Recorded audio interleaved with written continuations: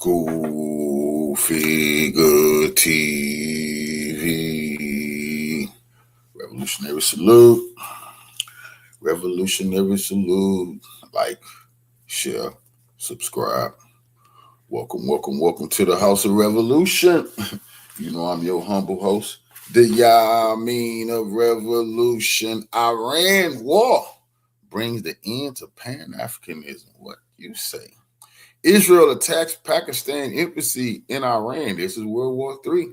Before we get into that, be sure to wipe your feet. That means hit the like button. You in the House of Revolution.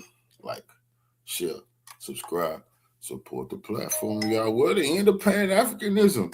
Over the Iran war, how could that be? Just pay attention. Let's get into the content. Salute. General Muhoozi Kainerugaba suggested that Uganda could enter the ongoing conflict between Israel and Iran in support of Israel.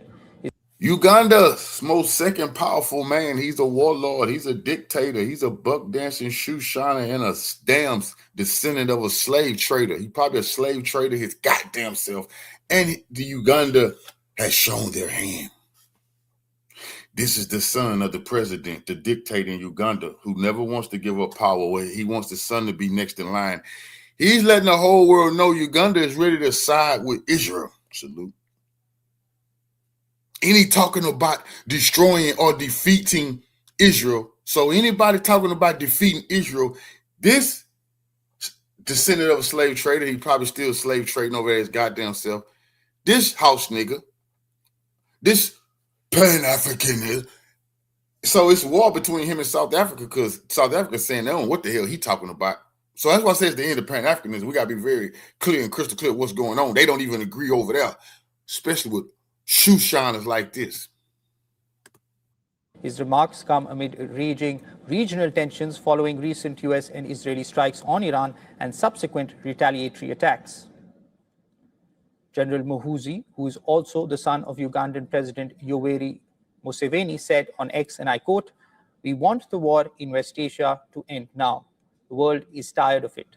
But any talk of destroying or defeating Israel will bring us into the war on the side of Israel." Now imagine that. Now imagine this man talking out the side of his motherfucking ass while Iran is helping Sudan because the United Arab Emirates, those slave traders, was killing all those black people and stealing everything in Sudan. So Iran is actually helping liberate.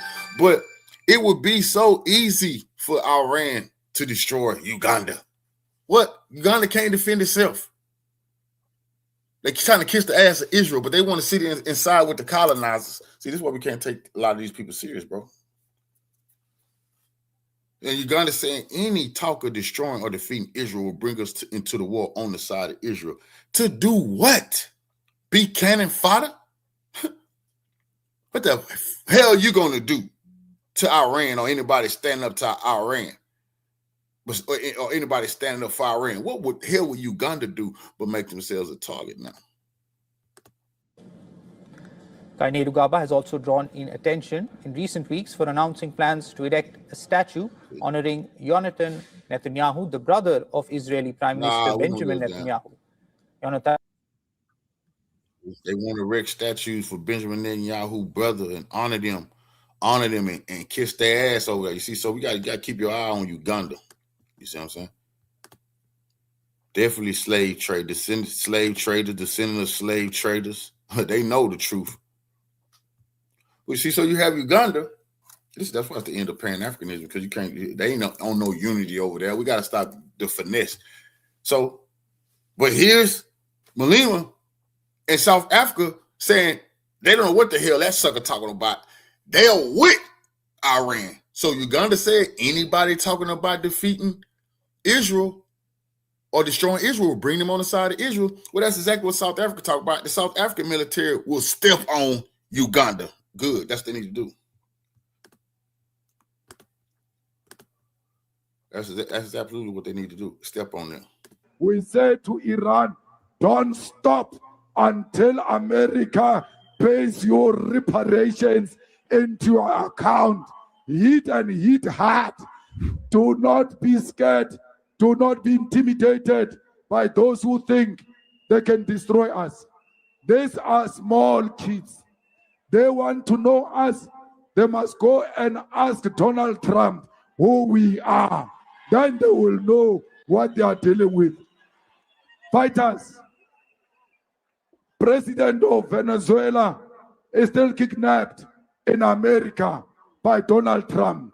Donald Trump is a criminal who went to abduct the president of Venezuela because he wanted to steal the oil of Venezuela. Today, children and women are being killed in Palestine. Today, he started a war in Iran, and Iran is shashering him. He doesn't know how to get out of that war. He started without a plan. We are with Iran. We are Iran. We stand with Iran. We don't stand with imperialism. We don't stand with America. We stand with the oppressed. We say to the people of Cuba, hang in there. See. Oh shit! It's a rift in Pan-Africanism. For you have Uganda, and the leaders of Uganda saying they gonna stand with Israel and the U.S. and colonizers and slave traders. That's what they all about, because they some slave traders and the descendants of slave traders. Uganda, but then you have South Africa saying they with Iran. They are Iran. They're against Israel. They're against the U.S. See, this is how you get your World War III. The battlefield is being shaped. Good. Uganda come out for Israel and U.S. They need to be stepped on. Pathetic, weak militarily. They want to sit here and try to side with the oppressor. Good, okay. America made you suffer for 67 years. You won't surrender now. Don't succumb to imperialism. Stand up to imperialism.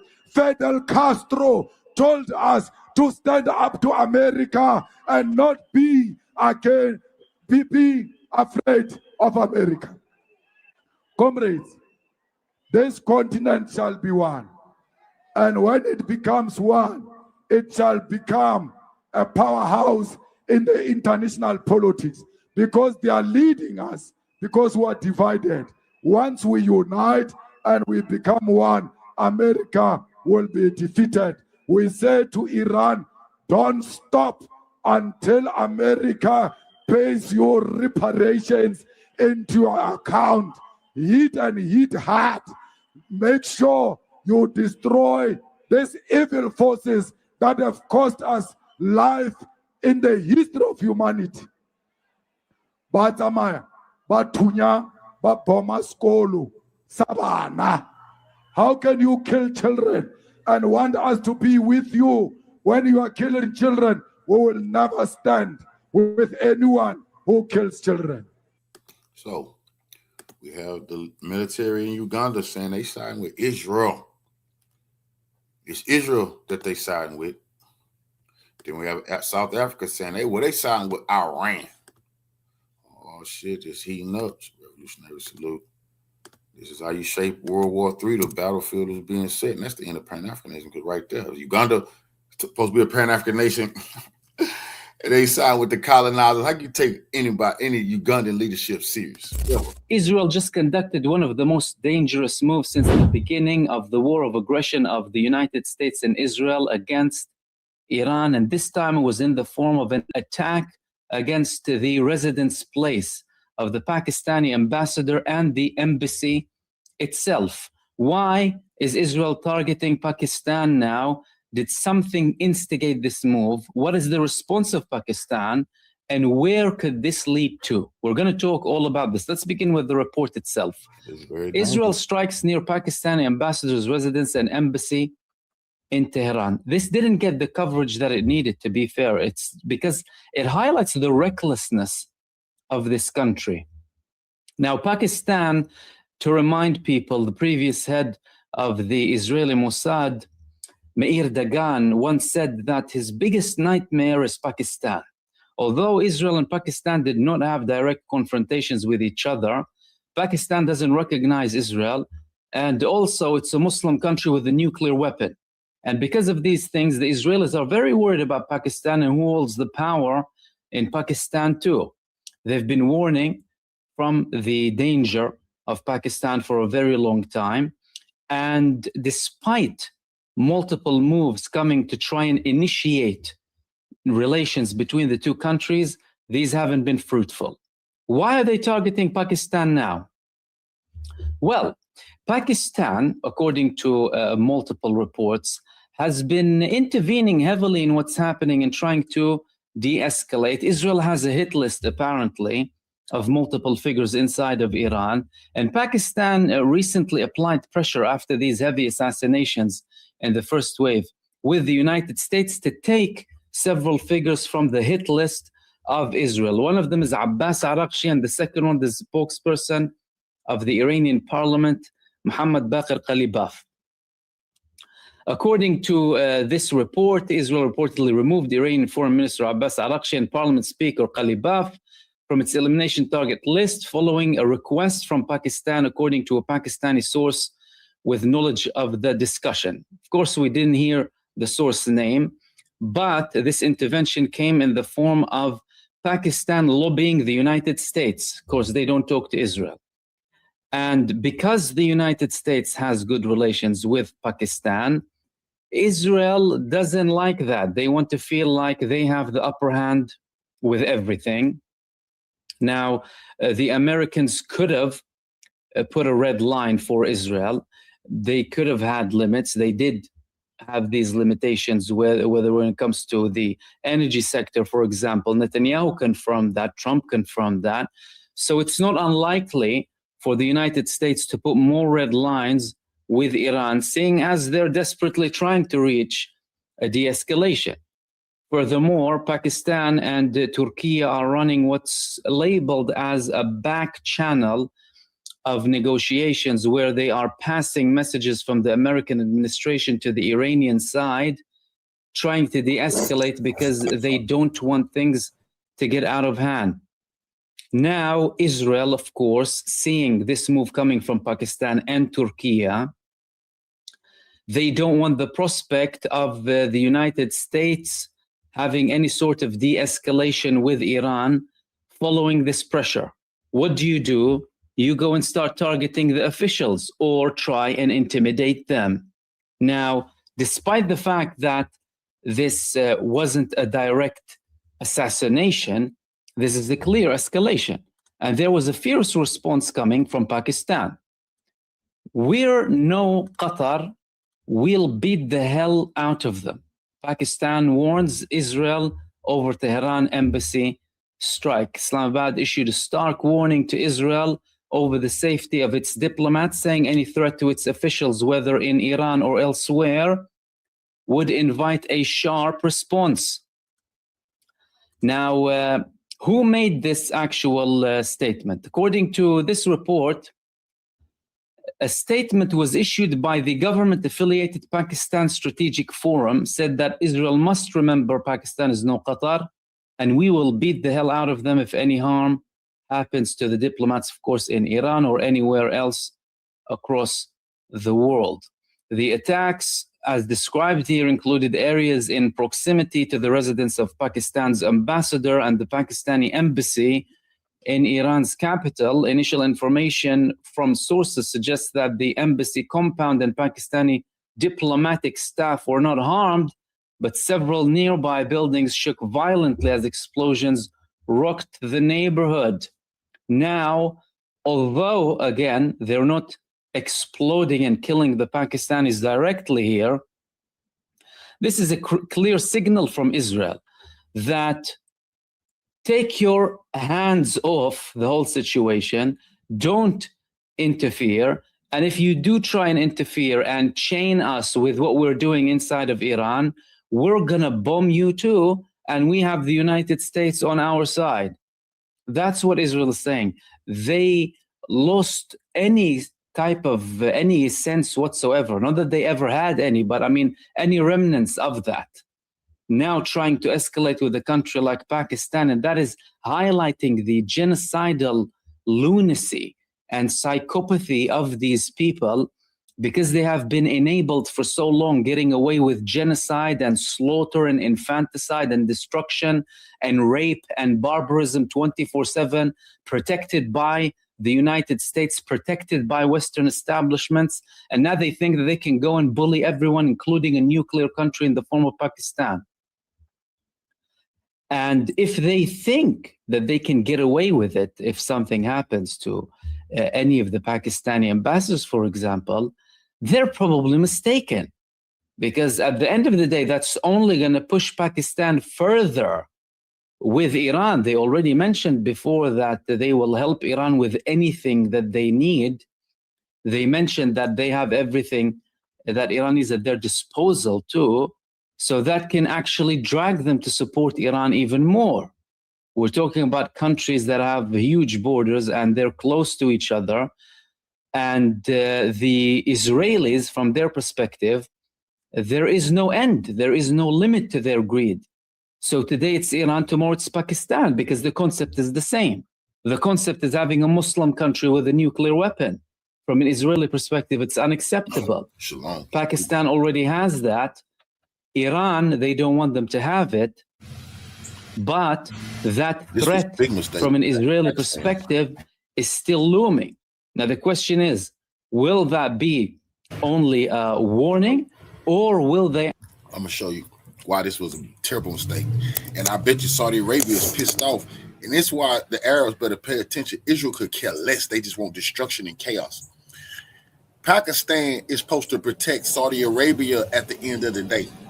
If all the shit hit the fan, Pakistan is supposed to protect the royal families and protect the two holy sites. That's what Pakistan is supposed to do. Israel is attacking Pakistan embassy and attacking near where their diplomats are in Iran. That's a humiliation for Pakistan.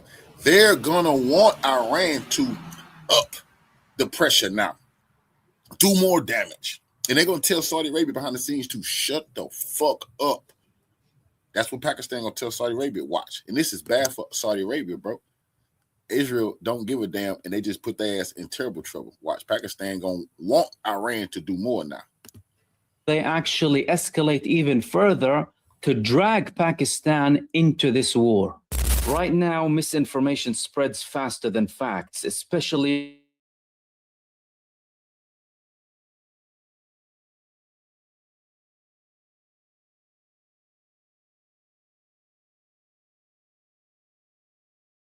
these crazy people done played Trump, and they done played the U.S. military. They in trouble, bro. They in real trouble. No, Qatar will beat the hell out of them. Pakistan warns Israel over Tehran embassy strike. Islamabad issued a stark warning to Israel over the safety of its diplomats, saying any threat to its officials, whether in Iran or elsewhere, would invite a sharp response. Okay. Now, who made this actual statement? According to this report, a statement was issued by the government-affiliated Pakistan Strategic Forum, said that Israel must remember Pakistan is no Qatar, and we will beat the hell out of them if any harm happens to the diplomats, of course, in Iran or anywhere else across the world.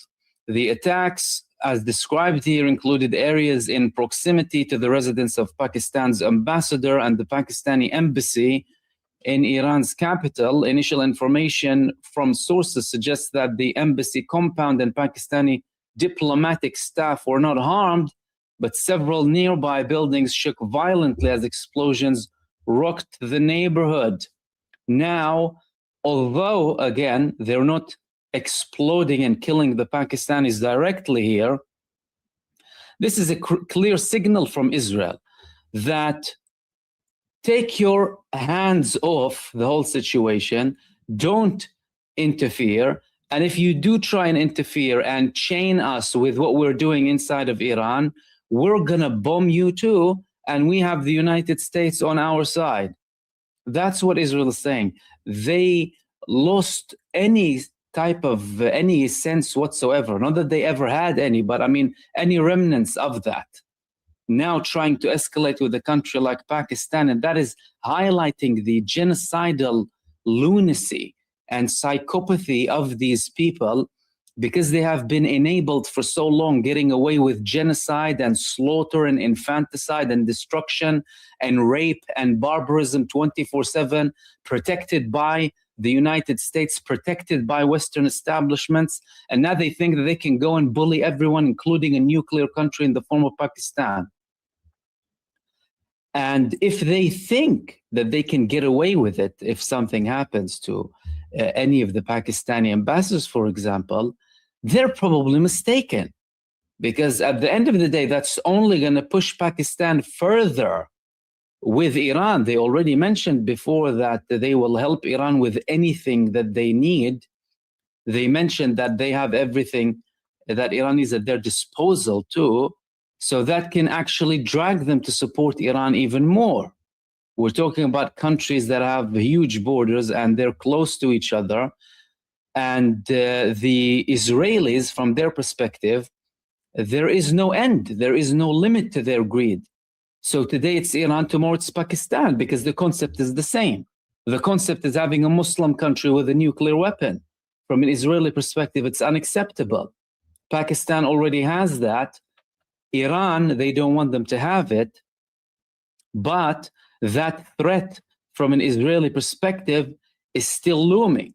Now, the question is, will that be only a warning, or will they actually escalate even further to drag Pakistan into this war? Right now, misinformation spreads faster than facts, especially on the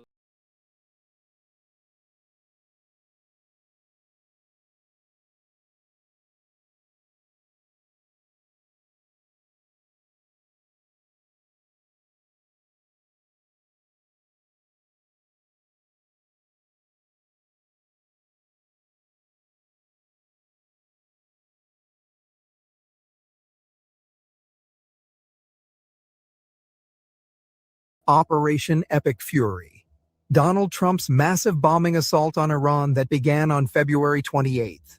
And already the narrative of American invincibility is being shredded in real time right before our eyes. While the Pentagon and CENTCOM continue to issue carefully worded press releases and post cheerful photos of aircraft carriers on social media to prove everything is fine, the reality on the water tells a far darker story, one of a superpower's caught flat-footed, with its prized assets vulnerable and its credibility evaporating faster than the smoke rising from the Arabian Sea. A direct claim, a measured response in a nuclear-powered carrier at the center of it all. The Iran says that it has struck the USS Abraham Lincoln that was floating in the Arabian waters. Iranian military says coastal cruise missiles were fired at the Abraham Lincoln, presenting the attack as a significant blow against a key U.S. warship in the region. That's it. The days of pulling aircraft carriers off the coast of cities like Libya and Iraq, destroying them, that's over, bro. That's over. That's all over with. That's over. They need to just get that through their mind. You won't be doing that to North Korea. You won't be doing that to China. You won't be doing that to Russia. Those are the people they really want to fight. They got to regroup and rethink their strategy. Iran saying it struck USS Abraham Lincoln, Pentagon remaining silent. We are talking, of course, about the latest humiliation for the United States Navy, the confirmed wounding of a sailor aboard the USS Abraham Lincoln, a nuclear-powered aircraft carrier that Iran's military now claims it successfully struck with anti-ship cruise missiles just days ago. But this is not just a story about a single injury. This is a story about how Iran's military, armed with domestically produced ship-killer missiles, has turned the waters around the Arabian Peninsula into a shooting gallery, exposing the sitting duck vulnerability of the American fleet. It is a story about how CENTCOM, under immense pressure to protect Trump's war ego, has been systematically lying about casualty figures and combat losses, from F-35s to F-18s, and hoping the American public doesn't notice. And it is a story about the waning power of the United States, a fading empire that can no longer protect its own ships, let alone the global oil trade, as two of the world's most critical maritime choke points, the Strait. Acoustablock is a viscoelastic polymer that actually transforms the acoustical energy into inaudible sound or heat. So it's a transformation of sound. It doesn't try to stop sound or absorb sound. It changes it into something you can't hear. Acoustablock is a sound reduction material. It's flexible, dense, and this is what we do.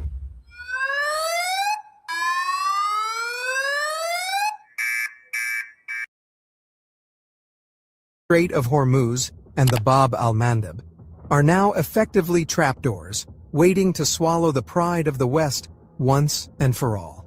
The facts on the ground are now impossible to ignore, despite the desperate spin coming out of Washington.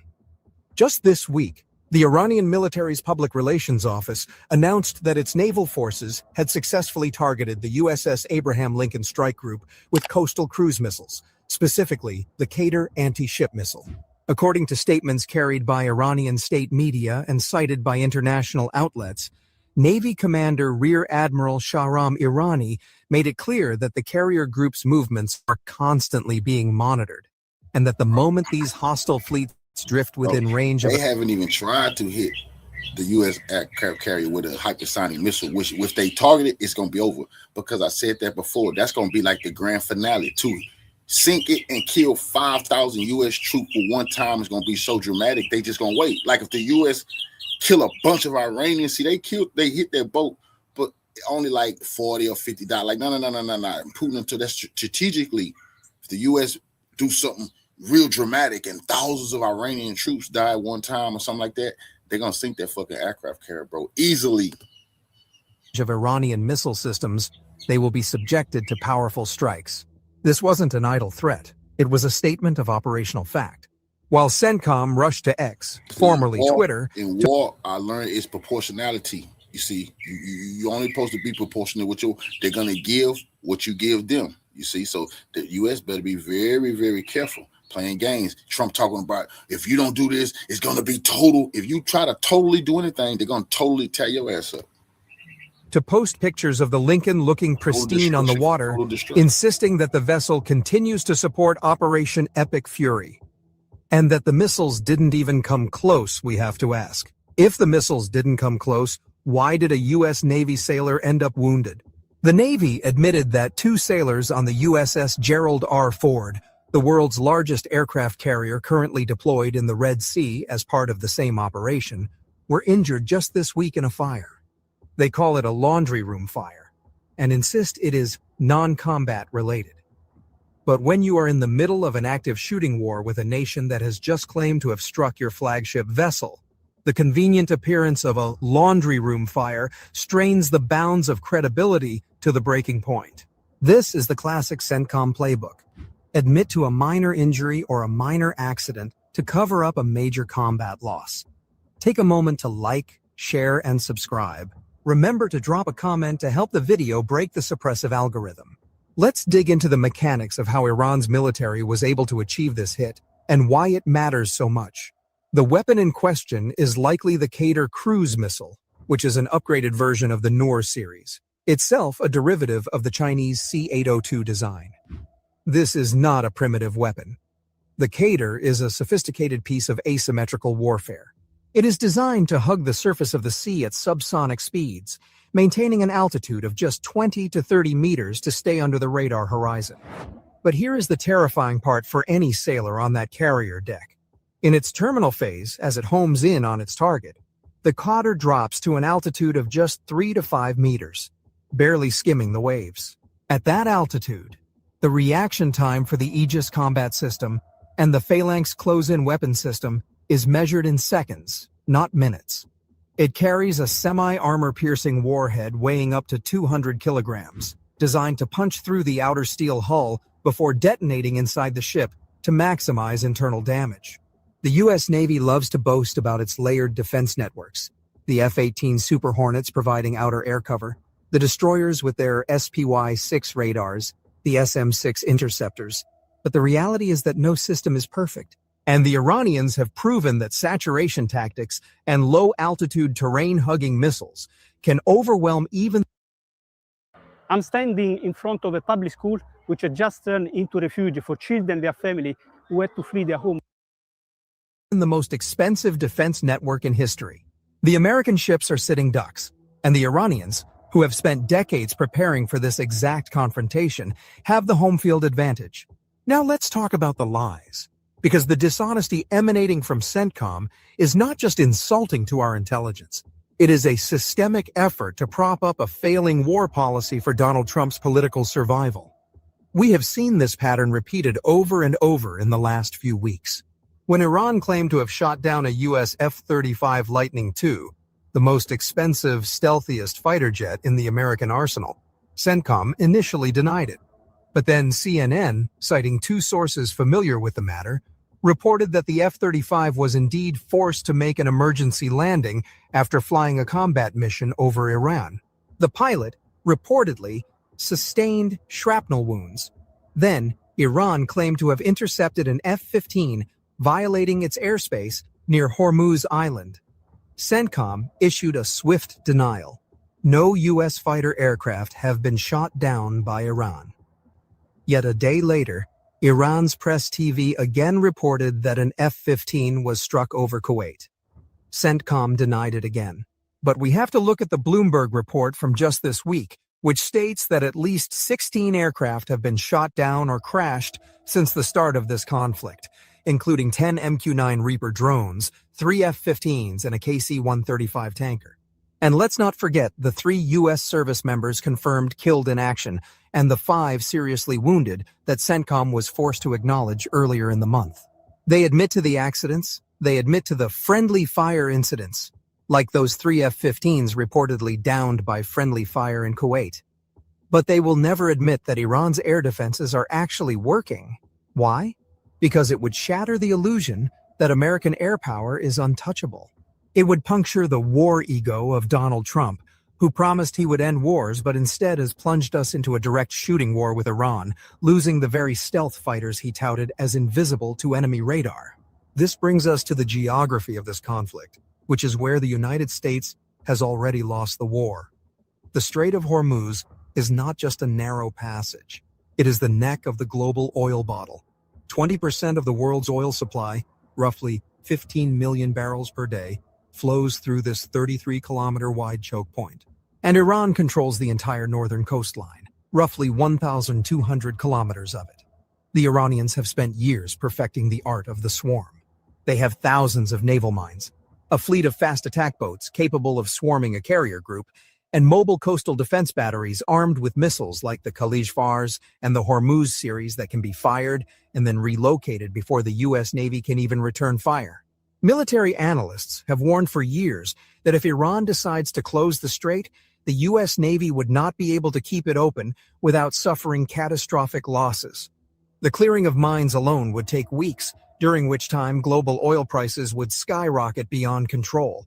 The market is already reacting. Insurance premiums for tankers have jumped from 0.25% of the vessel's value to nearly 3%, adding millions of dollars to the cost of every shipment. The United States has not been able to guarantee safe passage for its own warships, let alone the commercial fleet. The White House recently admitted that they have not been escorting oil tankers because of the high risk of attacks. Let that sink in. The United States Navy, the supposed guardian of the global commons, is refusing to escort commercial ships because they are afraid of Iran's missiles. That is not dominance. That is defeat. And just when you think the nightmare is confined to the Persian Gulf, we have to look west to the Bab al-Mandeb Strait, the Gate of Tears. If you think the Strait of Hormuz is a trap, Bab al-Mandeb is a coffin. This is the narrow neck connecting the Red Sea to the Gulf of Aden, the gateway to the Suez Canal. Every year, thousands of ships pass through here, carrying everything from oil to consumer goods between Asia and Europe. With the war escalating, the Lebanese resistance and the forces in Yemen, specifically the Ansar Allah, commonly known as the Houthis, have made it clear that they are ready to pull the trigger. The Houthis have already shown during the previous years of war that they can shut down the Red Sea, and they have now formally aligned with Iran's military operations. They have threatened to lock down the strait, targeting not just military vessels, but American-linked commercial shipping. If Bab al-Mandeb closes, the detour is around the Cape of Good Hope in South Africa, adding thousands of miles to every journey, tanking global supply chains and doubling shipping costs. The economic cost of a dual closure, Hormuz and Bab al-Mandeb, would be measured in the trillions of dollars. We are already seeing Brent crude prices spike, hitting highs above $109 a barrel at the onset of the war. And if both straits become no-go zones, analysts warn of oil hitting $175 a barrel. The euro would crumble, emerging markets would default, and the world would enter a stagflationary spiral. And the United States, the empire that promised to protect the global order, is standing by helplessly, unable to project power, unable to protect its ships, and unable to stop the bleeding. The era of American dominance is over. It is a delusion that Washington and its client state, Israel, have been clinging to for decades, but the reality of February and March of 2026 has shattered that delusion. Here we have a nation, Iran, that has successfully stood up to two nuclear-armed superpowers, the United States and its enablers, and not only survived, but thrived on the battlefield. They are not just firing missiles into Israel. They are hitting American warships. They are downing American drones. They are forcing American fighter jets to make emergency landings. And they are threatening to cut off the world's energy supply at will. The Iranian military has proven that you do not need a blue water navy to defeat the United States. You need patience, geography, and the willingness to bleed the enemy. They have turned the waters around their coast into a no-go zone for the American fleet. The Strait of Hormuz is waiting. The Bab al-Mandeb is ready. And the United States, with its aging fleet, its stretched thin supply lines, and its utter lack of strategic patience, is walking right into the trap. Iran is victorious. Not because they have a bigger army, but because they have a better strategy. They have the will to endure, the geography to defend, and the technological sophistication to strike back. America's full-spectrum dominance has been reduced to a desperate social media manager at CENTCOM posting pictures of an aircraft carrier trying to prove it hasn't been hit. But the world saw the missile launches. The world saw the wounded sailors. And the world is watching as the United States of America, for the first time in decades, is forced to confront the fact that it is not the undisputed ruler of the seas. The empire has no clothes, and the missiles of Iran have proven it beyond any shadow of a doubt. Not sure if you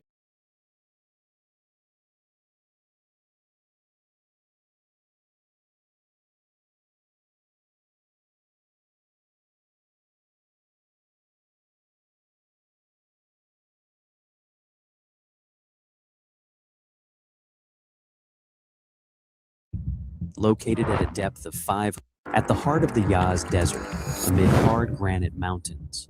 One of the most strategic fortresses has been built. So this is why they're gonna lose. This missile city. See, this is why whoever fight Iran, you're gonna lose unless you want to send millions of troops, because you have to physically seize these mountains. You can't bomb them. You gotta seize them, and you gotta send your troops inside of them. Located at a depth of 500 meters underground, has turned Iran into an impregnable stronghold. The 1990s. After the war ended, Iran's defense doctrine shifted toward asymmetric warfare. Strategists began considering the protection of missile reserves against air attacks. The granite mountains of Yazd, due to their high density, were selected as the best option. Geological reconnaissance operations began in the early 1990s with military precision.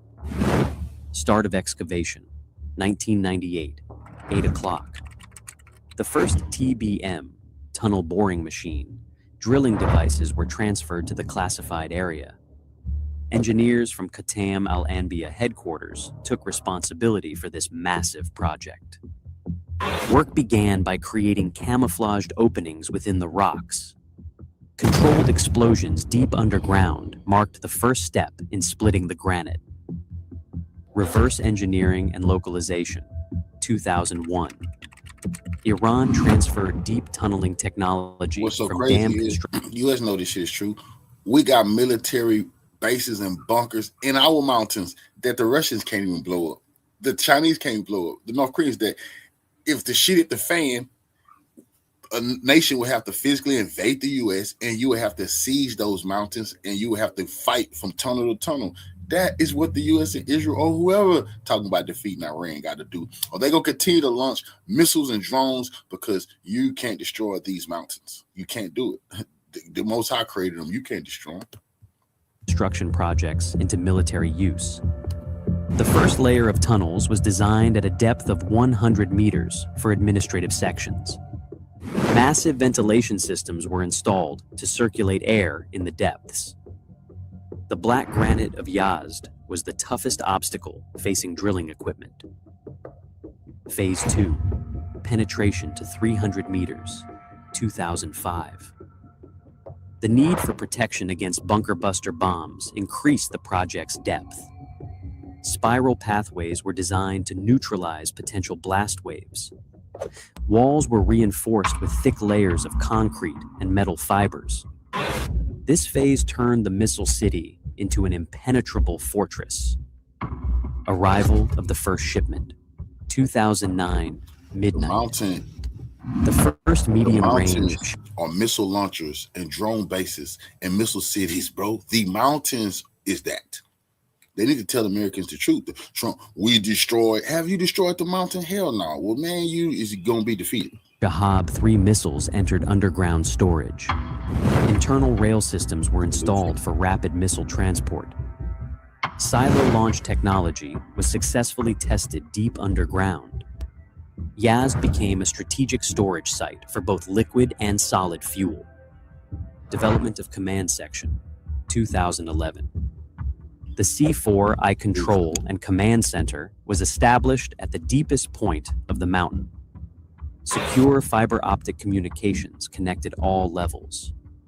Survival systems were designed for long-term personnel endurance. Water and food reserves for 6 months were planned. Official unveiling and global shock, 2015.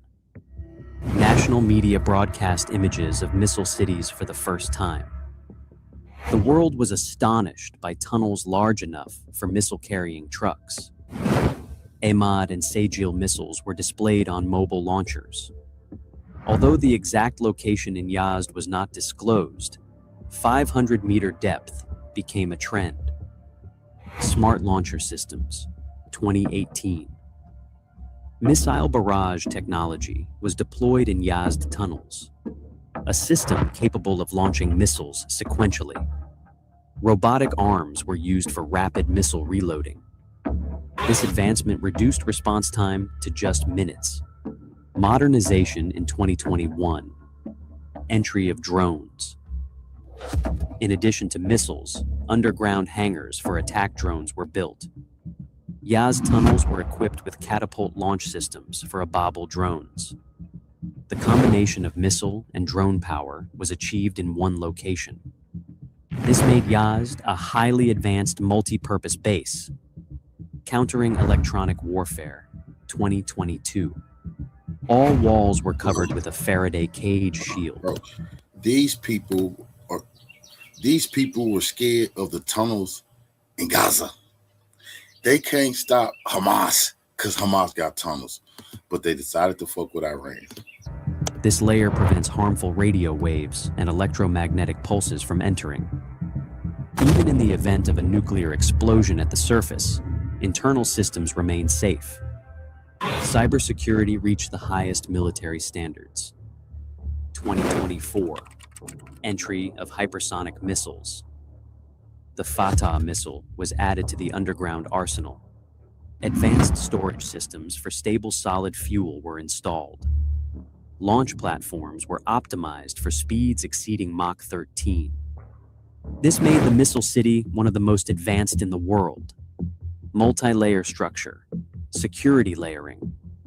Level 1, decoy exits and radar deception systems. Level 2, fuel storage and final missile assembly workshops. Level 3, personnel dormitories and fully automated industrial kitchens. Level 4, main arsenal and vertical launch silos. Point defense system, 2025. The Yazd Mountains were equipped with Bavar 373 and Desfool systems. Air defense layers secure tunnel entrances. Seismic sensors detect any ground infiltration attempts. Access is only possible through multi-stage biometric gates. Status in 2026, completion of the Granite Shield project. In 2026, this missile city is connected to a central AI system. Launch decisions have become automated in case of communication loss. Tunnels extend dozens of kilometers beneath mountain ranges. This is the largest man-made military structure within igneous rock. Energy management and survival in 2026. Small nuclear plants or surface solar systems provide power. Massive diesel generators are ready for emergencies. Water purification systems draw from deep underground aquifers. The missile city is now a fully independent ecosystem. Underground research and development, R&D. Propulsion laboratories continue research deep underground. Missile scientists work in fully isolated environments on new fuels. Information leakage is impossible due to intelligent surveillance. This is the beating heart of Iran's military science in the new century. Visual and thermal camouflage of exits. Missile exits are covered with movable artificial boulders. Cooling systems eliminate thermal signatures. Spy satellites cannot detect entrances or exits. Thermal invisibility technology reached maturity in 2025. Missile distribution network, Metro of Death. High-speed electric trains transport missiles between silos. If one silo is identified, missiles are immediately relocated. This underground rail network doubles operational flexibility. The speed of transporting a 7-ton missile is remarkable. Personnel psychology at 500 meters depth. Smart lighting systems simulate day and night cycles. Walls are covered with calming natural imagery. Military psychiatric teams continuously monitor personnel health. Working at such depth requires strong psychological resilience. 2026. Connection to nationwide missile network. Yazd tunnels are connected to missile cities in Kerman. An integrated defense network has formed beneath central Iran's desert. This synergy enables national-level strategic maneuverability. Iran now possesses an underground missile continent.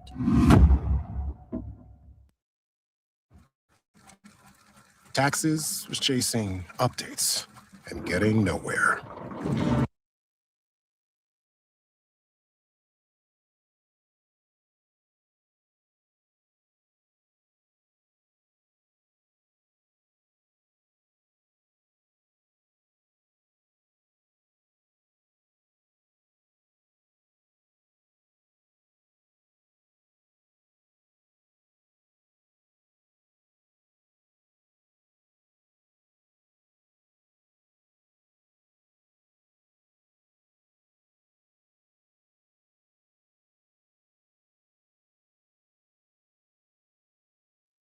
Somewhere over the Persian Gulf, a ballistic missile is in the air. It was launched from the back of a truck, somewhere in a country 3 times the size of France. The Americans tried to jam its GPS signal. The Israelis tried to spoof its navigation, but this missile does not care, because it is not listening to American satellites anymore. It is locked onto something else entirely, something Beijing built, something Washington never planned for.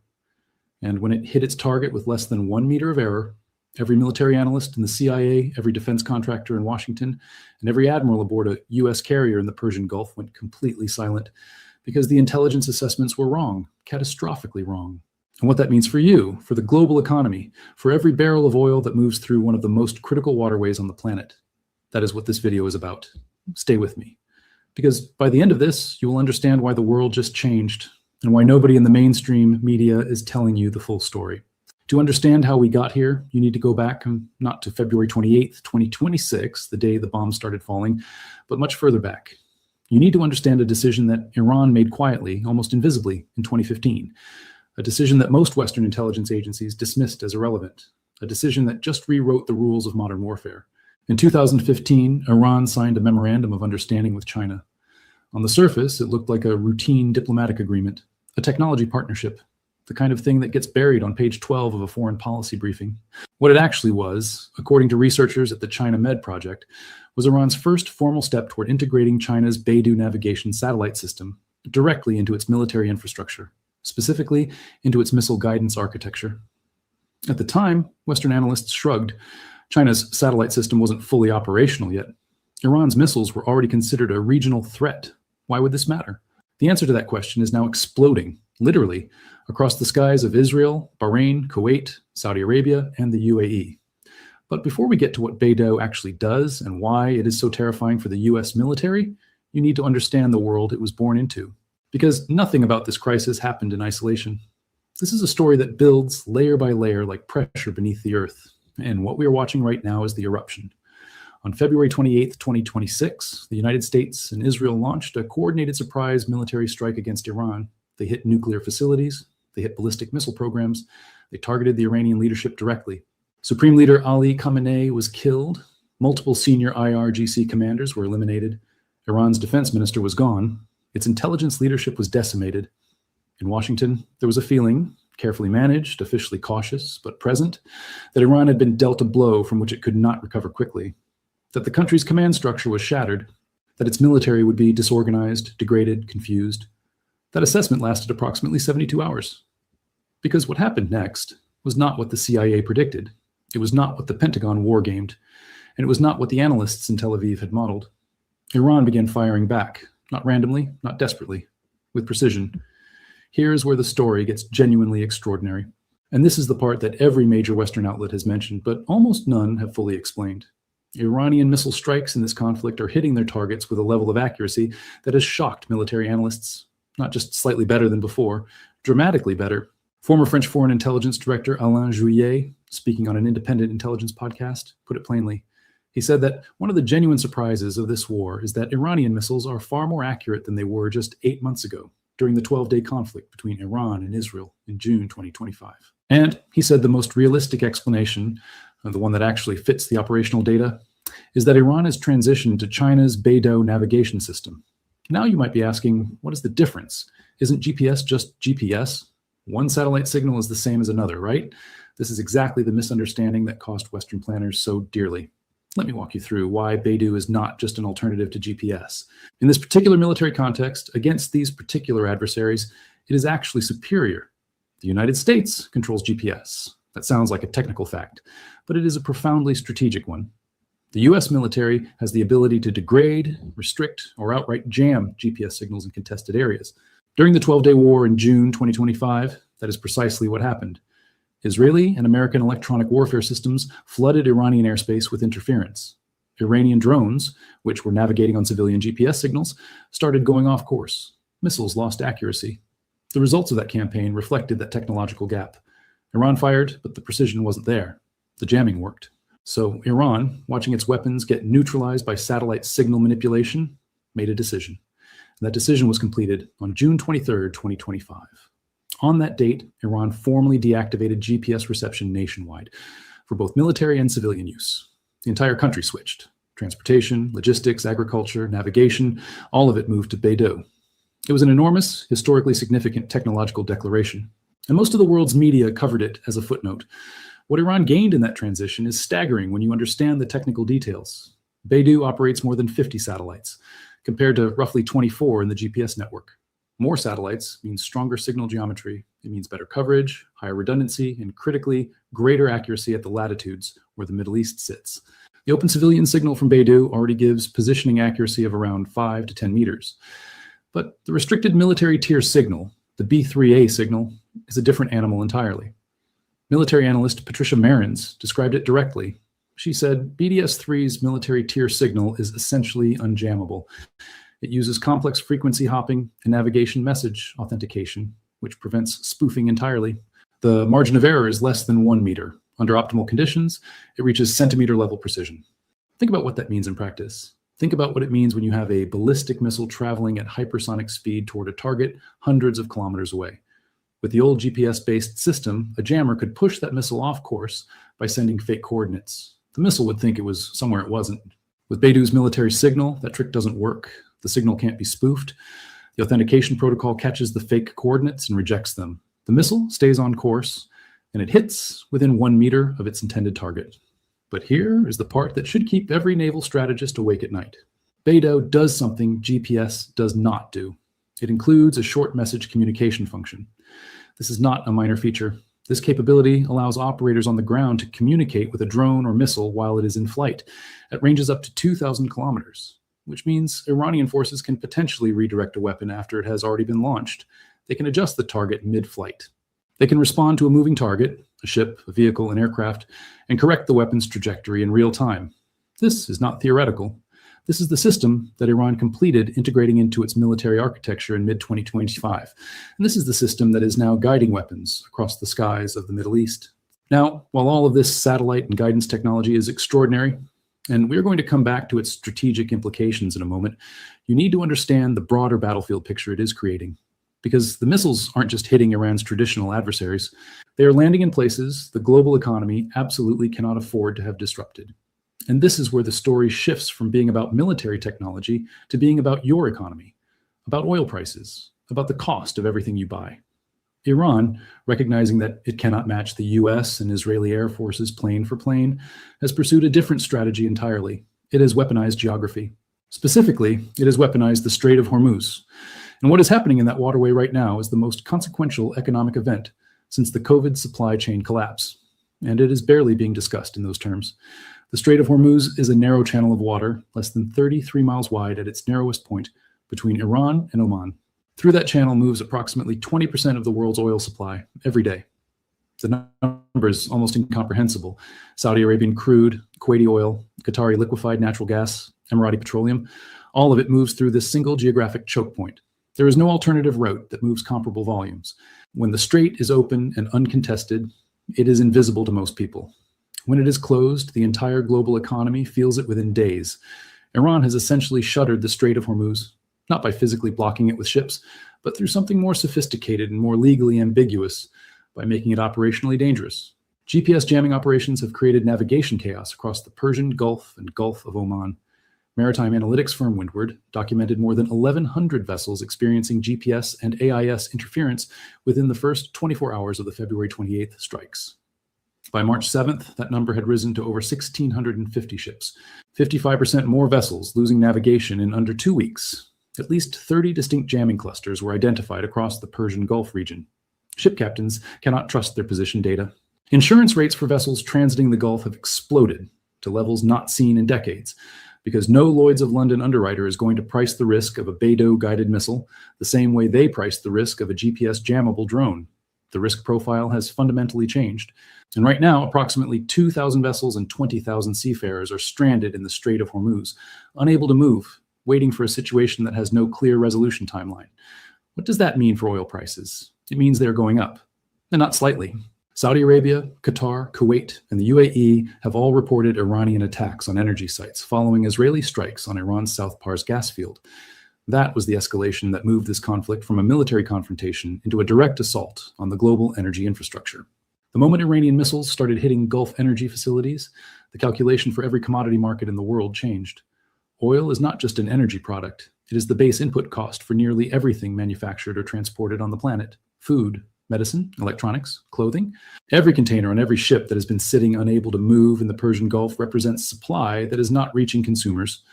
And the longer this continues, the more those prices rise. Stock markets have already begun pricing in the consequences.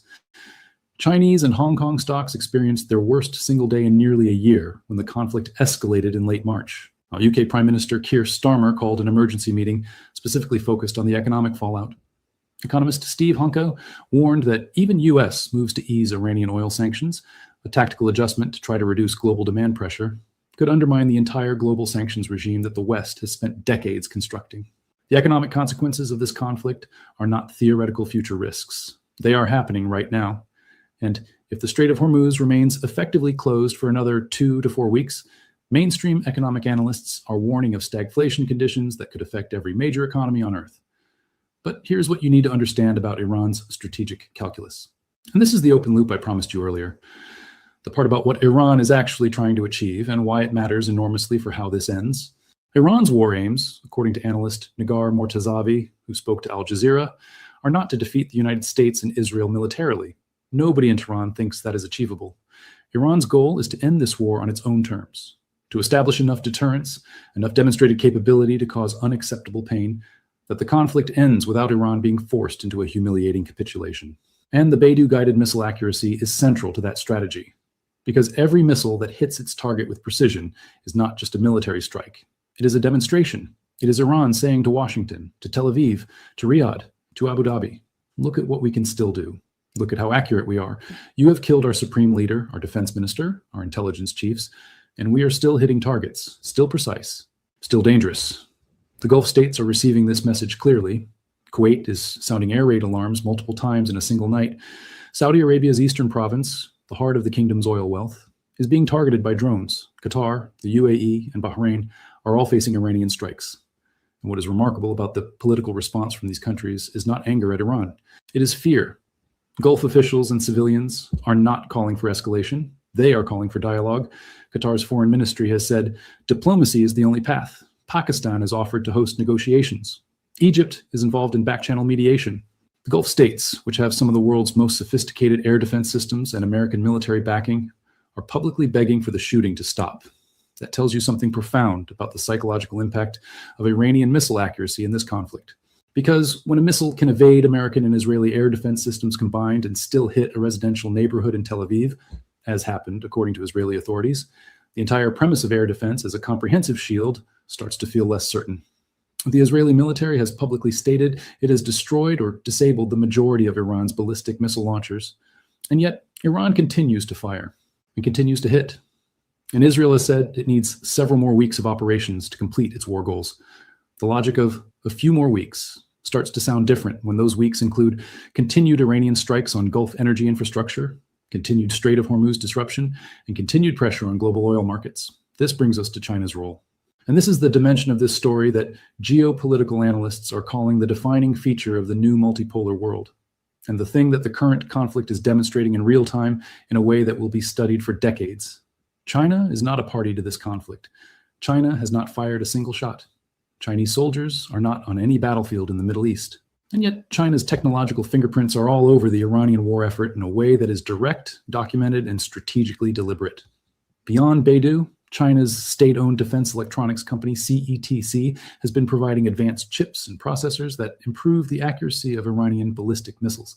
These are the kinds of electronic components that the US has been trying to restrict through sanctions, and China has been routing around those restrictions through complex networks of subsidiary companies and front organizations. But the components kept flowing. And now those components are inside missiles that are hitting targets the CIA said Iranian missiles couldn't reach with this kind of precision. Here is the deeper strategic picture that China is executing. And when you see it clearly, it is genuinely sophisticated. China is watching the United States and Israel fight Iran. China is observing in live combat conditions exactly how US fifth-generation fighter aircraft like the F-35 perform against Iranian air defense systems. China is watching how effective American electronic warfare is against Beidou-guided missiles. China is collecting real-world performance data on how well its own navigation system works against the most advanced Western jamming technology in a genuine shooting war. China is learning which of its radar systems Iran is using and how well they detect American stealth platforms. Every day this conflict continues, Beijing is getting more valuable military intelligence than it could generate from 10 years of exercises and simulations. And this is not speculation. Theo Nencini, a specialist in China-Iran relations at the China Med Project, said it directly. He said this war allows China to assess the effectiveness of its systems against American fifth-generation aircraft while collecting valuable data on the US ability to intercept Beidou-guided missiles and drones. China is, in effect, running the most expensive and most realistic field test in military history, and it is not paying any of the costs. What China learns from this conflict will directly shape how it equips its own military, how it refines Beidou's military tier signals, how it improves its missile guidance architectures, how it builds the electronic warfare systems it would use in any future confrontation over Taiwan or the South China Sea. The 2026 Iran conflict is, from Beijing's perspective, an intelligence and technology harvest of extraordinary value. And it costs China nothing but the political risk of being seen as Iran's technological patron, a risk Beijing is clearly comfortable accepting. Now, where does all of this lead? Where is this crisis heading? The diplomatic picture right now is extraordinarily fragile, and understanding it requires cutting through several layers of noise. The United States put forward a 15-point ceasefire proposal. Iran received it, and Iran described it through a high-ranking diplomatic source speaking to Al Jazeera as extremely maximalist and unreasonable. The source used language that was not diplomatic at all, describing the plan as deceptive and misleading in its presentation. Iran has made clear it knows what conditions it requires for a ceasefire and what it will reject. And Iran is demanding something that no Western media outlet is prominently covering: compensation. Iran is demanding financial compensation for the destruction caused by weeks of American and Israeli strikes on its territory. That demand alone tells you that Tehran is not in a posture of military surrender. It is in a posture of political negotiation from what it considers a position of demonstrated capability. Iran denied this and called Trump's claims an attempt to buy time while more U.S. forces deploy to the region. The White House press secretary has simultaneously called for peace and warned that if Iran does not accept the current military reality, it will be hit harder than it has ever been hit before. These two statements, come to the table, but if you don't, we will destroy you, are not necessarily contradictory in American diplomatic strategy. They are a classic pressure campaign. But they are being deployed against a country that has already demonstrated it can absorb the loss of its supreme leader, its defense minister, and its intelligence chiefs and still fire missiles that evade American air defense systems and land in Tel Aviv. Israel adds another layer of complexity. Israeli military officials have told American media outlets that they need several more weeks of operations to complete their war goals. Israel's UN ambassador has said plainly that Israeli military operations will continue until Iran's nuclear and missile capabilities are eliminated, regardless of any US-Iran talks. This creates a triangular tension at the heart of the international response. The US wants a deal, Israel wants more time to fight, Iran wants compensation and a ceasefire on its own terms. These three positions do not currently overlap. Meanwhile, the mediation architecture is remarkable in its geographic breadth. Pakistan has shared US ceasefire demands with Iran. Egypt is involved in back-channel efforts. Oman is participating. Turkey is playing a role. Pakistan's prime minister has publicly offered to host in-person talks between Iranian and American officials as early as the end of March. China's top diplomat Wang Yi told his Iranian counterpart in a phone call that talking is always better than fighting, which, coming from the country that has been supplying Beidou satellite access and electronic components to Iran's missile program, is a statement of breathtaking strategic irony. Russia's foreign minister Sergei Lavrov urged his Iranian counterpart to end hostilities. Even Russia, which has its own complicated relationship with Western pressure, appears to be genuinely concerned about the trajectory of this conflict. Lavrov specifically condemned US and Israeli strikes near Iran's Bushehr nuclear plant as extremely dangerous. The phrase he used is the key one, extremely dangerous, because a strike near a functioning nuclear facility in a war that involves ballistic missiles and hypersonic weapons is not a controlled military operation. It is the beginning of a scenario that every nuclear-armed nation on Earth has been working to prevent since 1945. And this is the final point, the one I promised you at the beginning. The reason why this conflict, as terrible and consequential as it already is, carries within it a risk that is categorically different from any other regional war of the past 30 years. Iran has not confirmed whether it has achieved nuclear weapons capability. American and Israeli officials have spoken about destroying Iran's nuclear program as a war aim. But the 12-day war in June 2025 did not eliminate Iran's nuclear infrastructure. The current conflict has targeted it more extensively, but the architecture of a nuclear program, the knowledge, the centrifuge designs, the enriched material, is not something you can bomb out of existence in a few weeks.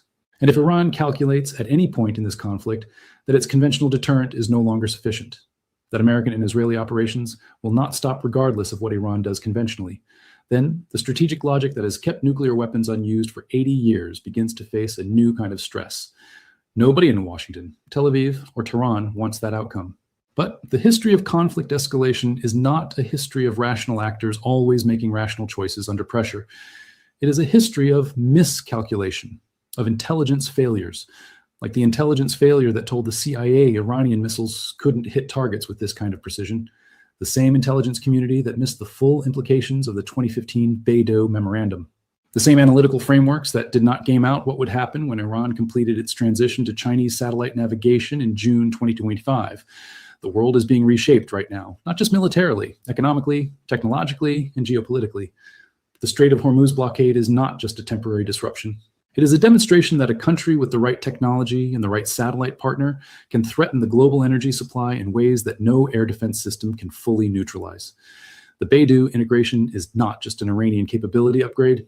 It is a signal to every country in the global south that there is now a credible alternative to US-controlled space infrastructure. And that technological sovereignty, the ability to operate your systems without depending on infrastructure that Washington controls, is achievable and militarily significant. The 2026 Iran conflict is the first war in history where both Beidou-guided precision weapons and AI-powered targeting systems were deployed simultaneously at operational scale by opposing forces in the same theater. What is being learned in this war, by China, by Iran, by every military planner watching from Moscow, Islamabad, Ankara, and Beijing will define how the next conflict is fought, and the one after that. The CIA predicted Iranian missiles would be less accurate. They were wrong. China made sure of that. And the consequences of that single miscalculation, playing out across Gulf airports, oil terminals, naval choke points, and stock markets, are just beginning to reach the people, the economies, and the political systems that thought this was somebody else's problem. It is not. It never was.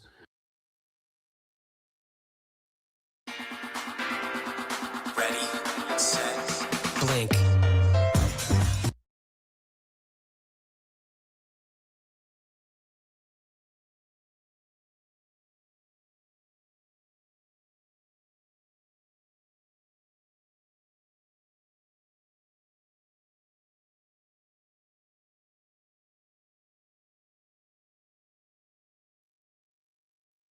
We're going to get started right away. So, Pepe, you've written a number of columns just in the last few days about what's happening, the latest updates in the Iran war. Iran, once again, pummeled Dimona, Tel Aviv, Israel. It struck 2 ports in Kuwait overnight. But I wanted to ask you also about, the Strait of Hormuz. There's reports even just in the last few hours that Iran has started to push back the remaining ships there and say, no, you can't cross right now. Many believe it's probably because there is an operation that's about to begin, launched by the United States as they send thousands of troops, Marines. They're coming on likely today or tomorrow.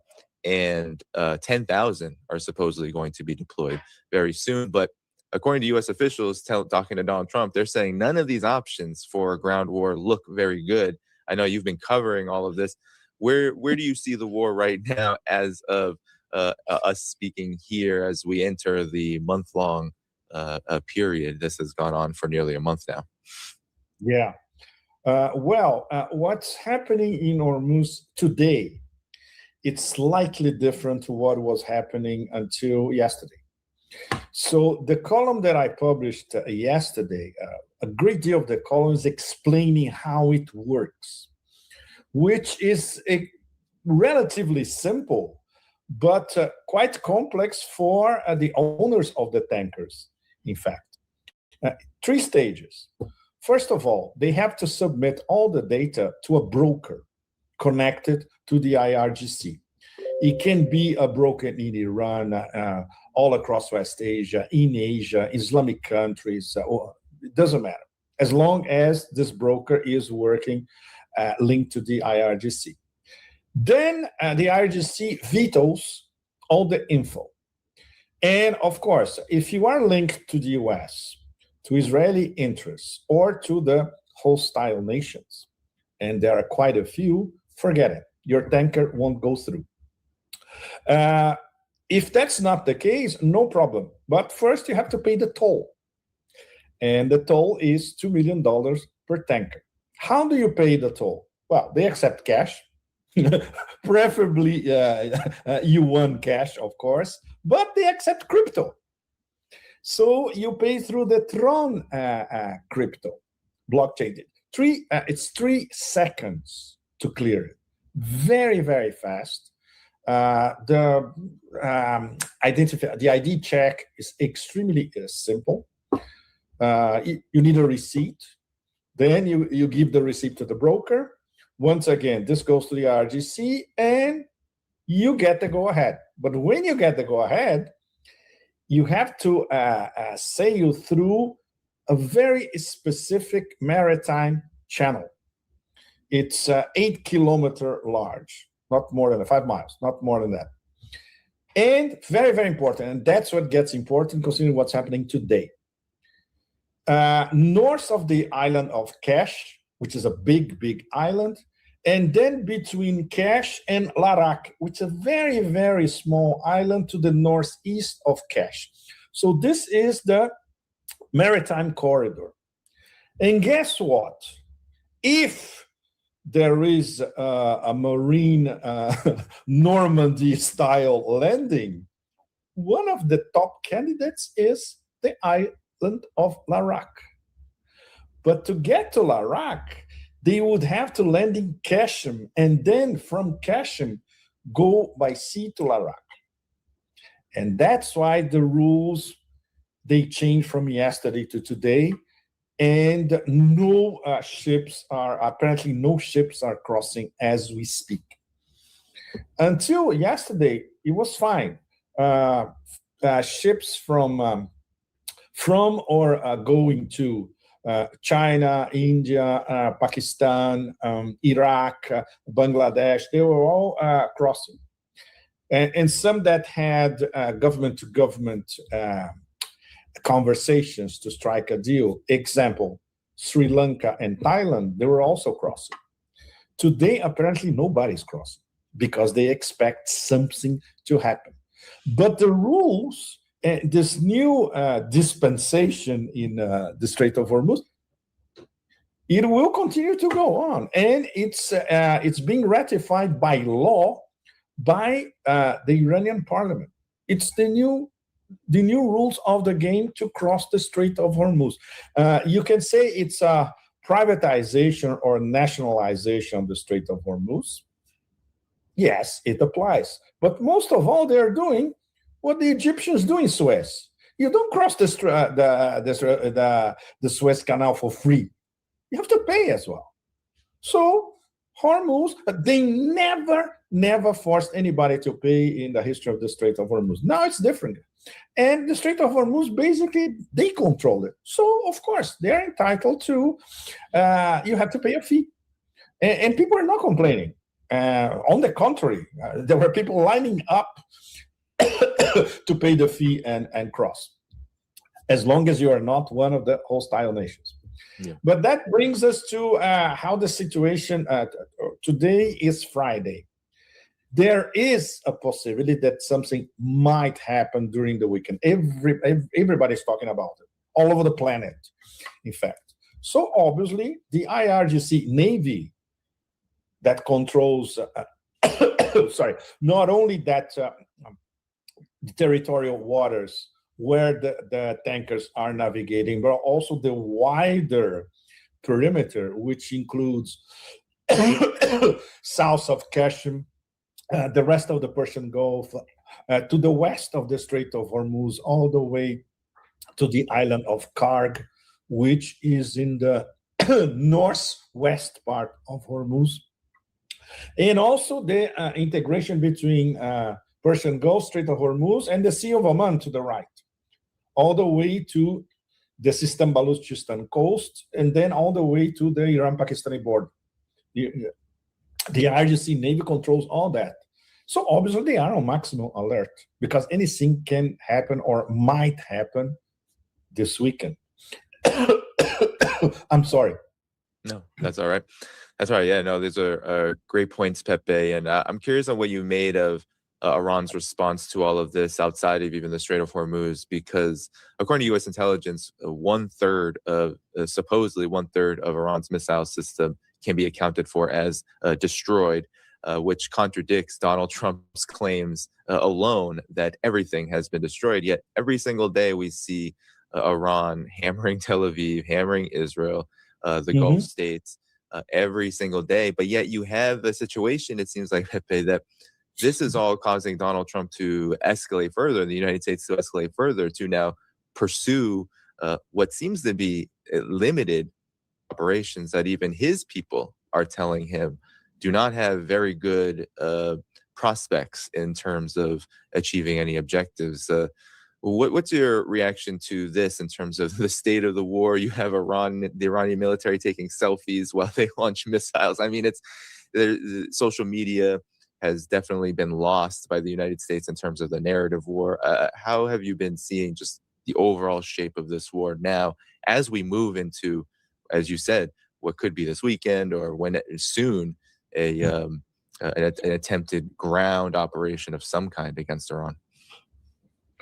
Well, the level, the theater of the absurd around the whole thing, it's beyond any absurdist play. You know, what just showed up in my inbox like 5 minutes ago before we started our conversation.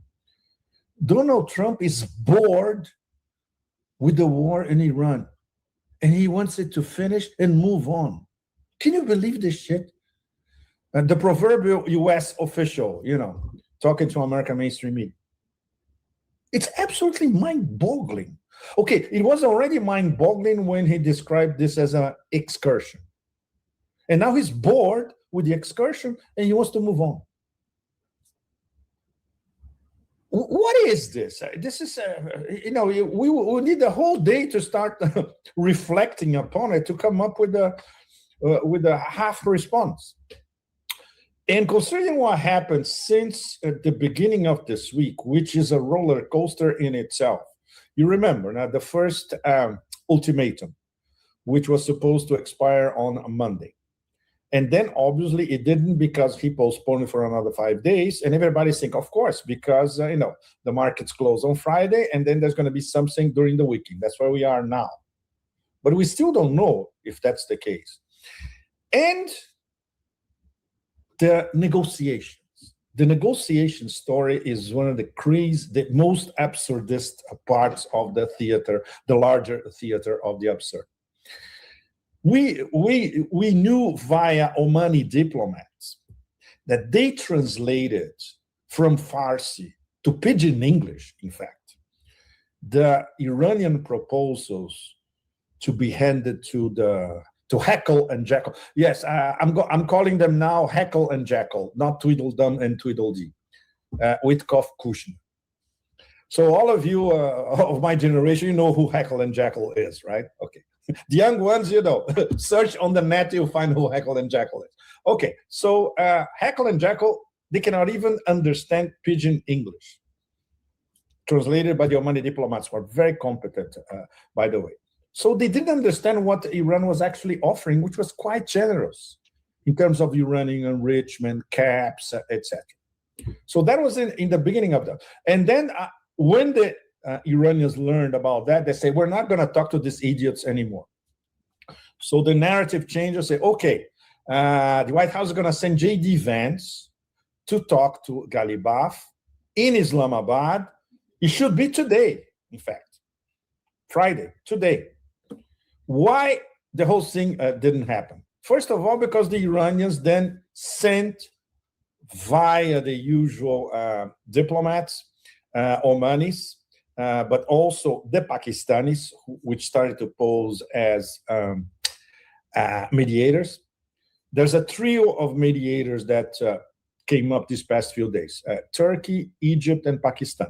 But the Pakistanis positioned themselves as, okay, we are the top mediators, and if there is a meeting, it's going to be here in Islamabad.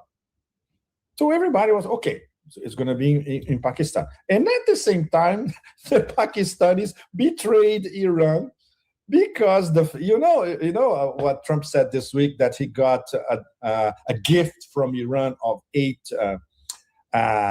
tankers full of oil. Guess which flag they were sailing? Pakistan. So this means that they never went to Pakistan. It was, in fact, a trick. And then when they crossed the Strait of Hormuz, because the Iranians believed this was a friendly Muslim nation, the Americans went there and took the whole thing. Result, Pakistani flagships are not transiting the Strait of Hormuz anymore. The Iranians immediately cut them off. But the problem is, during the week, they were positioned to have this, let's say, the first part of the new non-negotiation, non-plan. With the 15-point plan, the American proposal, and the Iranians, of course, look, we said what we want from the beginning. Let's repeat so maybe you understand that now in plain English. Everything that we already know. No more U.S. bases in West Asia, payment of reparations, war damage reparations, end of sanctions. The nuclear program, the civilian nuclear program continues. No restrictions on the missile program, no restrictions on collaboration with the Hezbollah, Ansar Allah, etc. So obviously the two positions are beyond incompatible, right? But then the narrative changed completely again during the week, because now everybody is waiting for the Normandy style landing. And then, it's going to be in Karg. It's going to be in Sistan Baluchistan, near the port of Chabahar. It's going to be in Larak. It's going to be in the Abu Musa Island, which is Iranian, but is also contested by the UAE. And now, I would say the really hair-raising point of all that, of all this back and forth, is that the UAE, for all practical purposes, has already announced that they are entering the war side by side with the Americans. It started with that op-ed in the Wall Street Journal published by the UAE ambassador in the US, Youssef Al-Otaiba. It was an absolutely ghastly op-ed, but it was pretty obvious that this is what they want. And why is that, Danny and all of you? Follow the money. The UAE committed $1.4 trillion of deals with the US in the investments in the American economy, AI, semiconductors, you name it. So they have to follow their money. And for that to happen, they need to have the economy of the Emirates back online. And at the moment is a total disaster. Dubai, as we know it, the business model of Dubai is already dead. Abu Dhabi, very, very similar. The port of Jebel Ali is paralyzed. And Jebel Ali is one of the key ports in the, I would say, the mini empire of ports of the UAE. They have port deals everywhere. Haifa, no, I'm sorry, in Syria. What's the name of that port, Danny? It escapes me now. My brain is turning to mush. Yes, me too.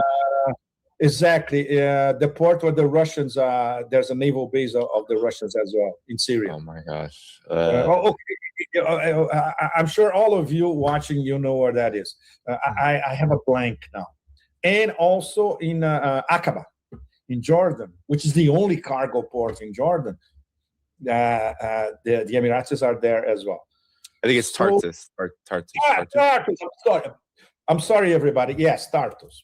So the thing is, they need to keep their empire of ports, especially these three, because these are three key ports for Asia to Europe maritime connectivity corridors. So it's all about their ports and their money and the fact that they are being sidelined, especially by the Saudis. The Saudis have other plans about cargo between Europe and Asia going through the Persian Gulf. So they are desperate. And so they need, of course, and it's in the op-ed and it's in what UAE officials are saying, that we need to contain the Iranian threat. It's total bullshit. It's because they are losing money and their business model is collapsing in front of them. So if they do that, the fascinating Iranian response is already on, because they already published a list of 5 mega targets that are going to be hit if the UAE enters the war. So the situation is even more complicated than in the middle of the week. So we have the Pakistani betrayal, the Pakistani positioning as mediators, which collapsed completely. And we have the economy of the Emirates collapsing at the same time. But now their solution is, okay, let's get into the war. So it gets worse and worse. I defined it in the beginning of the week as the inferno escalation machine. And the inferno escalation machine gets worse day by day. We have no idea what can happen or may happen this weekend, but something will happen in the next few days that's going to be catastrophic, whatever that is. If it's going to be a mini Normandy landing, if it's going to be like the Secretary of Forever Oz is saying, that it's going to be a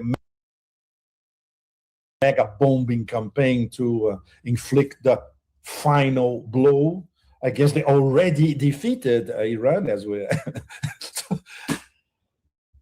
So, and obviously, all of us, we barely keep up with it, because it's The speed is completely out of control. The level of dementia is completely out of control. And of course, there are very few rational actors intervening. The Russians are not saying anything, they're just watching. The Chinese are just watching. The Europeans don't exist, of course, they're already buried. So that's it. We continue to be hostages of the deranged baboon of Barbaria. What is going to come up next? Well, what's shocking, Pepe, is that the scenarios here, not only are they being admitted as not having any really good outcomes, but the overall landscape seems to contradict the very actions that are being pursued, whether it's the UAE, Saudi, all wanting to get further and deeper into the war, Trump in the US wanting to conduct some kind of ground operation. It doesn't conform with reality, which is that they're even the US officials, the New York Times, elsewhere, are admitting that the US posture, its very presence in the region has been almost entirely destroyed. That was admitted by the New York Times. Israel is saying their military is on the verge of collapse very soon. If they have to continue to fight Hezbollah, which is kicking their behinds, I think something like 80, some ridiculous number of tanks. Almost 100 Merkavas. Almost 100 in 24 to 48. Just ridiculous numbers. So they're dealing with that. Kiryat Shimona under Hezbollah and Iranian missile fire. They're saying, the chief of staff is saying the Israeli military could collapse any minute if this continues onward, this war. So the situation doesn't look good. And Trump said he's not desperate. He said this to the media. He's not desperate. He just doesn't care, which is a shocking statement to make when the reality just doesn't look good in front of the U.S., Israel, and the aggressors, the hostile parties, as they're being called in the Strait of Hormuz. So why then move in this direction? It seems like it's almost like a collapsing situation that only gets worse from here if these moves are taken. But maybe I'm wrong. Pepe, what do you think? No. In fact, anything that he's going to do from now on will worsen the situation. And the only thing that he won't, in fact, he might do, he could declare victory tomorrow. After all, he's already bored with the war. Why not declare victory? After all, I destroyed everything. So that's it. I declare victory and I leave. Is this going to change the out-of-control casino that he installed on the global economy, not only in the Persian Gulf? No. Iran will continue to do what they're doing. They will continue to devastate what is not already devastated in terms of U.S. interests everywhere. The bases are all practically gone. Apparently, it's over 90% of everything in those bases is destroyed already. But there are other U.S. interests around the Persian Gulf, and that includes, for instance, data centers. And that's where the UAE comes once again into the picture. And of course, if the UAE decides to enter the war, then Iran has a second wind to go after the UAE and destroy their economy completely. Just like they are destroying now, from now on, with the new missiles, extremely precise, and obviously with no more Arrow 3, David Sling, THAAD, Patriot, all that crap. They can, attack Israel at will, the way they want it, every day, 2 or 3 times a day, which is exactly what they're doing now. They will continue to do that because it's part of the, let's say, the 2 top priorities: inflict major damage to Israel, possibly irreversibly, and destroy all U.S. military bases in West Asia, so they cannot be rebuilt and they won't come back. Everything else is interconnected. Of the everything else interconnected, the most important part is what is already in effect in the Strait of Hormuz, let's say until today. The free passage for all those tankers who fill the 3 conditions, it will be back. because now it's being formalized by the Iranian parliament, is the new rules of the game in the Strait of Hormuz. And of course, it's an excellent source of a petro-yuan for the IRGC and for the Iranian government. So it will come back to normal. And of course, they know that all the other stranded tankers, they will pay the $2 million, which, considering the situation, is not much. So the key point, which this is the game changer in geoeconomic terms and in terms of the construction of the much debated multipolar world. We have an alternative payment system working around the petro-yuan, established and working in the most important choke point on the planet. This is the big fact of this war. And obviously, Russia is looking at it, China is looking at it. I would not say the BRICS in deep coma are looking at it, but maybe some BRICS members and partners of the BRICS are looking at it. And the whole global South paid attention to it. So there's no turning back on this one. This is already in effect. It's what a zillion BRICS summit could not achieve. It was achieved with one move by Iran. So the repercussions are going to be immense. It's the petro-yuan in effect for everybody to, for the whole planet to see. The toll booth, the petro-yuan, and then you can sail, no problem, no extra problem, no problem later, whatever. So this is the most important thing. And Iran, after they establish that, they will defend this new modus operandi with everything that they have, which, by the way, they have not used yet, right, Danny? Very, very important. Yes. Yep. Very, very important. All those invisible underground missile cities, most of them are in the southeast of Iran and the eastern part of Iran near the Afghan border. The Americans don't even know where they are. That's why they have not been bombed by the push-up clown Secretary of Forever Wars, because they don't know where they are. So Iran has not even used them yet. So the way they are tweaking their decentralized mosaic strategy, there's always a little tweak every 2 or 3 days, but it's, incrementally, the pain is getting more and more unbearable, especially for Israel. And it's no wonder that now they cannot even censor and disguise what's happening inside Israel. Even with that mega censorship, it's too obvious, it's too blatant. And anybody anywhere with a cell phone can film the missiles arriving practically nonstop. So that already changed. And if the UAE, they make this supreme blunder of getting into the war, what's happening to Israel now is going to happen to them. Exactly the same thing. And their economy is going to be paralyzed. And it's not going to be only the Dubai bling bling money laundering model that is kaput, which is already, it's going to be the whole Emirates model, including everything, the AI centers, the data centers, the ports, the airports, you name it. Those gleaming airlines, which, by the way, are quite decent. That's it. Over.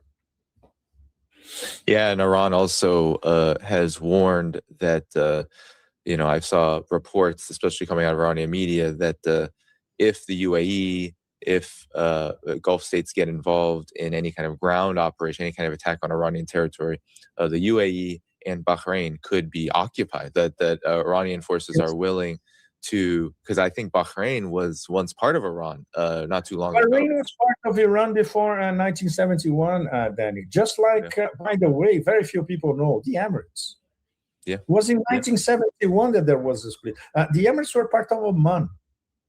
And that's great. This is something I put in my latest column.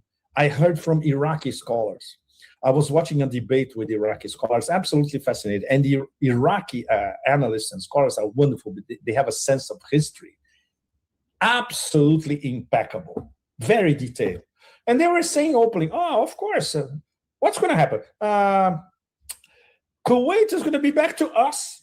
After all, Kuwait was part of the province of Basra. So it's going to come back to us. Bahrain is going to come back to Iran. The Emirates probably going to go back to Oman. The thing is, Saudi Arabia, what are they going to do? They could even, in the long run, annex Qatar. It's not out of the question. Qatar, they have been very, very clever. Qatar and Oman are the only two of the GCC who actually, on the record, said, look, we condemned everything that is happening. We are not, we want a coexistence with Iran, and our territory is not being used to attack Iran.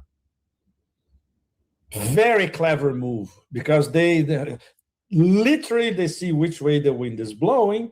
So later on, they're going to have, Iran is going to treat them favorably, to say the least. Right? Well, especially Qatar, because of what happened to Qatar Energy not too long ago. I think they understood exactly in the flesh, literally, right, Danny? What happens if you mess with, especially if you mess with the energy infrastructure of Iran. And this is exactly what's going to happen with the UAE. Much, much worse. This list that now it's already published, it's everywhere of the 5 targets. It's everything. It includes the desalination plants as well. Not only power stations, but also desalination plants. So MBZ, as we all know, of course, all of you, our audience, you know, MBZ is a bloody gangster. You know that. Everybody knows that. In fact, he's the gangster that taught MBS to be even more of a gangster. It's one gangster advising another. MBS is, apparently he's better at juggling the whole thing. He knows that if he antagonizes Iran directly, the consequences for the Saudi energy infrastructure, with the help of Yemen, which is over there, you know, just looking at everything with their missiles, including their own hypersonic missiles. So he has to be very, very careful, even though we all know all their money is in London and New York. So he cannot antagonize the Americans, by definition. And of course, MBS still believes that the IMEC is going to work, just like the Emirates. Both still believe that the IMEC is going to work. The IMEC, the name is extremely misleading. It's not India, Europe, Middle East corridor. In fact, the most important player in this scam is not even named, is Israel. This is a corridor so Israel can be at the center of trade between Europe and Asia, in this case, India, with the help of the Emirates and the Saudis. But they will have to build a lot of infrastructure, linking Israel with the Emirates and Saudi. None of that has been built yet. So IMEC at the moment is completely stalled. And that's another reason for the Emirates to enter the war side by side with the Americans. The Saudis, for the moment, they're masters of hedging. They're not saying anything explicit. We all know that before the war, MBS was telling via his super Paul on WhatsApp, Jared Kushner, MBS was telling Trump, go for it. Attack Iran. And now there are echoes coming from different parts of the Persian Gulf that, yes, this has not changed at all. But it's not explicit. That's the difference. From the UAE, now it's explicit. Everybody knows that the UAE is ready to enter the war. Saudi, they are slightly more discreet, although they are already part of the war. No question about that. But if this becomes a blatant from a Iranian point of view, wow. If you are in Saudi Arabia, better leave as soon as you can. Yeah, no, it's stunning too, because the Iranian military also put out word, and I think this shows where things are at. They put out word that they have 1 million troops. They have 1 million forces ready to confront the United States. Mind you, the U.S. is talking about 10,000 at some point in the future, a couple of thousand paratroopers, 4,000 or so Marines. They're talking really small numbers. And we know, Pepe, that all of this has to do with the Strait of Hormuz. It all has to do with trying to gain leverage over Iran through energy. So, Pepe, what does this do to the oil markets and the entirety of the unipolar controlled financial system? Because we've already saw like $1 trillion wiped away from Wall Street in a day, just because this war continues to go on, and Donald Trump's hedging and bluffing and threatening and claiming that there's a pause to this war coming and Iran is groveling at his feet. None of this seems to be. It seems that the oil markets and the general financial system controlled by the United States is really teetering on disaster, and these attempts to manipulate it are becoming less and less effective, especially given the fact that Iran is putting in very concrete moves on the geoeconomic scale to essentially manifest, as the kids say these days, a reality that is very contradictory to what the U.S. aims ultimately are. Because some have argued that this is really great for the U.S. empire, and in many respects, there's a lot of problems arising out of this. What do you make of Iran's posture, even just on the sense of its confidence militarily? They're inviting them, saying, "Come, please, come closer. We're ready." They said that we've been training everybody too. That we're all ready. Everyone is ready. We're ready. Iraq is ready. Yemen is ready. Everybody. Hezbollah, of course, is like everyone's ready to fight a ground war. What do you make of this posture from Iran? Because I think it. Some would say it's propaganda. It's hard to believe that Iran is bluffing here, given what we've seen over the last 20 plus days. There's no bluff. It's their strategy, and it's their incremental strategy, following the same principles, tweaking the decentralized mosaic, but the objectives, the targets remain the same. And these are the key targets. We have to repeat it over and over again. Establish their deterrence, which has already been established for the whole planet to see. Fighting the so-called biggest army in the history of the galaxies. Number two, expelling the US from the Persian Gulf little by little. The first part, let's say the first segment, is destroying the military bases. That's practically accomplished. And number three, establish their deterrence vis-a-vis Israel. This is something that nobody expected would be so fast. They did that in 3 weeks. Israel is in total disarray now, and the situation can only get worse day after day. So these are the main objectives. So it's when you look at it as a holistic, organic mechanism, it makes total sense, and they are applying pressure in all the points that really matter. So if UAE wants to enter the war, this has already been gamed by Tehran, no problem. If the whole of GCC wants to enter the war, they also gamed that. If there is the attempt of a land bridge leading to a mini ground invasion later, same thing. It's already gamed. It's more complicated vis-a-vis the toll booths in the Strait of Hormuz. Of course, they thought about that before, but nobody could possibly expect that they would implement it in a matter of 3 or 4 days, up and running, and until today was up and running with no glitches. And everybody accepted because, okay, we need to go from A to B via the Strait of Hormuz. Wasn't that was Iran's gift to Trump, right? Donald Trump was talking about this big gift. Gift to Trump, exactly. You bet. Okay. Now let's look at the other side. Let's look at the megalomaniac, narcissistic psycho killer who is now bored with the war that he started.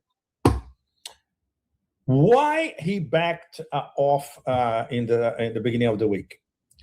Because he was looking at the oil market, at the numbers, and he was looking at the bond market. Much more important, in fact, than the oil market. Because the bond market can tell the US that you cannot pay for anything anymore and you're going to collapse.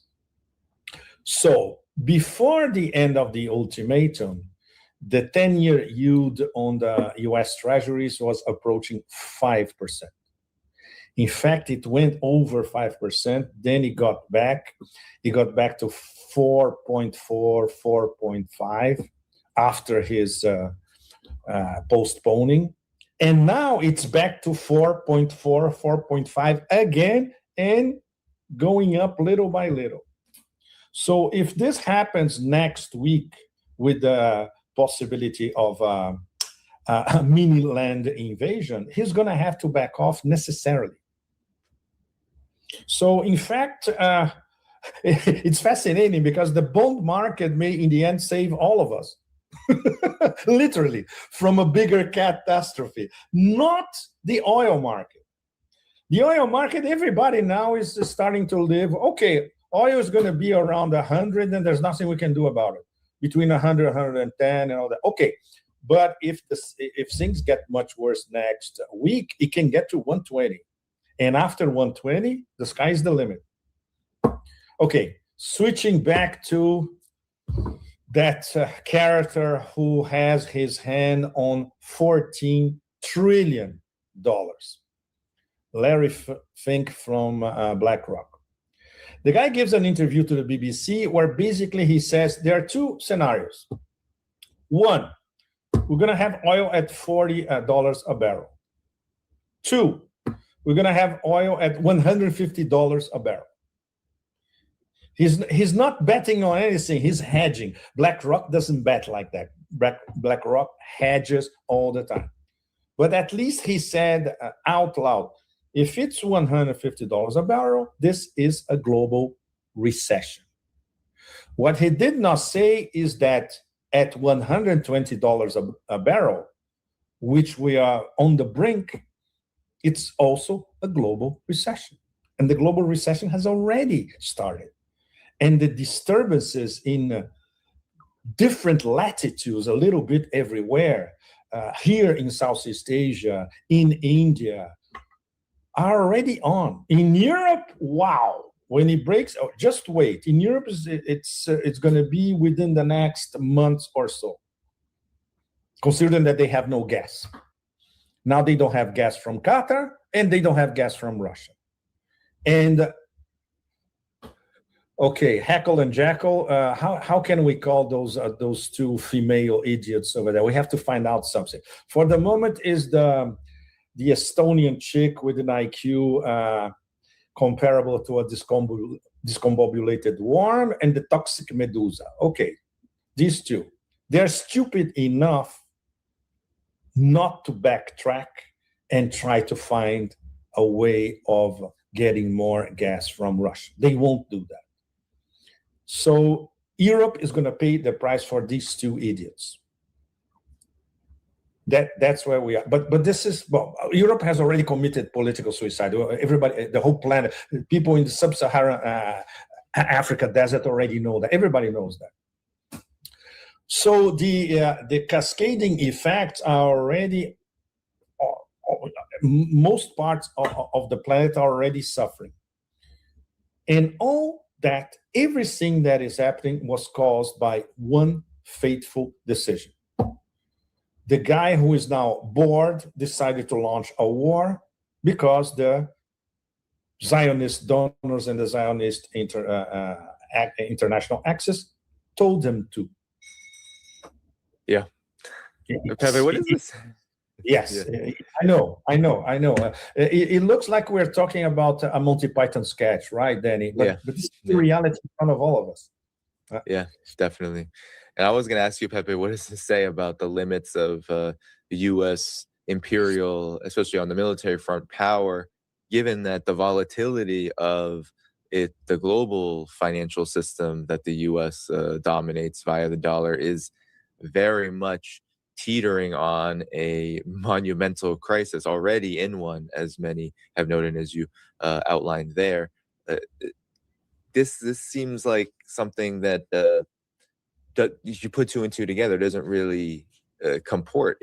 You have the United States wanting, on the one hand, to follow along and work with Israel to destroy Iran, and the entire global economy saying, well, if you try to do that and you're failing, you don't do it quick enough, and you don't have any plan in place, and you attack the energy markets, then it all goes up in smoke anyway. So it does feel like we are in a moment of a dead end, and that Iran potentially has wiped away. A lot of people thought from 2023, October 7th onward, that Israel and the U.S. gained a lot via, the genocide, what happened in Lebanon, Syria, all of this. It seems like Iran, in just 3 or 4 weeks, has wiped away any of those gains with all of the destruction they've caused to the Gulf, to Israel, and the political and geopolitical implications of this, and not to mention the Strait of Hormuz, which has created a petro-yuan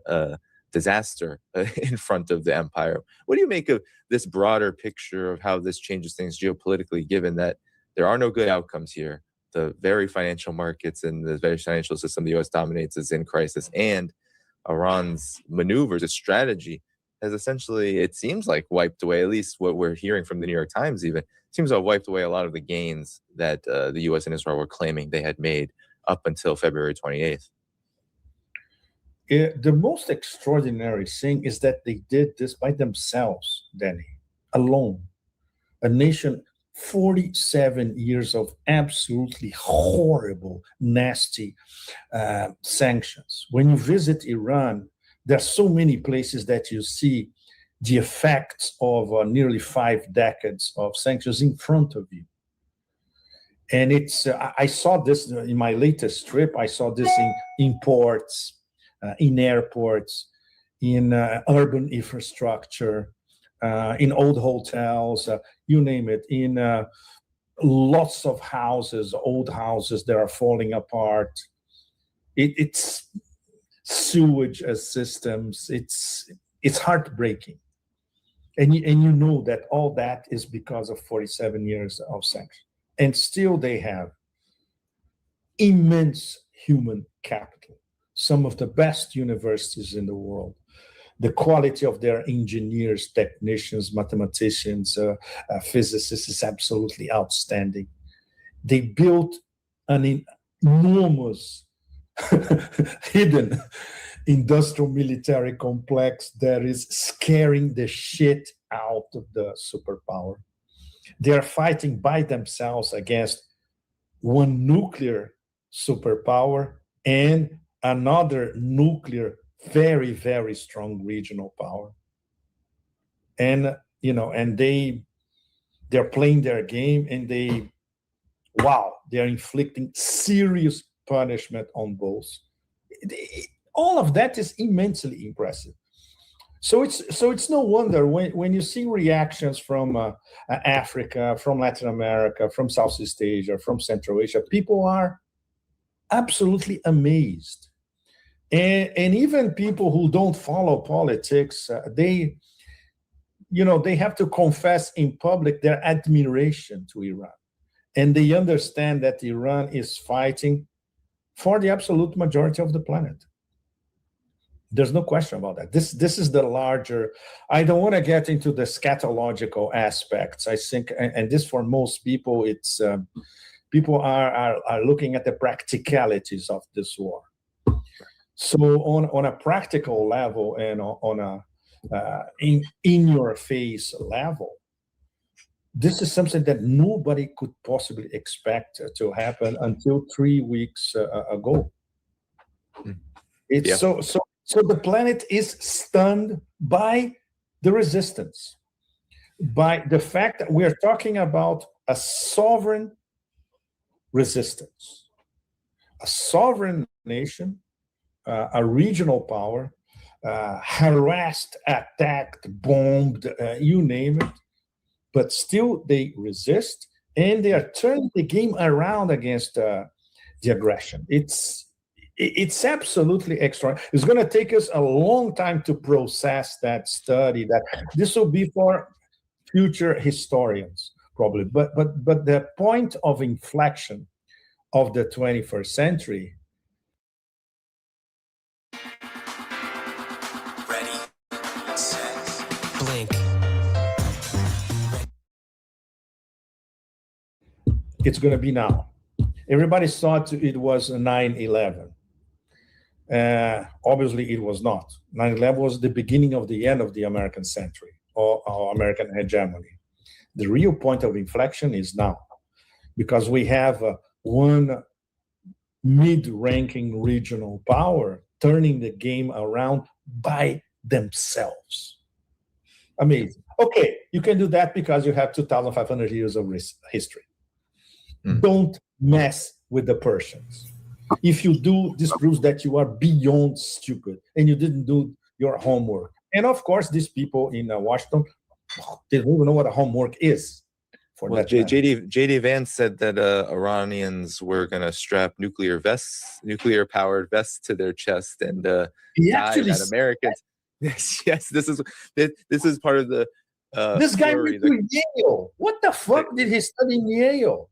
It's the carousel of this is why we're at war with Iran. You know, it just constantly changes, but I think it demonstrates exactly what you said, that there's not even a desire or an attempt to understand what's going on here, Pepe. And I feel like, and I'm wondering your reaction to this as we get to the last 5 or 10 minutes here. The Russia and China's posture. It seems to me that in many respects, their relative quiet in this war could be that they see Iran resisting, and they've provided assistance in areas that they can and that they're willing, and it seems like everything is working, and they stand to gain out of this because despite all of the damage, and of course it's horrible what's happening to Iranian people, the aftermath that's already building up appears to be that these three powers not only remain and that Iran remains, but that there'll be a major consolidation toward the direction of Russia and China, given that the U.S.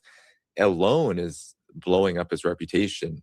I mean, we already knew, me and you and people who watch the show, we knew that, the U.S. has no interests other than elite interests. But now we see the entire world has watched as the U.S. blows up the entire global financial system just to pursue the aims that, Zionists and the oligarchs and et cetera want to pursue. That's a huge thing. So your thoughts about Russia and China's posture and how the RIC, as you've called it, the real RIC, fares from here as this war will likely drag on to some point, but it will eventually, the strikes will eventually stop, and there will be an aftermath.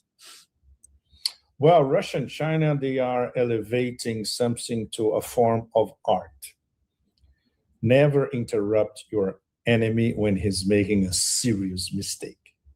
And that explains why they are so silent. It is a form of art. Beautifully, of course, Putin, and she talked about it. There's no question they talked about that. First of all, because of the interlocking strategic partnerships at various levels. The RIC, they have strategic partnerships, the three of them.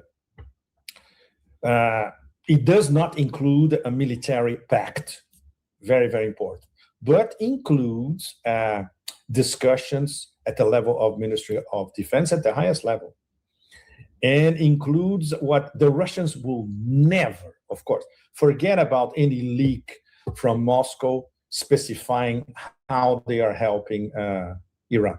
Not going to happen. Same thing about China. We all know what China is supplying Iran with, but forget about a specific admission coming from Beijing. They don't need to. The results are there. You know, the level of accuracy of the targeting, the 24/7 SAT intel information, crystal clear, identification of war plans of the Americans with the Russians provided to the Iranians before the war. All that, we know all that. But they don't have, but just watching. And what should they say? They know that, for instance, even if they try to make a move in the UN Security Council, nothing will happen because the UN is already dead, as we all know. The UN is walking dead. So Russia and China don't even bother about that. They're looking at the practical results in the battlefield. For instance, the Iranians learn a lot of lessons that the Russians learned by themselves in Ukraine. So this level of information was transferred from Moscow to Tehran. No question about that. And of course, the Chinese, in terms of the reorientation of moving from GPS to Beidou, for instance, essential. So they are integrated with Chinese info in real time. And of course, there's the matter of, especially the Russians, they know that, which is something that even Putin said on the record. The Iranians didn't ask us for anything, which was a very clever way of saying, if they do, we will provide it. But they didn't. And in fact, what they asked was started, I would say, around 2023.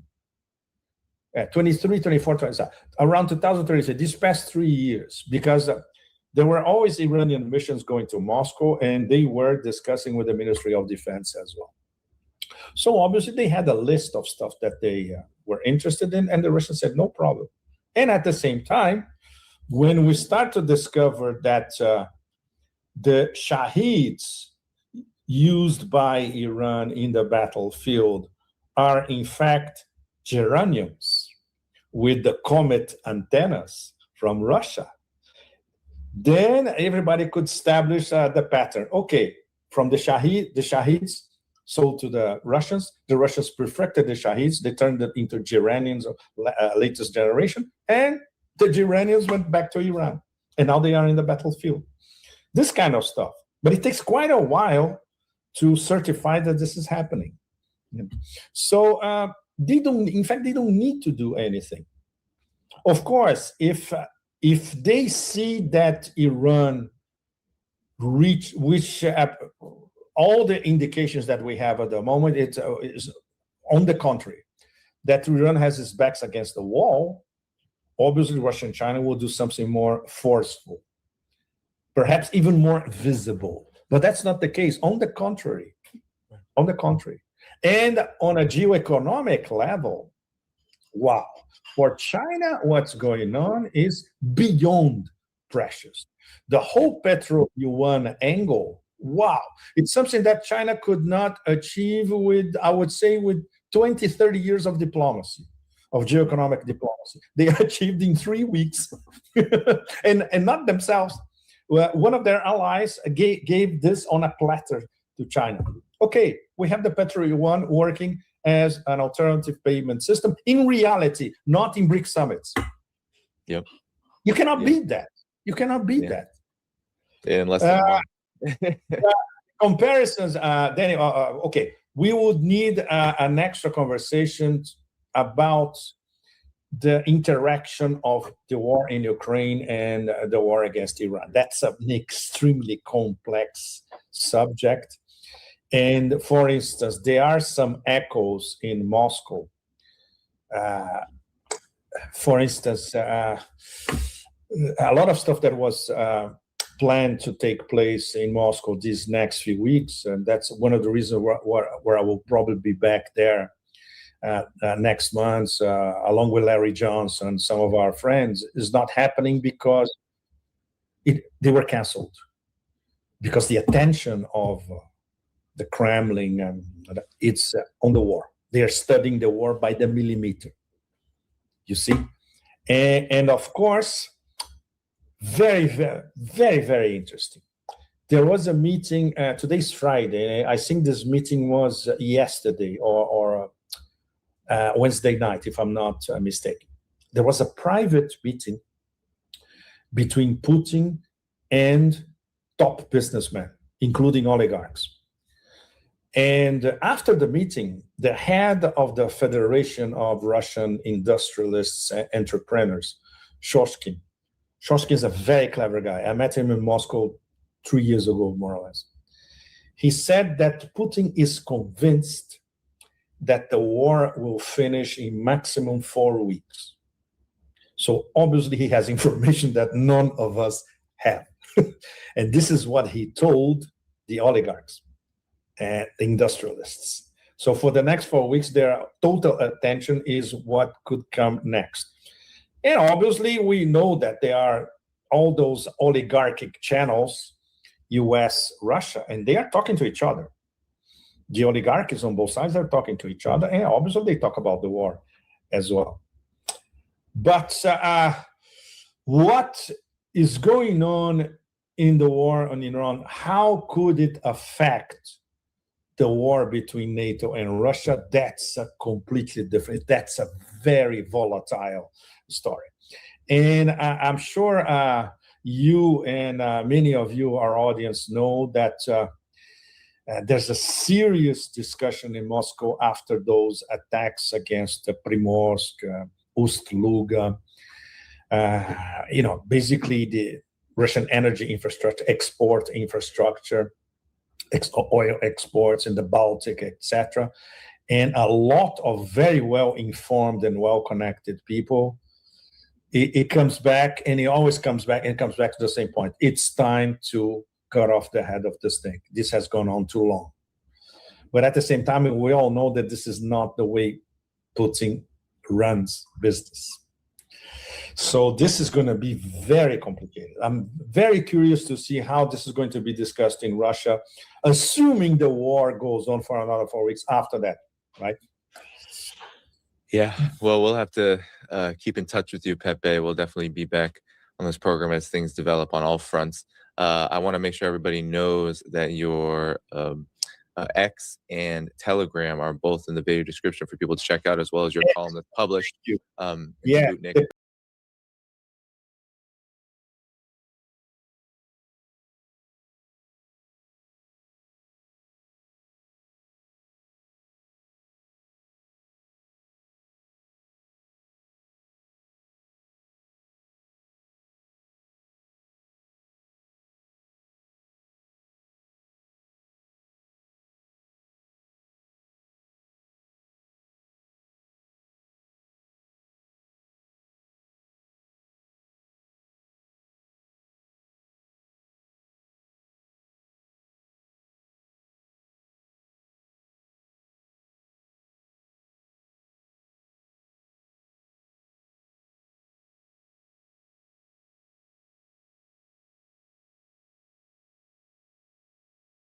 is necessary to lead the public along into escalation and protracted conflict. Now, again, even 1 month in, we have no idea exactly where Iran is in this conflict. We know that the Iranian mosaic defense strategy is holding. I will get into the evidence of that here in just a moment. They are still holding. There are still distributed but nationwide institutions in place capable of conducting coordinated military operations, not just across Iran, but across the entire region. So Iran's mosaic defense persists.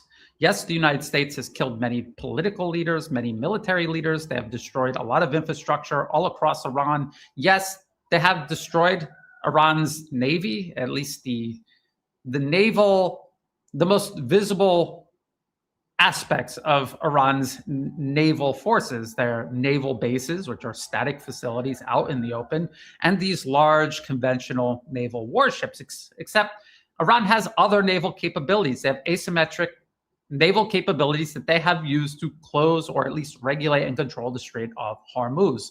And those capabilities, the U.S. does not seem to be able to destroy, obliterate. Maybe they're degrading them. We just don't know to what degree. Iran's missile forces, again, I will talk about this here. Actually, that will be one of the first things I talk about here. Iran's missile forces continue to operate on a very steady pace. So this notion that they were wiped out in 2 or 3 days and there's just residual capability left, this is a lie. And it is a lie that even the Western media is starting to poke holes in itself. This is from the Washington Post. So today, March 26th, 27th, I'm 12 hours ahead of the United States here in Southeast Asia. Iran's missiles pierce Israel's defenses, raising doubts about interceptors. And of course, myself and many other analysts who have been talking about U.S. Air defenses, missile defenses, and the stockpiles of munitions included under that, have been running short for years and years. Before the U.S. proxy war against Russia and Ukraine escalated in 2022, there was already a critical shortage worldwide. The U.S. simply was not making enough of these munitions, and then they sent hundreds and hundreds of them to Ukraine. Ukraine has just been burning completely through them. Before that, the U.S. proxy war on Yemen being fought through Saudi Arabia was burning through Patriot missile interceptors there. There was the U.S.-Israeli war of aggression against Iran last year, and they burned through huge amounts of Patriots, THAAD, and the SM, the Standard Missile class of interceptor missiles used by U.S. naval forces. They have been burning through these missiles for years now, and this is the final result. You're not making enough. You're burning through them faster than you're replacing them, and eventually you will have holes in your defenses. Holes in your defenses that Iranian ballistic missiles are going to pierce. So this is what we said would happen. This is what the Western media is now admitting is happening. This is what the Washington Post says. Concern that Iran was amassing a missile stockpile capable of overwhelming Israeli defenses was a major factor in the push to renew strikes against Iran, senior Israeli security officials said. And we even hear U.S. officials say this exact same thing, except back in reality, Iran has never fired a single missile at the United States or any of its proxies, including Israel, unless attacked first. That includes the U.S. murdering Iranian General Qasem Soleimani in Iraq. We remember that. Iran responded to that in a proportional way. They didn't flatten the entire region. It was a proportional counterstrike. And that was the reason they launched those missiles. It was not out of the blue. It was not unprovoked. It was after an inexcusable, illegal act of aggression, an act of war against Iran. Iran responded. Iran responded when Israel struck the Iranian consulate in Damascus, Syria. We remember that. That was in 2024. They responded to that with missiles. When Israel carried out missile strikes on Iran, later that year, Iran responded again with missile strikes. And in 2025, again, the Israelis were used by the Americans to provoke the so-called 12-day war. And that is when Iran fired its ballistic missiles again. And now they are firing them this year, right now, every single day, because they are being attacked every single day by the U.S. and its proxies, especially Israel. And so the ballistic missiles are there. They are a means of defense. Obviously, Iran has demonstrated this over many, many years. They've had these missiles for years and years and years. I talk about the Which Path to Persia, Brookings Institution paper from all the way back in 2009. They talk about Iran's large, capable ballistic missile arsenal. They had never used them unless attacked first. And so as long as you weren't carrying out acts of aggression against Iran, you are in no danger of that large ballistic missile arsenal. So what the US and its proxies are actually saying is that Iran had the ability to defend itself. We want to take that ability away so that we can do to Iran what we did to Iraq, what we just did to Venezuela earlier this year, what we've done to Afghanistan, what we've done to all of these countries around the world when they don't have the ability to sufficiently defend themselves. And we can just roll in and do what we want. We can invade, we can occupy, we can hold that country for years and years. Even if eventually we leave, we can do what we want to that country. We can destabilize it. We can destroy it as a functioning nation state. And this is what they want to do to Iran. And the ballistic missile arsenal is an obstacle to that. So I just thought that was an odd thing to lead with in this Washington Post story. Of course, they continue. They say Iran's missile stockpile was significantly depleted during the 12-day war in June, officials said, reduced from an estimated 3,000 munitions to fewer than 1,500 as Iran bombarded Israeli targets and the Israeli Defense Forces hit batteries and launchers. But Iran quickly reconstituted its missile manufacturing lines, Israeli officials said, and had as many as 2,500 missiles ready again before the start of the ongoing war. So that was a huge achievement in less than 1 year.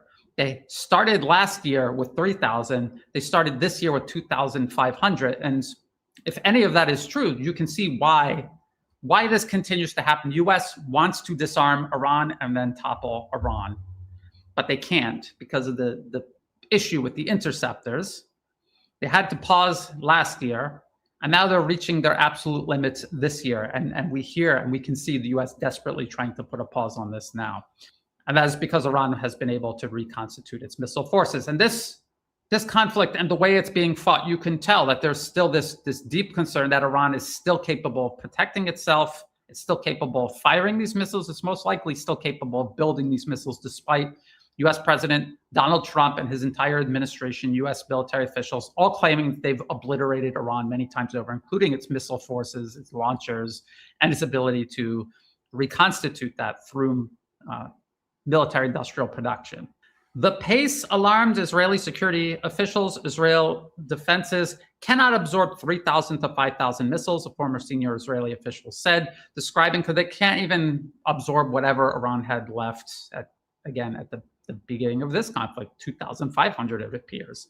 Describing concerns that Iran could have exceeded such numbers in a year. Officials spoke on a condition of anonymity to discuss sensitive military issues. This also confuses the other false pretexts the U.S. has used to launch this war of aggression against Iran, because supposedly they were just weeks away from obtaining nuclear weapons. And they've been weeks away from obtaining nuclear weapons for years and years and years, if you believe anything the U.S. and its proxies say.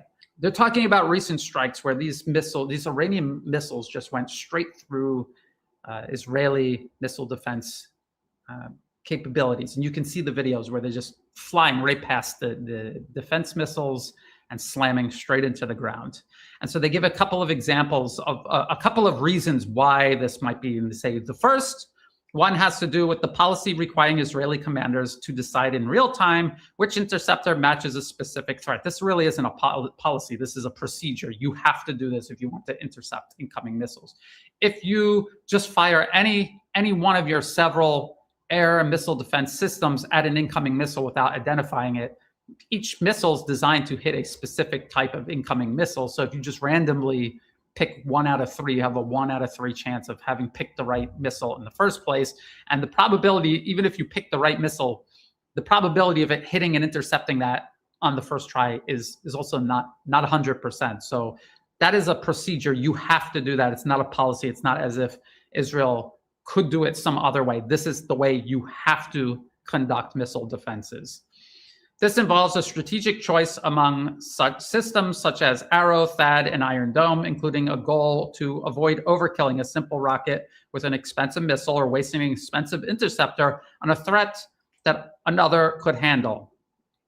Secondly, technical and engineering malfunctions can occur within systems of radars and interceptors or the connectivity between systems. So all of these air defense systems are integrated, just like Russia's and China's. They're all integrated. They have tiered systems for intercepting different kinds of incoming munitions and also munitions that they detect at different ranges. And there could be a lot that goes wrong in that entire loop, from the missile itself malfunctioning to the radar not detecting something on time or misidentifying it, or some sort of mix-up in communication within the integrated air defense system. Then third, as a matter of statistics, he said, it's a very sophisticated system, but it's not a hermetic system. That means it's not 100% effective. None of these systems are 100% effective. Russia's air defense systems are not 100% effective. Something will always get through, but not like this. They're talking about something else here in this article. They're talking about an uptick, a falling percentage of missiles being intercepted, despite it being the same number of missiles almost every single day. Depletion could be a factor. A single Arrow missile costs $3 million. David Sling interceptors cost around $700,000 each. Experts say an Iron Dome interceptors cost around $50,000 to $70,000. A THAAD interceptor costs about $15 million. And again, these are not interchangeable missiles. They are missiles for a specific type of incoming munition. THAAD interceptors are for these type of ballistic missiles coming in. There's a extremely finite number of these. They don't have enough. And you will see the Israelis trying to use Iron Dome, which is for incoming rockets and not for ballistic missiles, trying to intercept these ballistic missiles, and the ballistic missiles are just flying right past them. It's not designed to hit ballistic missiles. Then they say something very revealing. They talk about the IDF spokesman saying that 70% of Iran's missile launchers and stockpiles have been destroyed since the start of the US-Israeli strike on February 28th. It's interesting how this number has been shrinking from the first days where it was like 90, 95%.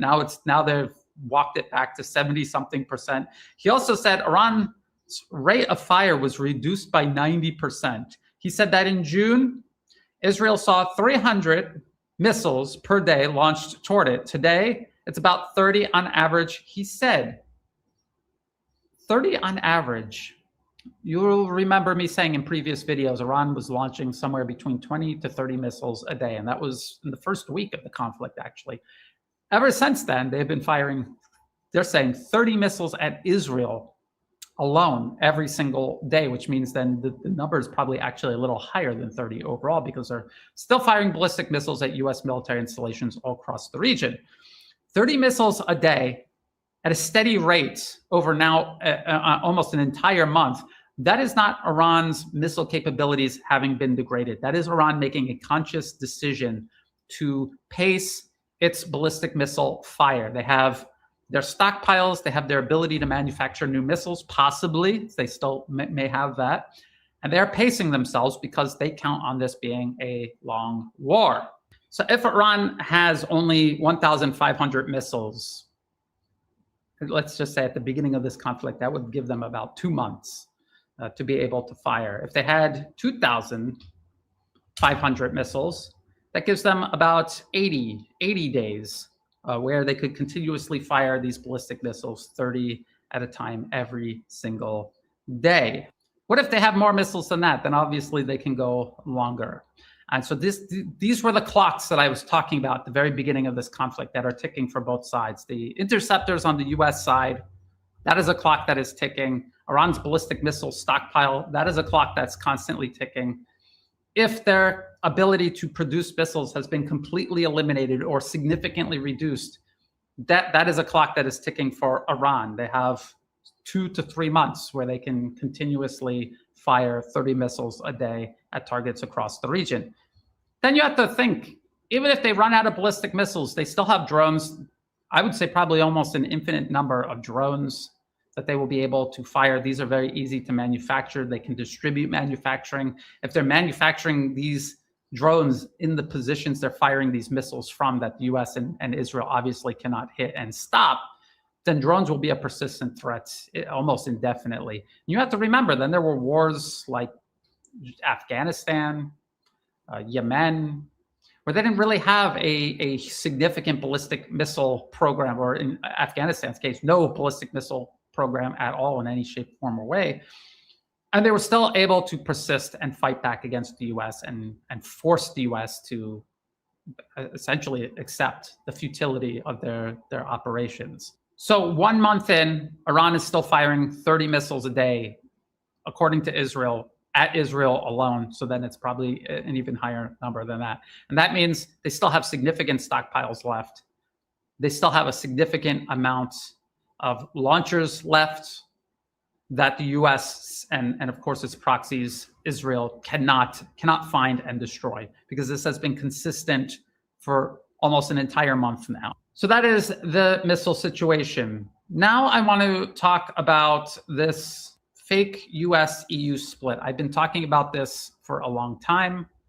People were excited about this. They thought there were cracks showing, and they warned people that this is not cracks showing. This is all for public perception management.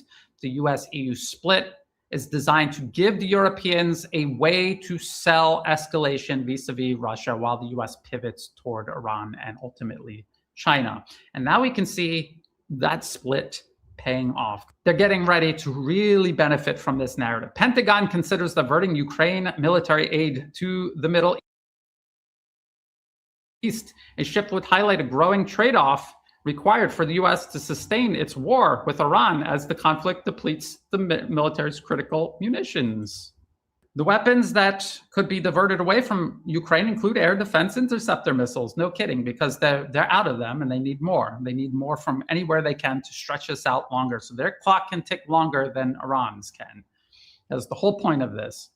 And this was the air defense interceptor missiles ordered through a NATO program launched last year, in which partner countries buy U.S. arms for Kiev. The three people said, speaking on condition of anonymity to describe the Pentagon's sensitive deliberations. The prioritized Ukraine requirements list initiative has ensured a flow of select military equipment to Kiev, even as the Trump administration has cut off most of the Pentagon's direct security assistance. Again, they didn't do that because they're not interested in their own war that they're waging against Russia in Ukraine. And they are still waging that war, and I will get into that in just a moment.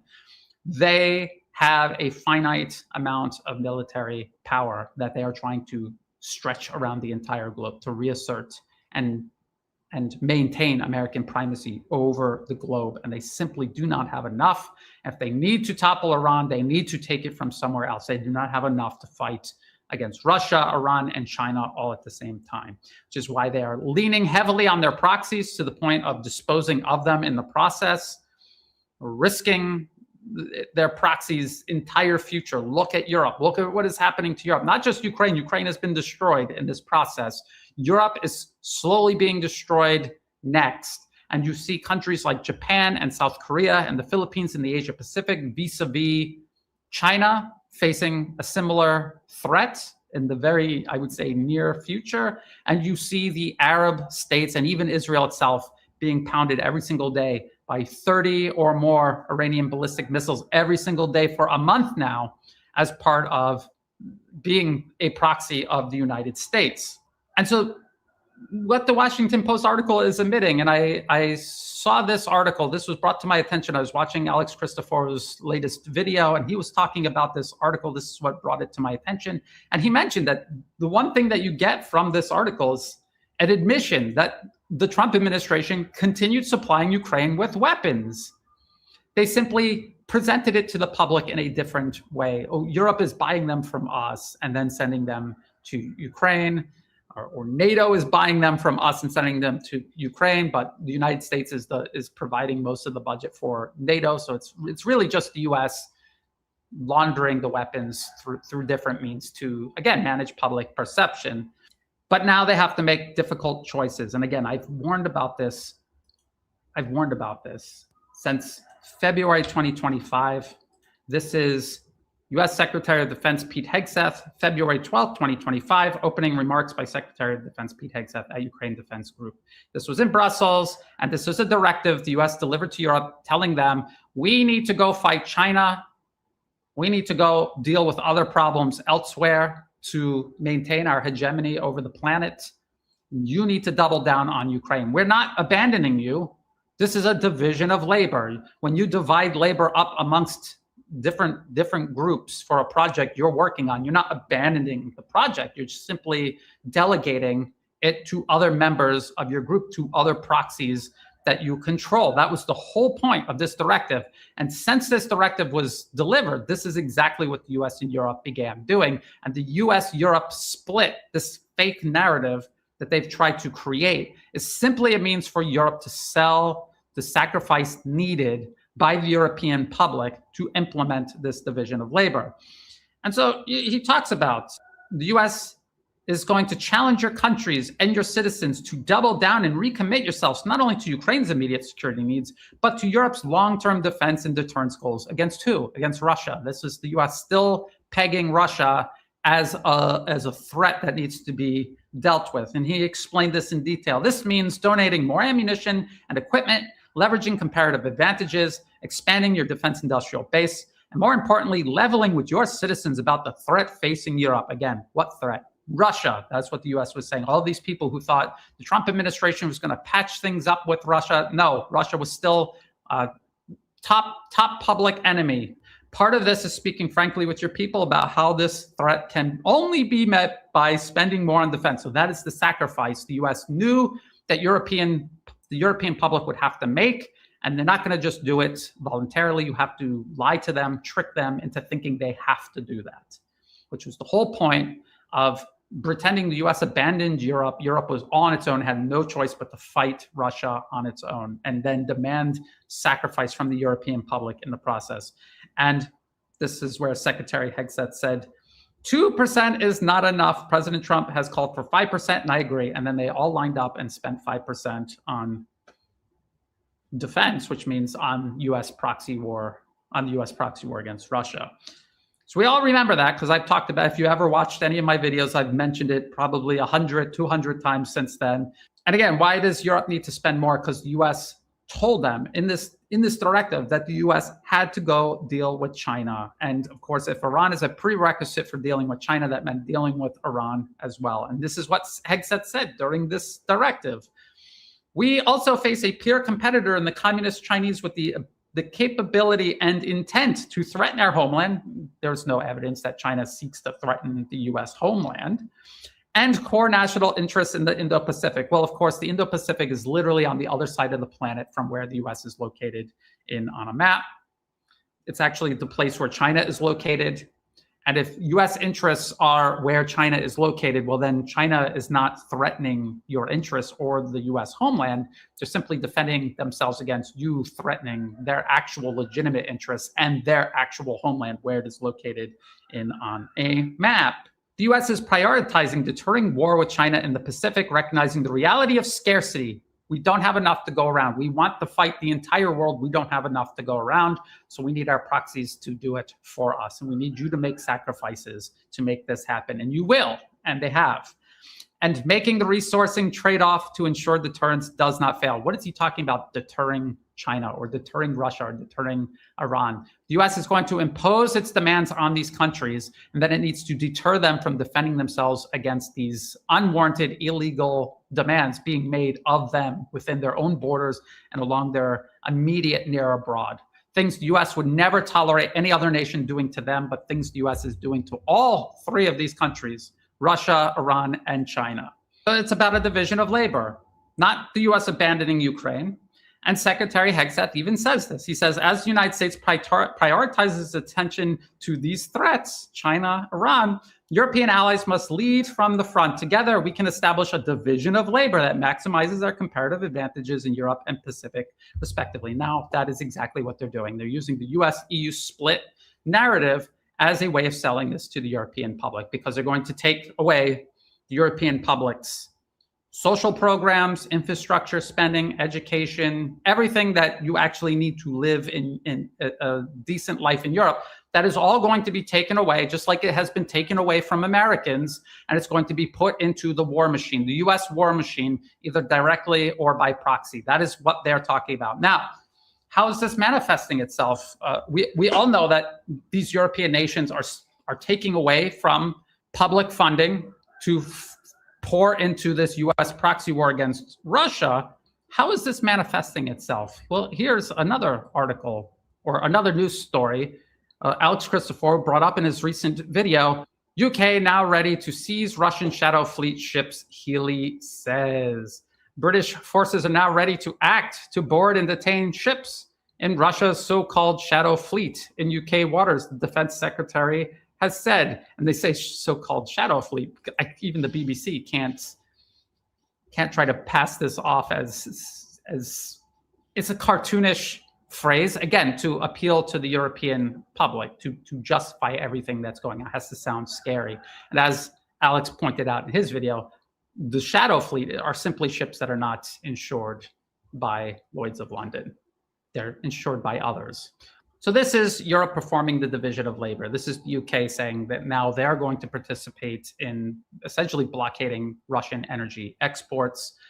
Again, I'm going to talk about what the US is doing, continuing its own war of aggression against Russia by proxy, but actually directly waging war of aggression against Russia at Russian energy production and export infrastructure inside Russia itself. But this is Europe being given its task. You are going to intercept and seize these vessels. The US already also did this, seizing ships leaving Venezuela, including ships leaving Venezuela to bring oil to China. They were seizing ships doing that. And again, this is about a global energy blockade. The US wants to block all energy going to where? Going to China. They want to cripple all of China's allies and partners, but they want to cut off and isolate China first and foremost. That is what all of this is aimed at ultimately. And so we already have seen French ships doing this over the last couple of months, and now the UK is openly saying they are going to do this. Ministers identified a legal basis in January that would allow forces to board sanctioned vessels. Wow, that's amazing, identifying a legal basis that would allow you to do these things. And if you listen to quotes by the British Prime Minister, he was basically saying these ships are illegally evading sanctions, but these sanctions in and of themselves are unilateral. They were not agreed upon by the UN. They are unilateral sanctions, which in and of themselves are illegal. So they're actually going to seize ships illegally for evading illegal sanctions that the US, Europe, the UK have no right to impose in the first place. So the defense minister, John Healey, he was questioned about the decision. Why hasn't this been done sooner? He said, operations like this require training, preparation, understanding, discussion with allies, and a clear legal basis. So again, just like what the US does ahead of all of its acts of aggression around the globe, you need to create a false pretext first. And so this is what the British have been building up over the last several months. Again, this may have been delivered in February, but this was already something that they were beginning to work on together during the final year or two of the Biden administration. This was something that was already well in the works. And then it was just publicly announced this way by Secretary Hegseth in February, and it has continued to take shape before, during, and after that directive was delivered. Healey said these points were now lined up and ready, and the decision represented a signal that we will take action when we see illegal and sanctioned. See, these fools rather just destroy the world than to let Russia and China be superpowers, bro. They just can't stomach it. They just hate it so freaking much. What Iran is doing to those Arab nations, that's what Russia will do to Europe. That's exactly what the fuck Russia, but way worse. Way worse, bro. Way worse. They don't have a chance in hell. All of them together versus Russia, that's not even a match. I know people may think that. I've been saying this for a long time. It's not even a match. Russia's a superpower. They're not. The U.S. lost this superpower in Afghanistan. They wasted it in Iraq. It's over with. They're not a superpower no more. They've just been talking like that and stealing our money. But they're going to force Russia and China and North Korea to put in to all these empires, including the U.S. We just going to have to survive. That's a fact. But they're not going to stop. Sanctioned shadow ships, but the sanctions themselves are illegal. So the ships are not acting illegally. The UK is, and also on behalf of the US. This is a signal to Putin that he may want us to be distracted by the Middle East, but we're ready to act, he added. You can see how the West, the Western media, Western politicians, all on their own, are connecting Russia to Iran to China. They're doing this all on their own. They are admitting that all of these conflicts are connected with one another. And if you zoom out and you look at a map, you can see how they know what's finna happen. They finna blame Russia, China, and Iran for why they steal all of your money, all your life savings. Don't let nobody get and just say that Iran crashed the global economy and your 401ks went up in smoke. Your life savings went up in smoke. Blame Iran, Russia, and China while they hide in their bunkers and hope nuclear war go on. So a lot of y'all die. They don't. These people. Y'all think I'm plenty of people sick, bro. They sick. They're doing shit that don't make no. They don't make no. Make no sense. Except they plan on hiding. These billionaires hiding in these bunkers that they've been building when the shit hit the fan. But they know they're never gonna win no wars. But they don't plan on winning. Plan on stealing all your assets and fleeing.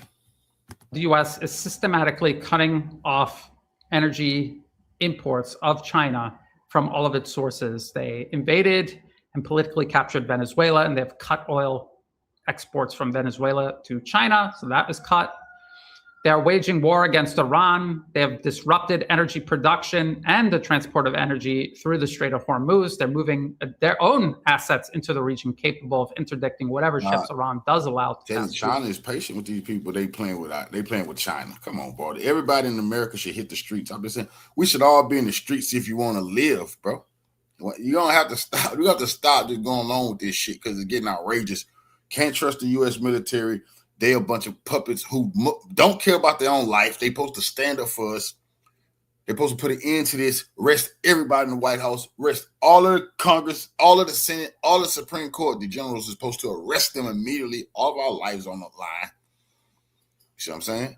Because they're controlled by some raving lunatics, the imposters who believe that they're other people. They're delusional. But this is not funny.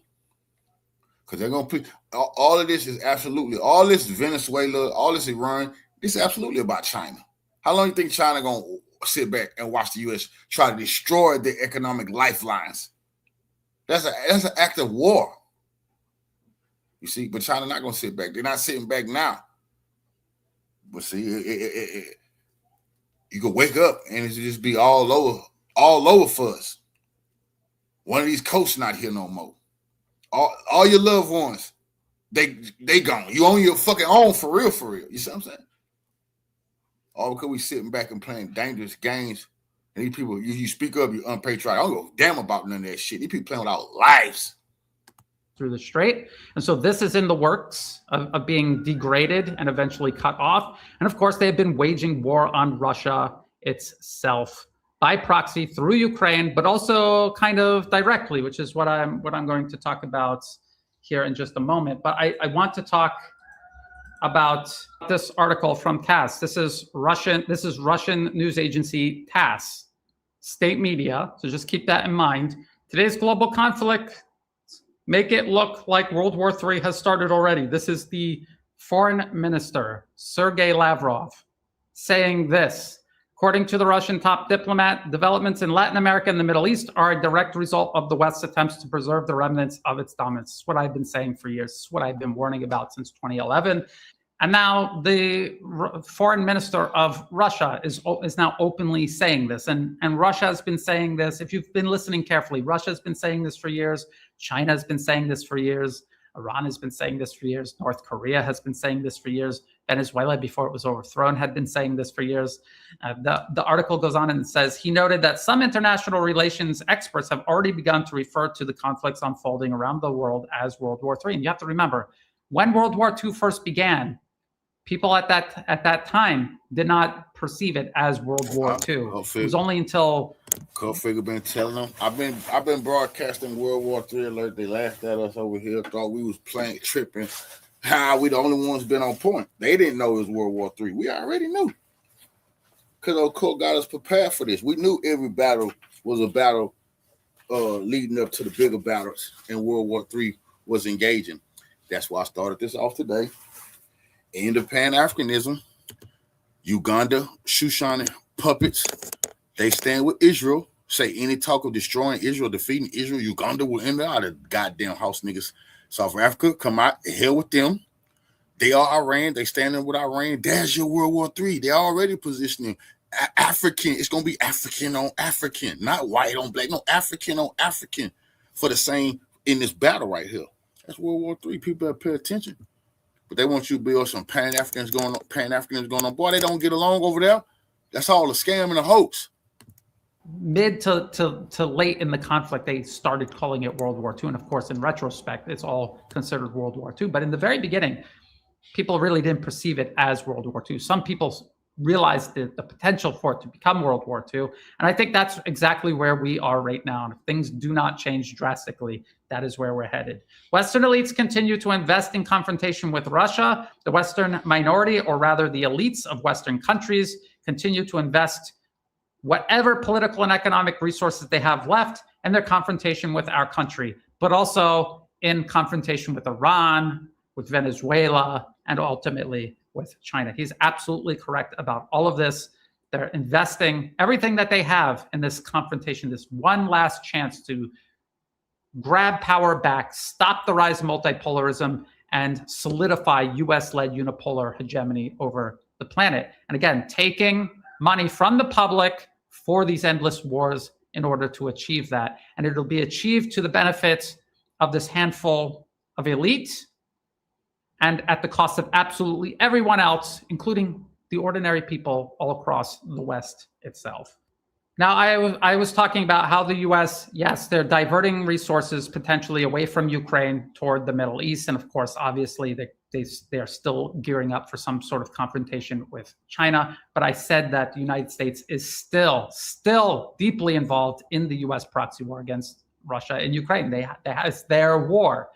And this is what has happened recently. This is from the Kiev Independent. It's pro-Ukrainian, I would say more propaganda than news. But this is being reported by Russian sources as well. Another Baltic Sea port in flames as Ukrainian drones strike major natural gas port in Ust-Luga. Okay, so let's talk about that.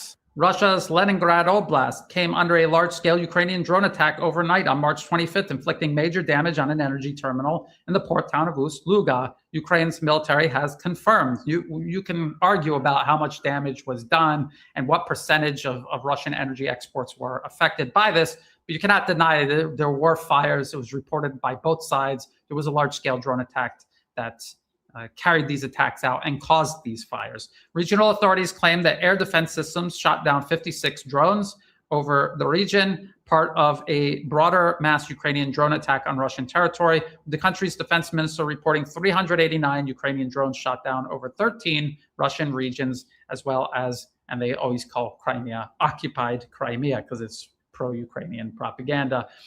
Ukraine, earlier in the morning, Leningrad Oblast governor reported a fire at the terminal, while an unnamed source told Reuters that the port area was quickly closed off with several oil storage tanks set alight.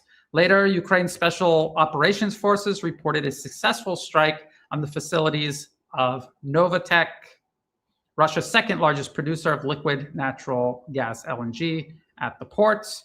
Novatek's fractionation and transshipment complex in the port of Ust-Luga, with a capacity of almost 7 million tons per year, processes stable gas condensate into various petroleum products that Russia exports by sea, including through the Shadow Fleet, the Special Forces press release said. The strike, carried out almost 900 kilometers from Ukraine's northern border, was a joint operation between the Special Forces, Security Services of Ukraine, the SBU, Military Intelligence Agency, GUR, Border Guard Services, and Foreign Intelligence Agency. Now, I said this was a US attack, not a Ukrainian attack. But here, Ukrainian media is saying it was their special services, their special security intelligence services that carried this out. Well, I just want to remind you that the Western media itself has admitted all the way back in February 2024, the spy war, how the CIA secretly helps Ukraine fight Putin. And this is all about how the US Central Intelligence Agency took over all of these agencies that I just read operating in Ukraine. The CIA took them over and have been directing them ever since. So let me read a few quotes from this 2024 New York Times article, The Spy War, how the CIA secretly helps Ukraine fight Putin. The CIA and other American intelligence agencies provide intelligence for targeted missile strikes, track Russian troop movements, and help support spy networks. But the partnership is no wartime creation, nor is Ukraine the only beneficiary. It took root a decade ago. So they're saying all the way back in 2014, when the US violently overthrew the Ukrainian government and installed a client regime in its place, that is when the CIA took over all of these security services that have been carrying out these drone strikes, assassinations, and all other kinds of terrorism against Russia, deep inside Russia, including murdering journalists, which is just outright terrorism. Even if you're at war, you don't get to kill journalists. All of these things are actually being carried out by the CIA or by the direction and through the support of the CIA. It took root a decade ago, coming together in fits and starts under three very different US presidents. Again, continuity of agenda. pushed forward by key individuals who often took daring risks. It has formed Ukraine, whose intelligence agencies were long seen as thoroughly compromised by Russia, into one of Washington's most important intelligence partners against the Kremlin today. I would say proxies against Russia today. Then the article talks about a CIA-supported network of spy bases constructed in the past 8 years that includes 12 secret locations along the Russian border. So you can see why Russia was provoked into the 2022 special military operation. The US, the CIA, its military, they were building a presence right on Russia's border. If it was the other way around, the US would have done the exact same thing. It also said that around 2016, the CIA began training an elite Ukrainian commando force known as Unit 2245, which captured Russian drones and communication gear so that CIA technicians could reverse engineer them and crack Moscow's encryption systems. One officer in that unit was Kirill Bundanov, now the general leading Ukraine's military intelligence. So the CIA put him there, not Ukraine. CIA put him there. The US put him there and is working through him. And the CIA also helped train a new generation of Ukrainian spies who operate inside Russia, across Europe, and in Cuba and other places where the Russians have a large presence. Ukrainian intelligence services carrying out operations inside Russia. And that's not just the assassinations, it's also the drone strikes. And how do we know that? Because there is another New York Times article, the separation inside the unraveling US-Ukraine partnership. Well, the New York Times already admitted that there is no partnership. The US completely politically captured and controls Ukraine. So what partnership are they talking about? And again, this is why you have to learn to read past the propaganda and see the omissions and their implications for what they are in these articles. They will lie to you in the headlines in the first couple of paragraphs, but the truth will always be buried somewhere inside the article, almost always. And so if you go through this article, they're talking about the fake negotiations, the same sort of fake negotiations the US is trying to trick Iran into. And then it says, but in secret, the Central Intelligence Agency and the US military, and they're talking about with the blessing of the Trump administration, supercharged the Ukrainian campaign of drone strikes on Russian oil facilities and tankers to hobble Mr. Putin's war machine. So the Central Intelligence Agency and the US military are behind these drone strikes on Russia, carrying out attacks like this. And there are claims, and we don't know if this is confirmed or not, but it seems very plausible, that Ukraine used European NATO member states, their airspace, to fly their drones through to evade Russian air defenses before crossing over into Russia to carry out these strikes, which is probably why they were so successful. Because if they traveled all of that distance across the Ukrainian-Russian border and then up to St. Petersburg and the surrounding areas, air defenses almost certainly would have spotted them and began downing these drones before they reached their targets. Now, I continuously say this is about ultimately striking at China. And I said they're striking at Venezuela, at Iran. They're sending in US Marines capable of interdicting shipping, closing this off completely. It's already been reduced. Even if ships are passing through and being allowed to go on to China, energy produced inside Iran, but also by the Arab Persian Gulf states, has all been degraded by the hostilities taking place. And so even energy passing through is at a reduced rate. And the US is also, through Ukraine, attacking Russian energy production inside Russia, and Russia is sending most of their energy to China, first through Power Siberia pipeline here, but also by sea. And the Baltic port that was just struck does send liquid petroleum gas to China. Russia's Sibir delivers first LPG cargo to China from Baltic seaport. This was back in the end of 2025. Russia's largest producer and exporter of liquid petroleum gas has delivered a first cargo of LPG to China from the Baltic seaport of Ust-Luga. This was the port that was just struck by the CIA. At least some of the exports going out of that port attacked by the CIA just this week, over the last week or two, at least some of it was going to China. And so this is what I'm trying to point out. This is a world war. This is the US waging war against the entire world. It is not just waging several simultaneous but unrelated wars against all of these different countries. This is all connected to the US trying to stop multipolarism from rising, reassert American hegemony over the globe, and most importantly, stopping the rise of China by attacking all of its partners, degrading their ability to work together with China to first isolate China, and then the US will encircle, contain, and attempt to collapse China itself. That is what is going on right now. If you thought this video was useful, please like and share. Think about subscribing. It's free to do. It helps the channel grow. Check the video description below.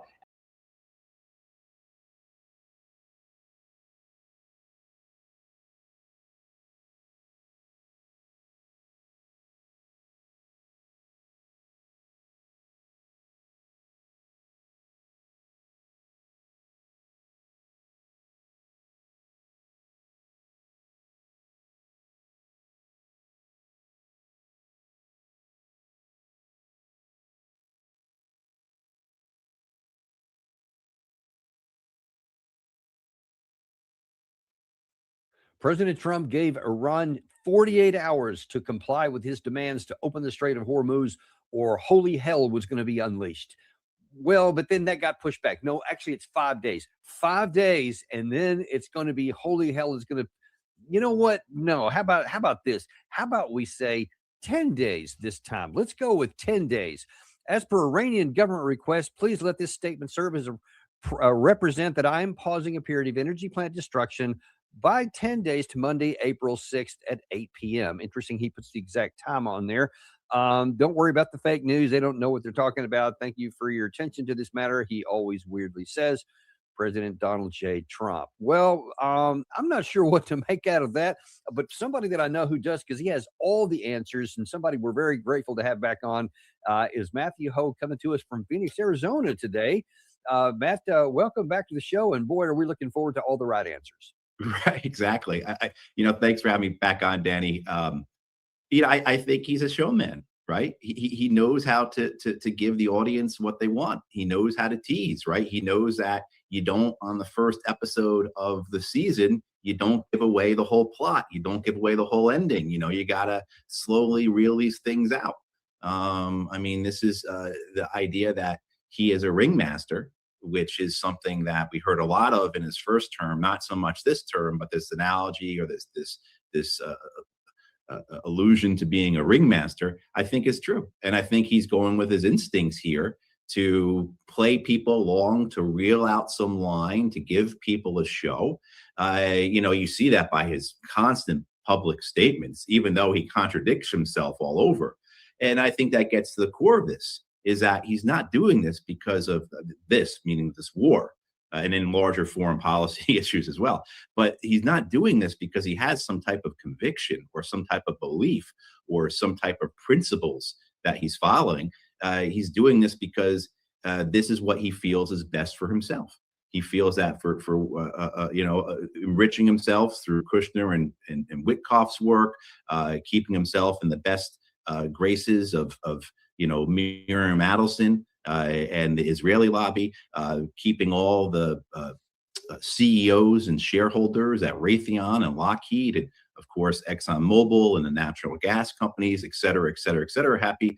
That makes him happy. And so that's the way I really view this. There are certainly those around him who see this war as having purposes other than that. But for Donald Trump, I think this war really is a reflection of his own self-interest, his own ego. And so by extension, then this constant pronouncement of we're winning, or we're going to do this, or we're giving them 5 days or 10 days. I tell you what, man, if this was a TV show, if this was like a Netflix show, I'd watch it. I wouldn't miss an episode. What's this guy going to do next? But unfortunately, I want to jump in because really keeping with the Netflix version of events here. If you watched the episode yet, the news yesterday in the not the Oval Office, but the White House during the cabinet meeting, one of the co-stars, Pete Hegseth, put on a masterful performance. Watch this. A-10 Warthogs, if you know them, you love them, and Apache helicopter gunships are flying strike missions inside Iranian airspace and throughout the Strait of Hormuz at will. See, you only send these slow, low-flying, close air support platforms when the enemy has no meaningful air defenses left. Their presence is proof that Iran's air defenses are gone. Their command and control is shattered, their top leaders hiding in underground bunkers, while their mid-level commanders are being crushed in the field. The morale of their fighters plummeting. We see that disconnect daily. Now, of course, I don't know that he really should have had his script on the table as he's contemporaneously speaking. That was a little bit weird, even for the showmanship of the White House. But man, we got to talk about. I mean, first of all, just talk about that performance at face value, and then we're going to talk about how that compares to what's actually going on the ground. More on that in a second. But first of all, give me your Rotten Tomatoes impression of that. You know, whenever I see him speak and I see him doing these performances, and also too, he brings in the religion into it as well. I mean, he makes these statements about having no mercy, you know, and that God should destroy the wicked and, you know, smash their teeth, and all these Old Testament allusions that he brings in.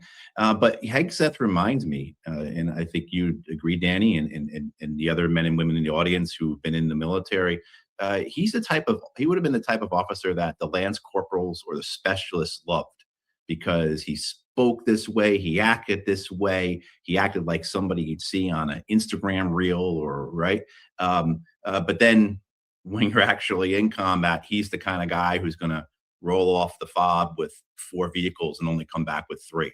You know, I mean, there is a performance here that essentially covers up for a lack of competence, right? You know, there is this display going on, the language, the references to biblical destruction, the praise of all our almighty aircraft, you know, et cetera.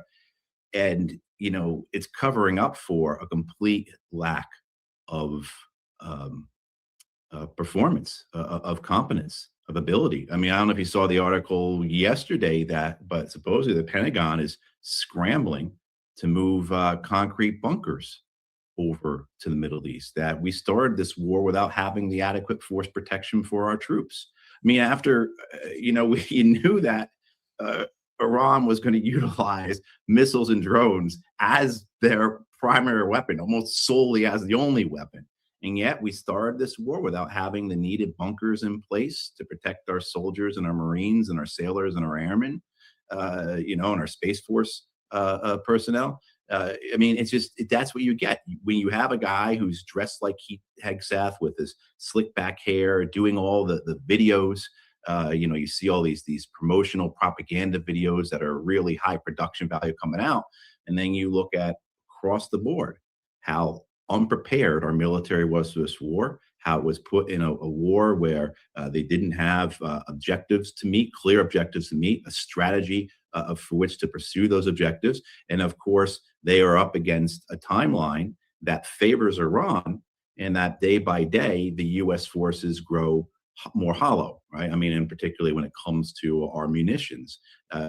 So, yeah, I mean, you look at Hegseth and you're just, I mean, my thing is just the disgust. I mean, I knew officers like him in the Marine Corps, I'm sure you did as well, Danny, in the Army, who were like this, who were all mouth, like they're all show. And when it came down to it, they couldn't actually execute anything. And that's what we're seeing here with this. And of course, the danger is, I saw one particular combat, this certain officer was all mouth in the garrison. And then when he got into the conflict, he was all in the rear, and was hardly even on the radio at all. It wasn't, he was the commander. Yeah, I have a lot of experience with that. Let's take a look though at what that translates into in real life, because I mean, number one, this is news out just today, is that now we're up to 303 that have been wounded, and they try to say, well, you know, they're not that serious. It's not that big a deal. Yeah, 13 are dead. And 10 are seriously wounded, but most of them are fine. They're going to get back in, but that number keeps going up. It went from 200, then to 240, and they keep releasing it in increments. And now here we're up to 300. When I used to think about taxes, I would just cringe. I used to use a CPA. But towards what end? So, because so far we haven't done anything at all, except we're in bunkers. And obviously, as you just pointed out there, we don't have enough air defense capability to intercept incoming missiles. And then when the missiles that get through, we don't have enough ground protection. And so people keep getting wounded in these. And it seems like it's just a matter of time before that death count keeps going up. And these guys are just sitting on the ground. I mean, we're not even doing anything. Why are we losing American troops and having people seriously wounded for something we don't even know what we're doing? Right. I mean, one is it's just simply we weren't prepared.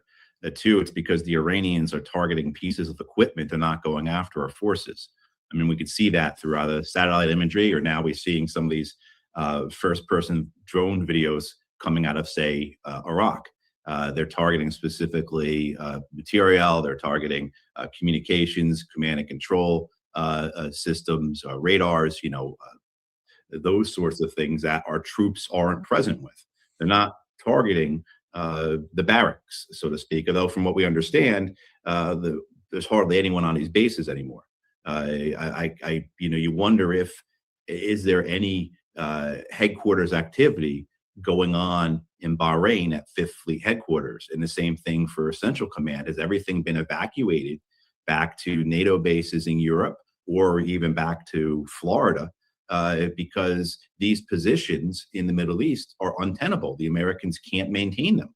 And so now you start looking into this question of who's running this thing? Who are the generals and admirals who are supposed to be looking at the big picture of it all?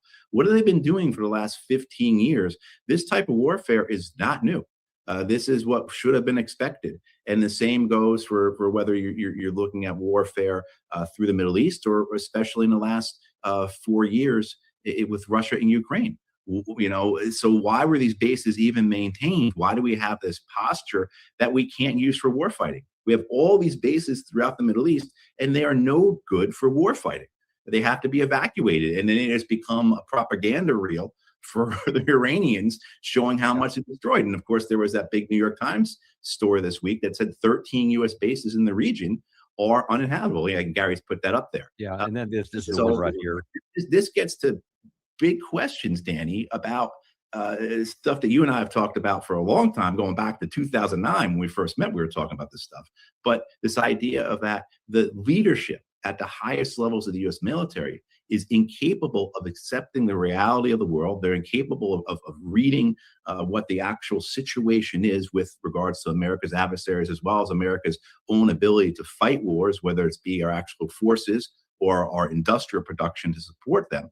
And yeah, I mean, so you look at this from top to bottom, and you see the United States military just as a superficial shell that Pete Hegseth essentially serves as a really good characterization for, right? But Pete Hegseth is a great personification for the U.S. military, all talk and very little substance, right? Very little delivery. And I'd say one thing too about the number of wounded. I would say the wound number one is 500, because you had 200 sailors who suffered injuries aboard the Ford when they were trying to put out that fire. Which that fire itself, whatever the cause of it is, and if you look at the history of the Ford, you'll see that it most likely was some type of accident. But even if it was, say, sabotage, how come it took 30 hours for an American warship to put out a fire? One, the ships are essentially designed around damage control, particularly fire suppression. What happened? Why couldn't this ship do what it needed to do to contain a fire? And then the other half of that is this is what the crew is supposedly doing constantly to be prepared for. And the crew couldn't contain a fire for 30 hours. So now you're looking at this $13 billion aircraft carrier that wasn't designed with damage control in mind, and a crew that is either exhausted, untrained, poorly led, et cetera, that couldn't contain that fire for 30 hours. I mean, again, that example of the Ford, and whether it was because, some kid was angry, he wasn't going to get home, so he lit a fire, or that someone just left too much lint in the dryer or something like that. What you have here is, again, another great example of the larger problems with the U.S. military, and why this war is essentially the best thing the U.S. can do is declare victory and go home. But whether or not the Iranians actually would agree to that is a whole other question to ask. And actually, that's it. I'm glad you brought that point up, because there's a real confusion going on in the U.S. government, because you have the one hand the cheerleaders like Pete Hegseth, Lindsey Graham, Jack Keane. I mean, they just keep on saying, yeah, man, let's go, let's go. And then there's a little bit of realism starting to sneak in a little bit. Let's go down that path first. I want to show you, here is Nancy Mace, Representative Mace, on CNN a couple of days ago, talking about her concern that we may be about to go in on the ground. Was it the information that you were receiving or the lack of information that you were receiving? Was both. a distinction? I would say that it's both. And I would say that you saw Republicans across the spectrum today express their frustration. You saw Republicans and Democrats alike. I was not convinced when I walked out of there that troops on the ground were necessary to declare victory. But I have a hard time understanding what Carg Island has to do with some of our objectives. So now that's somebody who's in many respects quite loyal to the President Trump, and to have her go on CNN at that and make those statements, and she's been making them quite a bit even on social media. What do you make about the unified front, so to speak, politically, of President Trump, or his ability to rally everybody to make them think it is necessary? Well, we saw the Senate vote down the war powers resolution this week with one Democratic defection, John Fetterman. Otherwise, it was along party lines. Oh, no, I guess Rand Paul also voted against it from the Republican side, if I recall correctly. But you have the war powers resolution, the Democrats saying we're not going to reintroduce it in the House. We're going to go on vacation for 2 weeks, and then we'll do the war powers resolution when we get back. So according to the Democratic Party, going on their recess, taking their vacation, getting back to shake hands and collect checks from wealthy constituents is the priority for the party, not this war. I mean, so I think it's a good question for anyone who might bump into a member of Congress, is, particularly from the House, what else is more important for a member of Congress to do than to vote on war? But you're seeing these cracks within the Republican Party. We have to remember that George W. Bush maintained party loyalty on Iraq for years. And even the major Democrats who defected, such as John Murtha, that wasn't until about almost 2 years after the war began. This fact that you see people like Nancy Mace, or even you had the chairs of the House Armed Services Committee and the Senate Armed Services Committee this week, Wicker and Rogers, come out and say, we're not getting enough information. And one of the two said, if this administration doesn't start giving us more information, he's going to lose support of the Republican caucus. So, I mean, you're just seeing again another example of a White House that has, begun a war that not only is unwinnable, but also that they didn't prepare for, it seems like, in any meaningful way, including even to have the messaging to ensure that their own party remains loyal to the president's actions here. It really is quite staggering. And you see that too. I think one of the comments that Nancy Mace had made was that, what she was told in these closed door briefings in terms of what the U.S. objectives are is not what she has seen publicly stated by the administration. So a month into this war, the United States government, the White House, still doesn't have clear objectives for this war. And you saw this past week, Danny, the publishing of the 15-point surrender plan, essentially from Iran, which is actually longer, which basically says everything that we were saying to Iran before we started attacking Iran, with the exception of adding on a couple things, because now you have the Straits of Hormuz closed. So, I mean, I think anyone who is looking at this, if you were, say, renovating your house and you have specific goals in mind, I'm going to do the kitchen. And at some point, you realize as you're renovating, because of your renovation efforts, you now have to do your bathroom. I think it's time to stop what you're doing and get out of that situation, because now we have essentially demands being put or objectives being stated by the White House that didn't exist 4 weeks ago. This war is what closed the Straits of Hormuz. So this idea that now it's one of the objectives is Iran has to open the Straits of Hormuz is just anyone who's looking at this is saying, this is insane. Your actions caused this. Stop digging the hole you're in. Yeah. So, and interesting you bring that up, because that was Representative Nancy Mace in the House. Well, a Republican senator, on the other chamber here, has a different view. Now, when I say Senator Kennedy, you're probably already going to start rolling your eyes because he's so bombastic and always has these, clever quips to say and these colloquialisms, etc. I want you to, as you listen to what he's saying here, watch his body language, which is really different than you're normally used to seeing from him. Do you support Israel and the Jewish people? Now, more than ever, Israel needs committed friends around. As far as I'm concerned, it's time to come home. Now, I don't have the information the president has. And some will say, well, you caused a blockade of the Strait of Hormuz. No, we didn't. Iran did that. We can't control these people. And I would come out.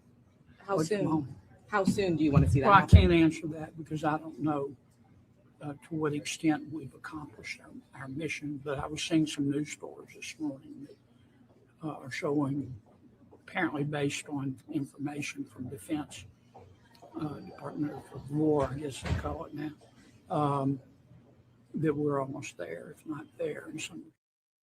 Well, I thought he was going to start crying at the end of that, but he seems really confused and really, really perplexed, and then just kind of falls back on, I guess, talking points. Oh, well, as it turns out, we're nearly there. I mean, we've almost accomplished everything militarily, whatever that is. But what do you make of his tepidness? But also, we need to get out. Yeah, that's not the Senator Kennedy that we know from Louisiana. I mean, usually he's a staple of the cable news programs because he usually is pretty reliable in being passionate, right? And saying things that are going to get people excited, and here you see like a man who acting like he just got out of the hospital, in terms of just like not having the energy to even fake support for this war. You're seeing it too in other ways. I saw some of the statements that came out from some of the Republican senators who voted against the war powers resolution this week in the Senate. And, now a lot of the defense of it is the fact that Iran supposedly fired 2 longer range missiles at, our base in Diego Garcia. And of course, there's no proof of that. We're just essentially, the media is taking the word of the Americans and the Israelis for that. There's no proof whatsoever. But that excuse is now the apology for Republicans. I saw Senator Katie Britt from Alabama. That was essentially what her statement was, saying why she voted, against the war powers resolutions, why she's supporting this war, because Iran has these missiles that can reach Diego Garcia, which they didn't, and we don't even know again if they were real or not. So I think we're going to see this continuation of coming up with reasons for this war. Senator Kennedy is going on about how we didn't close the Straits of Hormuz. It's our war that closed the Straits of Hormuz. You're saying we have to continue this war until the Straits of Hormuz are open when it's the war that closed the Straits of Hormuz. I mean, there's such an absurdity here, a Kafka-esque aspect to this, just an illogic.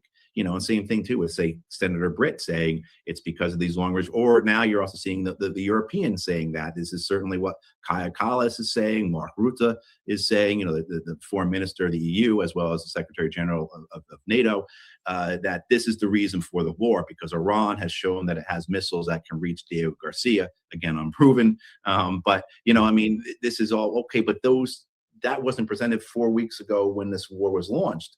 You're just continuing to add reasons in here that are the consequences of this war.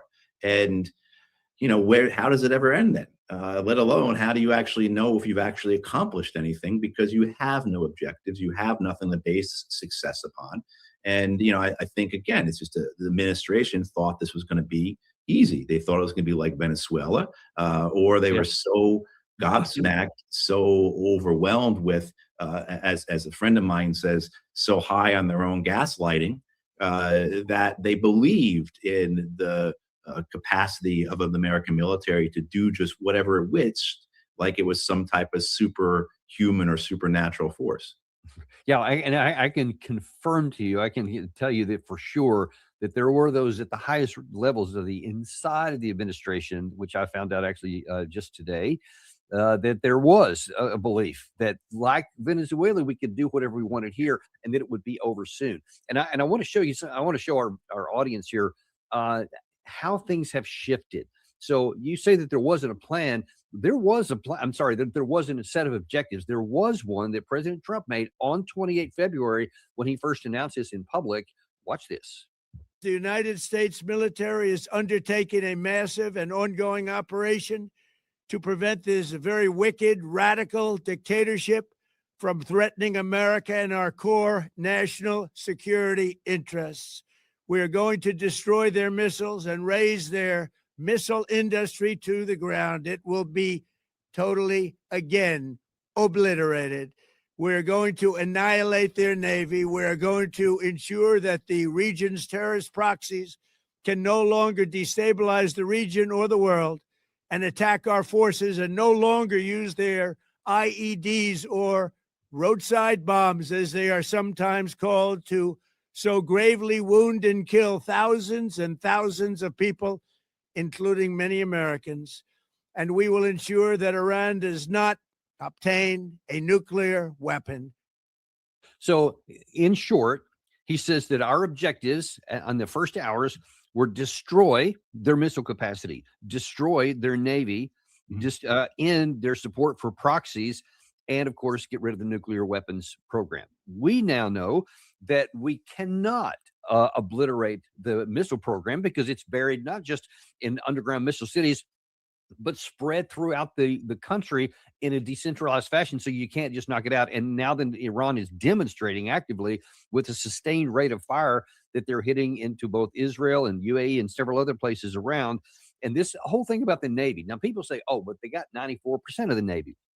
That's the claim. The reality is that there are over anywhere between, depending on who's doing the counting, I guess, between 3,000 and 5,000 of these speedboats that can launch missiles, and hardly any of those have even been touched because most of them are underground. So we haven't destroyed. We destroyed their old conventional Navy that was in ports, and that was easy to do. And of course, the proxies. Now we have with the Kataib Hezbollah in Iraq, Hezbollah in Lebanon, and potentially the Houthis in the Yemen are now all getting into the fight in one form or another. So that's expanding, not reducing. And then, of course, there's the issue of the nuke program. Now, we allegedly, and this is according to Tulsi Gabbard in Senate testimony a couple of days ago, said that, it was obliterated last year in Operation Midnight Hammer. There are facilities to have nuclear weapons. But then there's the issue of this 400 kilograms, which I have it on good authority was spread to at least 3 different locations inside of Iran and makes it nearly impossible to go get. You can't have this. Well, some people may try more than that in a minute to go get it, but right now we don't have access to it. So none of those tactics have been, none of those objectives have been met, and it's now nearly impossible after 10,000 targets have been struck, according to CENTCOM, and you see that it has not done anything on any of those. Where do we go from here if none of your objections or none of your objectives can be met? As well, too, this objective of regime change, which they either want regime change or they don't want regime change, depending upon which day, but no real plan for it. I mean, you had Donald Trump in the first weekend of this war saying that we had a plan, we had people who we had picked to succeed and take over the Iranian government, but we killed them all. I mean, just this is idiotic.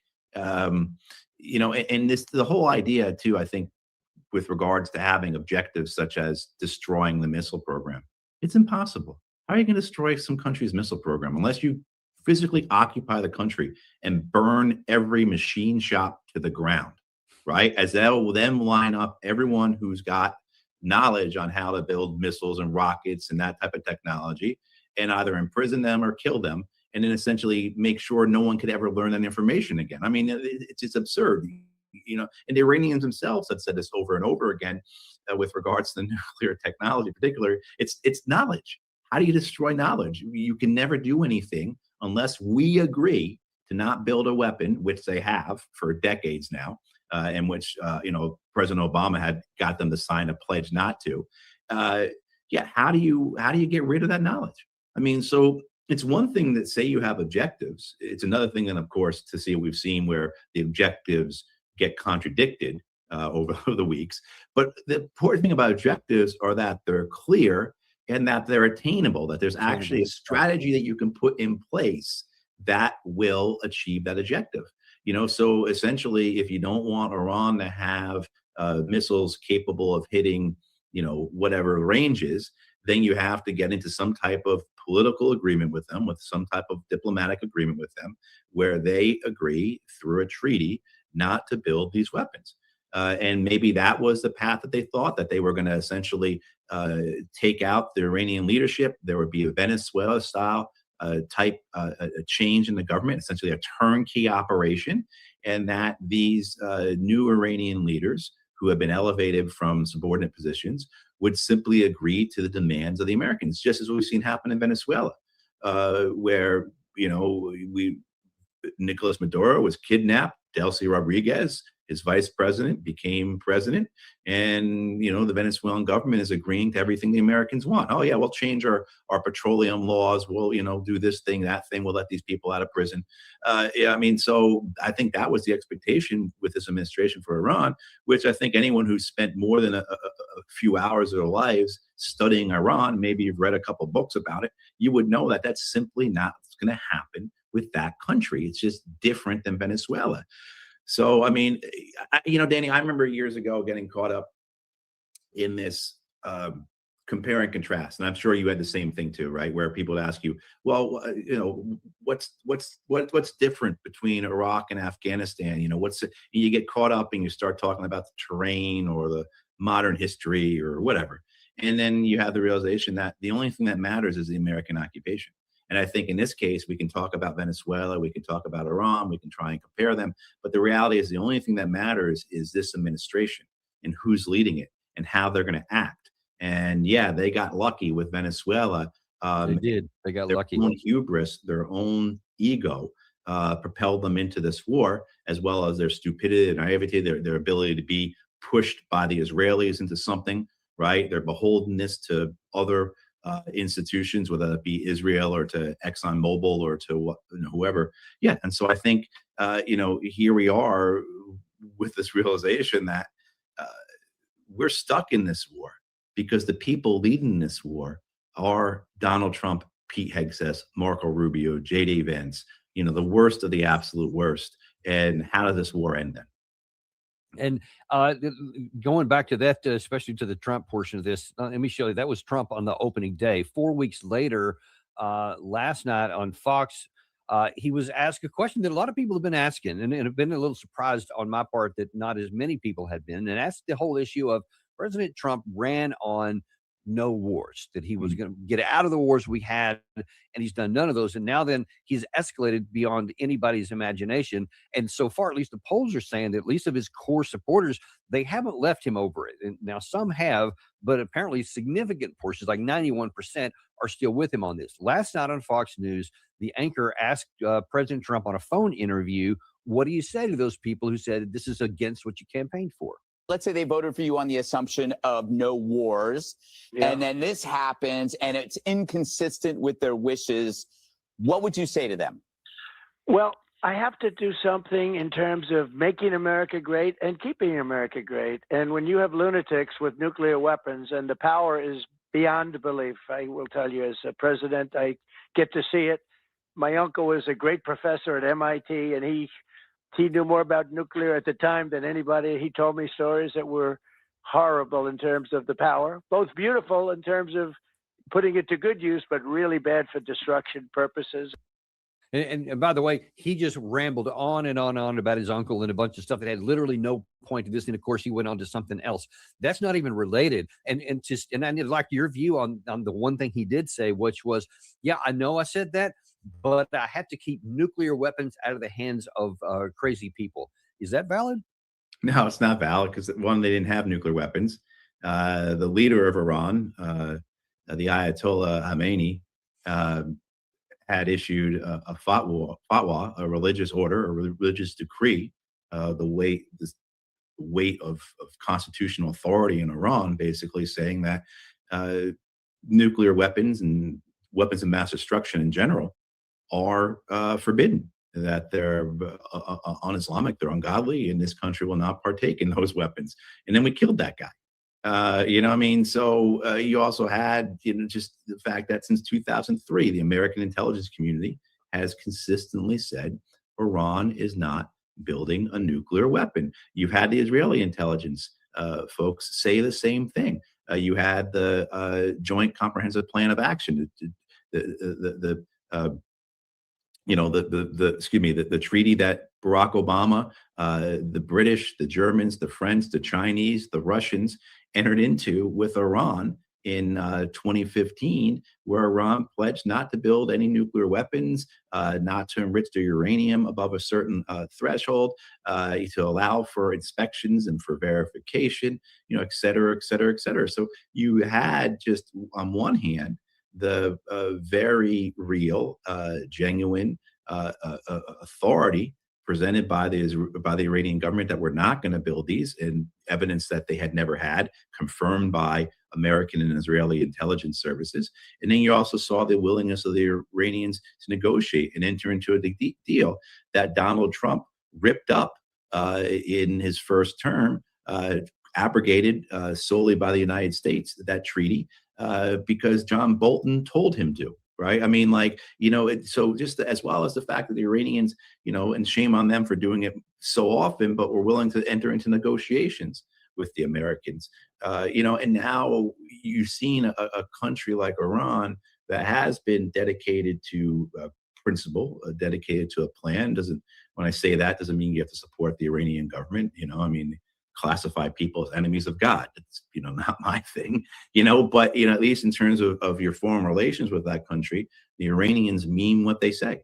And then, so when you see, then I think this is what's so dangerous, Danny, is the strategic patience of the Iranians, their willingness to go through diplomacy, their willingness to go back through diplomacy, their willingness to endure cyber attacks, sabotage, assassinations, bombings in their country for years, carried out by the U.S. and the Israelis.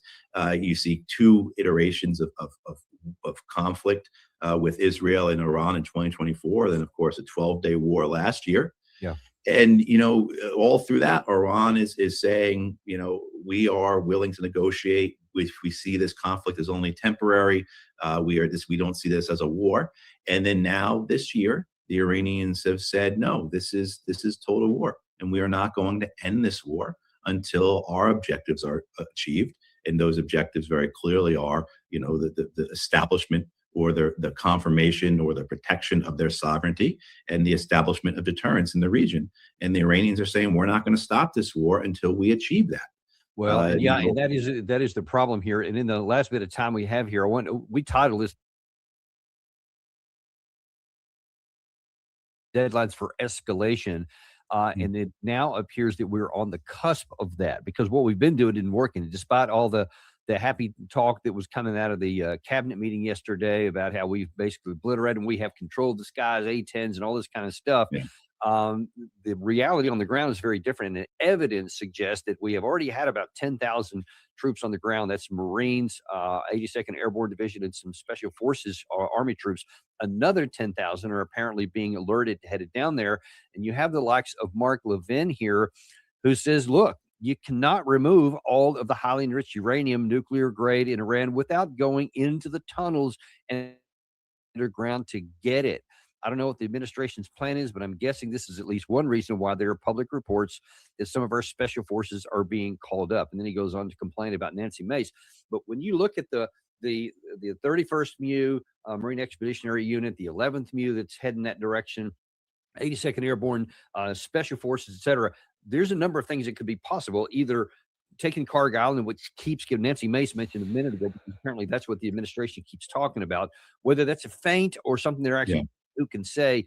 But then this other thing that Mark Levin's talking about, others are suggesting, yeah, we can try special forces opt to go in and get that too. As a Marine who's used to train for these kinds of things, can you tell us a little bit about what two MUs can actually accomplish here at a tactical level, and could that, if successful, translate into operational or strategic benefit for the United States? Well, I think what you said there about Carg Island being a feint, I don't know if in the history of warfare anyone has ever talked about a operation like to take Karg Island so openly and broadly against a determined and capable enemy like the United States is. So possibly the fact that this administration keeps talking about Karg Island, that it's just a distraction for something else, or maybe they really are that stupid. Which, with everything we've been talking here the last 35 minutes or whatever, everything we've seen, entirely a possibility.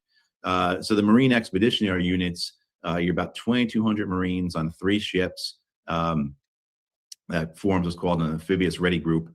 Those MEUs or ARGs come with 6 either Harriers or F-35s. I think they're all F-35s now, which are incredibly limited because they're using short takeoff.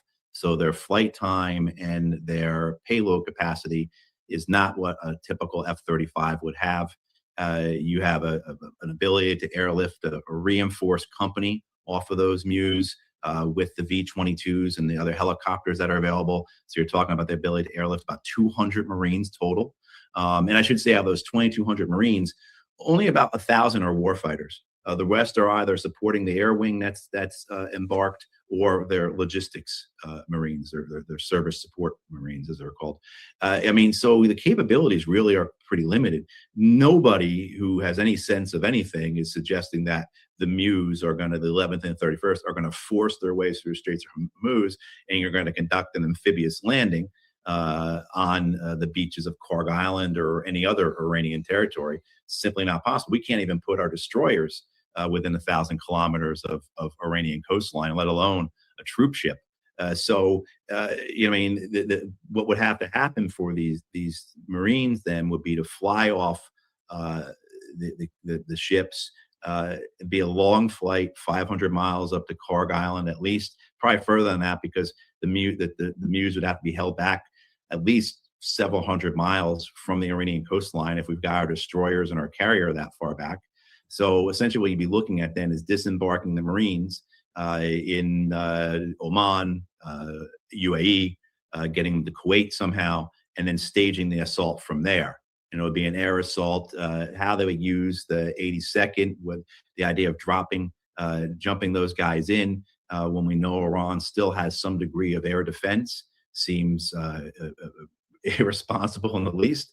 But that's how it would work, I guess, if you're talking about taking these islands, and then the whole idea of these islands being so far removed from American bases. Where's the support? Where's the reinforcement? How do you provide supply? How do you get more troops there that doesn't take a full day to get those troops there? Again, the MEU's airlift capacity is really just a reinforced company of Marines, so roughly about 200 Marines or so. Okay, it's going to take the better part of a day to get them there. How do you get them back? So again, this idea of maybe disembarking them, getting them to other places within the country. You also too remember that there's the other ground forces in the area. That there's a brigade, National Guard brigade, I forget from where, that's based in Kuwait, and that's mechanized infantry.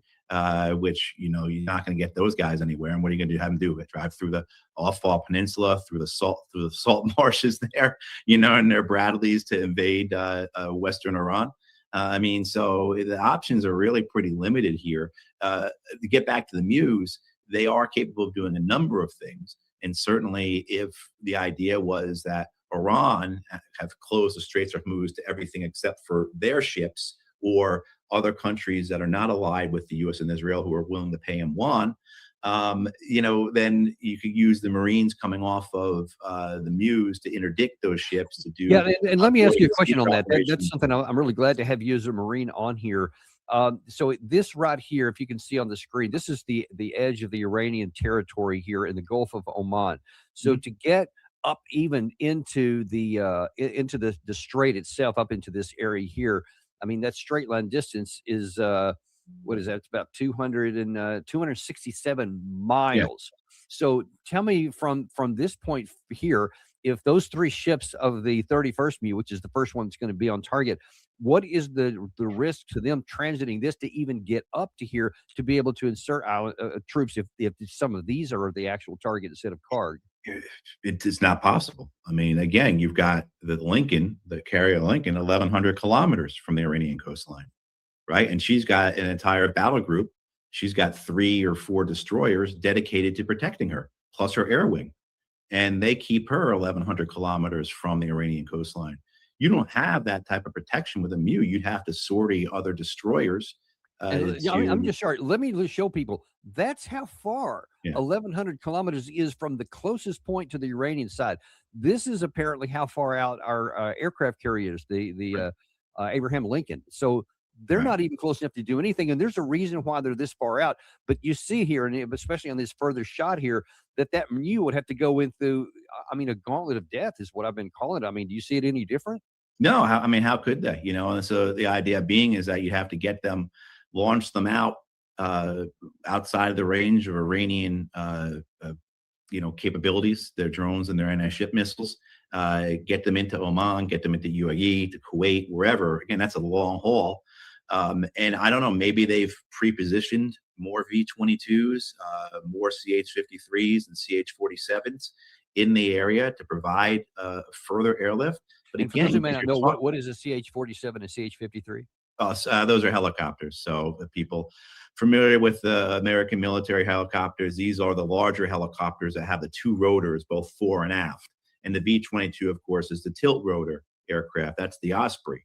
And essentially, the V-22 was designed for this. Now, it's the practicality of it, it's maintenance issues, it's accident record. That's a V-22 right there. Yeah, that's a V-22 there. So it can take off vertically like a helicopter, and then the rotors go forward, and the plane can then fly about 300 miles an hour or so much faster than the helicopter with a greater range.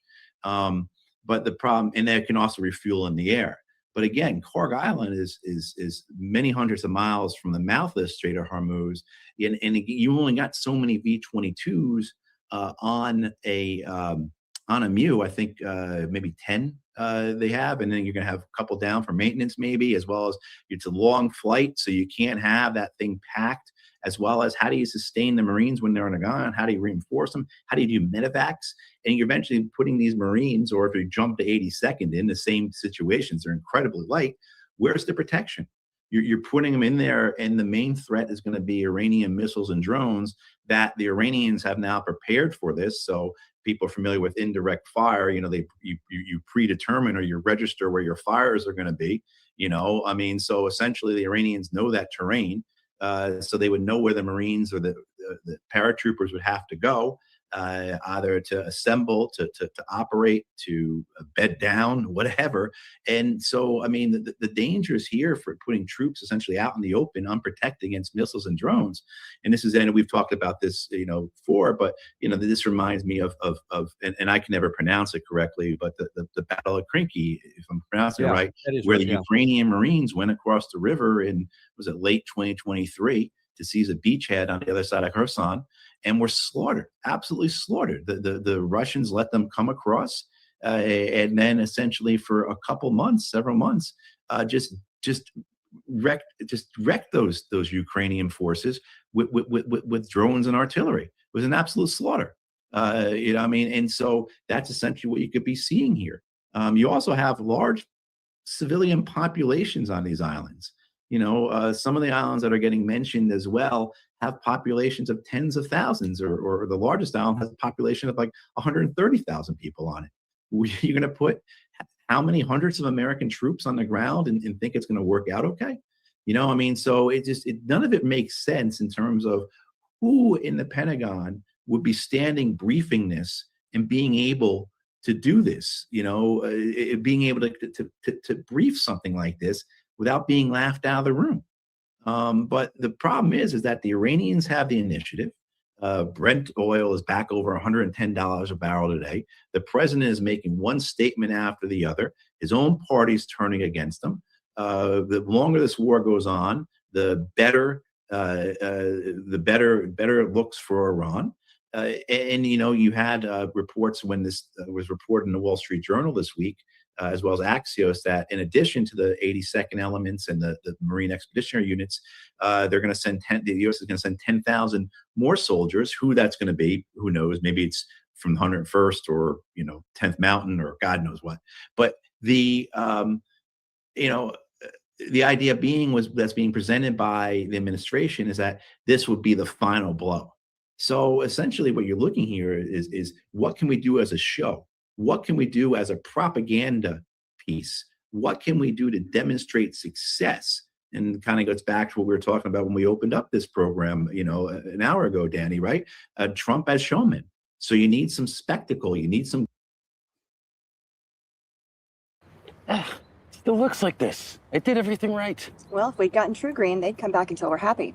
That's their satisfaction guarantee. So I didn't do everything right. Marines landing on some Iranian island someplace, or the 82nd jumping in, and then planting the flag on a beach and say, we've won. And that's the visual, that's the finale that they need to end this thing. It's completely meaningless. You're putting our forces in danger for something, entirely inconsequential. So that's where I keep coming back to. And I think maybe it will be a distraction, this whole talk of Clark Island, because it just doesn't seem possible, let alone if you did do it and say it was successful, to what advantage do you have now? Now you're taking Iranian oil off the market, and now Brent is no longer going to be 110. It's going to be $125 a barrel. West Texas is going to go up to 105. So what's the purpose of taking Iran's oil off? You're just playing right into their strategy. And if people think, well, then the IRGC is going to give up because they're not getting their paychecks, you're an idiot. You don't know anything about it. Stop talking. So I think maybe you'd see these Marines being used, again, to interdict ships, also those platforms are really great platforms for Delta and SEALs to operate off of, right, for commando missions. Now you get to this really crazy thing, and God help us, why Mark Levin? These are the moments where I just want to give up, right? This is where I want to go dig a hole in the woods and live in it, because the fact that Mark Levin in this war or in anything is considered one of the most important commentators, I just want to give up. I really do. Well, listen, we're running low on time here. In the last few minutes that we have here, showmanship is not going to work for much longer. There is a time limit on this, and it's about to expire. We had Alistair Crook on this morning, who talked about a lot of details about why there's about a 3-week time level before things start falling apart. We've shown other commentators saying that some of these artificial constraints to keep oil where it has been, even at 111, as we're showing live right now, that's going to run out in they said a couple of weeks. You have issues here like the U.S. national debt is already off the charts here. And then there's issues even in Asia, to where a lot of the feedstocks have been going on for agriculture really all over the world, but also to make chips. It has about 2 weeks left before it starts to have a real serious impact on the global economy from that perspective. So all these things have near-term challenges, which right now are transparent to most Americans, but they're all about to hit the fan. If we try something on the ground, that may accelerate the escalation of that. But even if we didn't and tried something you're saying, maybe it was a showmanship or something like that, that won't change that time frame here. So we are in a near-term crisis where we're going to have to do something quick, whether it's a diplomatic surrender or, God forbid us, if we try to escalate and take it up another notch. I don't see a good way out of this. What do you see? No, I don't see either. I mean, whether it's concerns about Iran achieving dominance over the Americans and Israelis with their missiles and drones. Essentially, the Americans and Israelis run out of the missiles to shoot down Iranian missiles and drones. Whether it is the day by day, the energy crisis is growing. The Philippines just declared a national emergency. The Asian markets run out because they get so much of their oil from the Middle East, run out of oil before Europe does. Right. And then, of course, that, ripples through, and people who think that, well, it's not going to affect us. Of course it is. You have issues where Qatar's natural gas is offline. And when it does come back online, their production comes back online. They're saying roughly a fifth of it will take 5 years to get back online. Qatar provides a fifth of the world's natural gas. If people don't think that has an impact on us, the United States gets 42% of its electricity generation from natural gas power plants. I mean, so essentially almost more than 40% of our energy production comes from natural gas.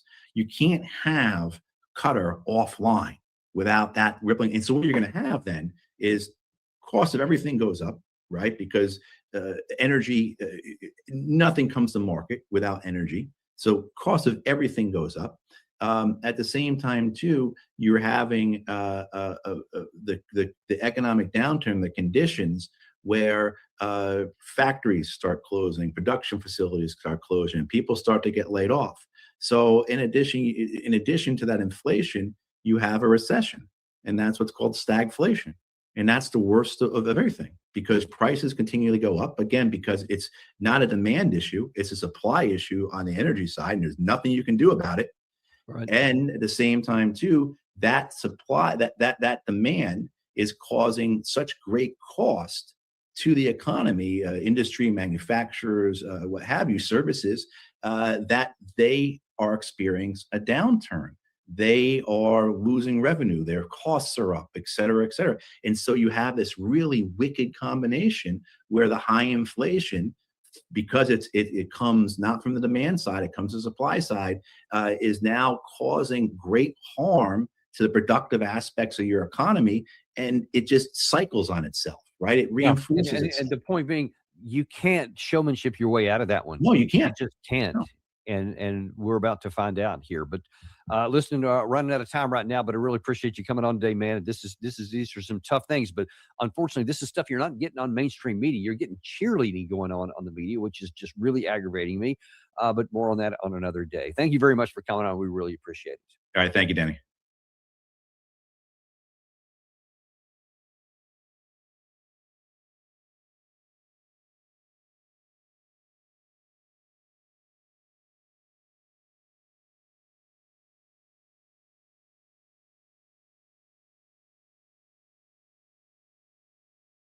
As we speak, has about 4 plans on the table right now. And one of those plans involve, which I'm going to be detailing here in a second for you, involves sending U.S. troops deep inside Iran, which will be a catastrophe. Will make what happened in Afghanistan looks like a small operation. And what I'm going to also be sharing with you is what they are not telling you. So consider all this as, for example, oil right now has hit $114 a barrel. Troops are being deployed as we speak. And at the same time, most credible military experts are saying that the next 72 hours, which is by the time the U.S. forces landed over there, will determine whether this war explodes into something the world has never seen before. So make sure, please, to stay with me till the end, because I have a conclusion for you pertaining to this and in addition to other information. So welcome everybody here.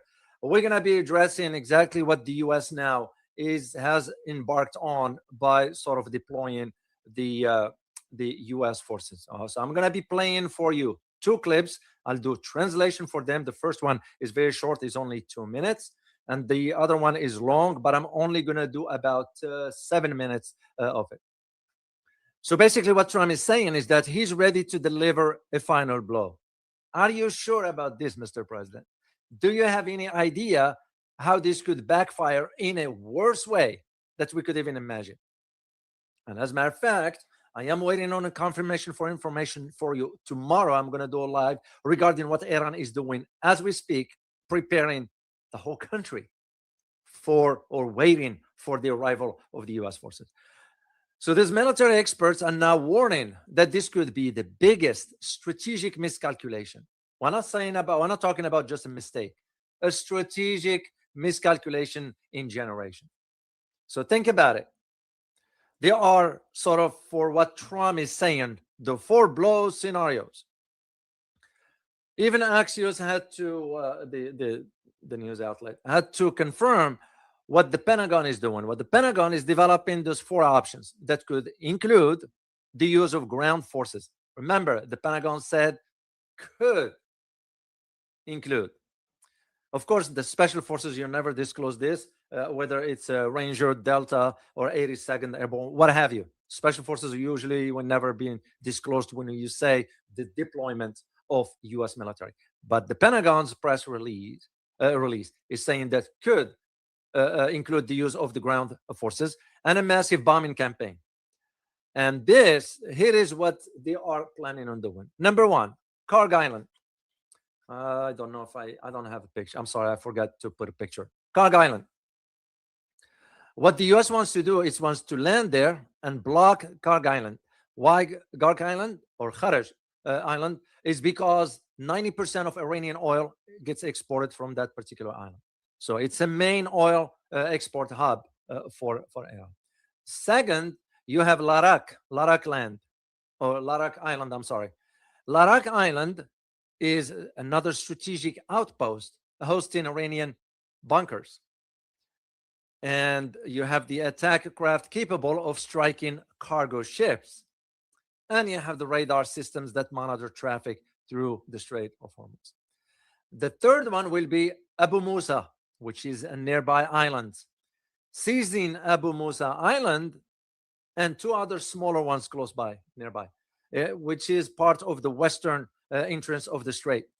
And those will be controlled, because they are already controlled by Iran, also claimed by the United Arab Emirates. The one I'm familiar with, it has to do with Abu Musa. Abu Musa Island, there was always some sort of back and forth between United Arab Emirates and Iran. And the fourth point or plan is the nuclear facilities ground operations. The U.S. has also prepared some sort of plan for ground operations deep inside Iran, which is not going to be easy to secure. Why? They want to go all the way in and secure the highly enriched uranium buried within a nuclear facility. What makes us think that we're going to get there to begin with? Yeah, despite your special ops, you're going to have the night raid. You know, you drop from the planes at night, and because usually most of those operations are conducted at night anyway. And the other alternative is to carry out large airstrike on those facilities to prevent Iran from ever accessing this material. Once again, what makes us think that all this will succeed? Yes, you might deploy. On the other hand, you might deploy the bomber, but on the other hand, we don't know what Iran has. We've seen so far certain types of missiles. Remember last time I showed you the 3 other types of missiles Iran did not use yet? Could it be they're preparing for this particular eventuality? Maybe, maybe not. So let's do the first clip, and I am going to translate for you. And we give this one to, I'm going to get the name of the At-Taghyer. It's called At-Taghyer TV, which means translation is the change TV. So we're going to play this one here. Let me put it on the screen for you. Then I'll do the translation. It's very short. It's not that long. And we go from there. مسار المفاوضات هناك يعني جانب آخر يسري بما يخص تحشيد البنتاغون لتوجيه ضربة قد تكون ضربة نهائية كما وصفها، أو أيضا عمليات برية في الداخل الإيراني. برأيك إلى أين تتجه الأمور؟ هل التصعيد إلى الضربات النهائية أو الدخول البري، أم أن الخط الدبلوماسي قد يقول الكلمة الفاصل بما يجري؟ We observe that running parallel to the course of negotiations, there is another dynamic at play regarding the Pentagon's mobilization to launch a strike, one that could potentially be a final blow, as it has been described, or even ground operations inside Iran. In your view, where are things headed? Will the situation escalate to final strikes or a ground invasion? Or might the diplomatic channel ultimately have the final say in this unfolding events? يعني ما دام احنا دخلنا بالحرب، دخلنا في حالة الصراع العسكري، كل الخيارات هي متاحة ومفتوحة، كل الخيارات ممكن أن تحدث. ممكن أن الحرب أن تتوقف يوم السبت القادم، يعني بمعنى بعد بكرة. وممكن أن تتطور إلى نزاع بري أو نزاع نووي. كل الخيارات قائمة، خصوصا نحن نتحدث عن حرب فيها نوع من التكافؤ الردعي، بمعنى آخر أن الولايات المتحدة وإسرائيل تسيطر بالكامل على أجواء إيران، ومن الناحية التقنية مسيطرة متفوقة بشكل كبير. أيضا لديها جهود استخبارية داخل إيران وصلت إلى مرحلة أنها اختارت عدد كبير جدا من القادة في إيران. لكن من الناحية given that we have already entered a state of war, a condition of active military conflict, all options remain available and open. Any scenario is possible. The war could conceivably cease as early as next Saturday, that is the day after tomorrow, or it could evolve into a ground conflict or even nuclear confrontation. All possibilities remain on the table, particularly as we are discussing a war characterized by a certain degree of deterrent parity. In other words, while the United States and Israel maintain complete control over Iranian airspace and are, from a technical standpoint, vastly superior, they also possess intelligence assets within Iran that have reached a level of sophistication enabling them to assassinate a significant number of Iranian commanders. أخرى أيضا إيران لديها عامل ردعي آخر وهو الصواريخ والمسيرات والتي ادعت الولايات المتحدة أنها قضت عليها منذ أكثر من 10 أيام، لكن الواقع أن الضربات العسكرية الصاروخية والمسيرات مستمرة بشكل يومي ومنهجي غير متوقف إطلاقا، وبالعكس أصلا تتطور القدرات التكنولوجية يوم بعد يوم. On the other hand, however, Iran possesses its own counter-deterrent, its arsenal of missiles and drones. Although the United States claimed to have neutralized these capabilities over a year ago, the reality is that missile strikes and drone attacks continue on a daily, systematic, and ceaseless basis. Moreover, the technological capabilities Iran employs in this conflict are in fact evolving day by day. التي تستعملها إيران في هذه الحرب. لذلك الحرب غير المحسومة بالنسبة لشخص مثل ترامب، الرئيس الأمريكي ترامب ربما سيتفاهم إلى خيارات عسكرية جدية لإنهاء هذه الحرب بانتصار عسكري هو يريده وهو يطمح له. فبالتالي نعم هناك احتمالية أن تكون هناك غزو بري، الفرقة 101 محمولة جوا والفرقة 82 محمولة جوا قريبة جدا من الحدود الإيرانية، وربما تنزل إلى جزيرة خرج، ربما تنزل إلى مناطق أخرى، ربما تذهب لاحتلال المواقع النووية داخل إيران. Consequently, for a figure like the United States President Trump, an inconclusive war, one lacking decisive outcome, might compel him towards more drastic military options in order to secure the military victory he desires and aspires to achieve. Thus, yes, there is indeed a possibility of a ground invasion. The 101th Airborne Division and the 82nd Airborne Division are currently positioned in close proximity to the Iranian border. They could potentially be deployed to Gark Island, the two other strategic regions, to even tasked with seizing nuclear facilities located deep within Iran.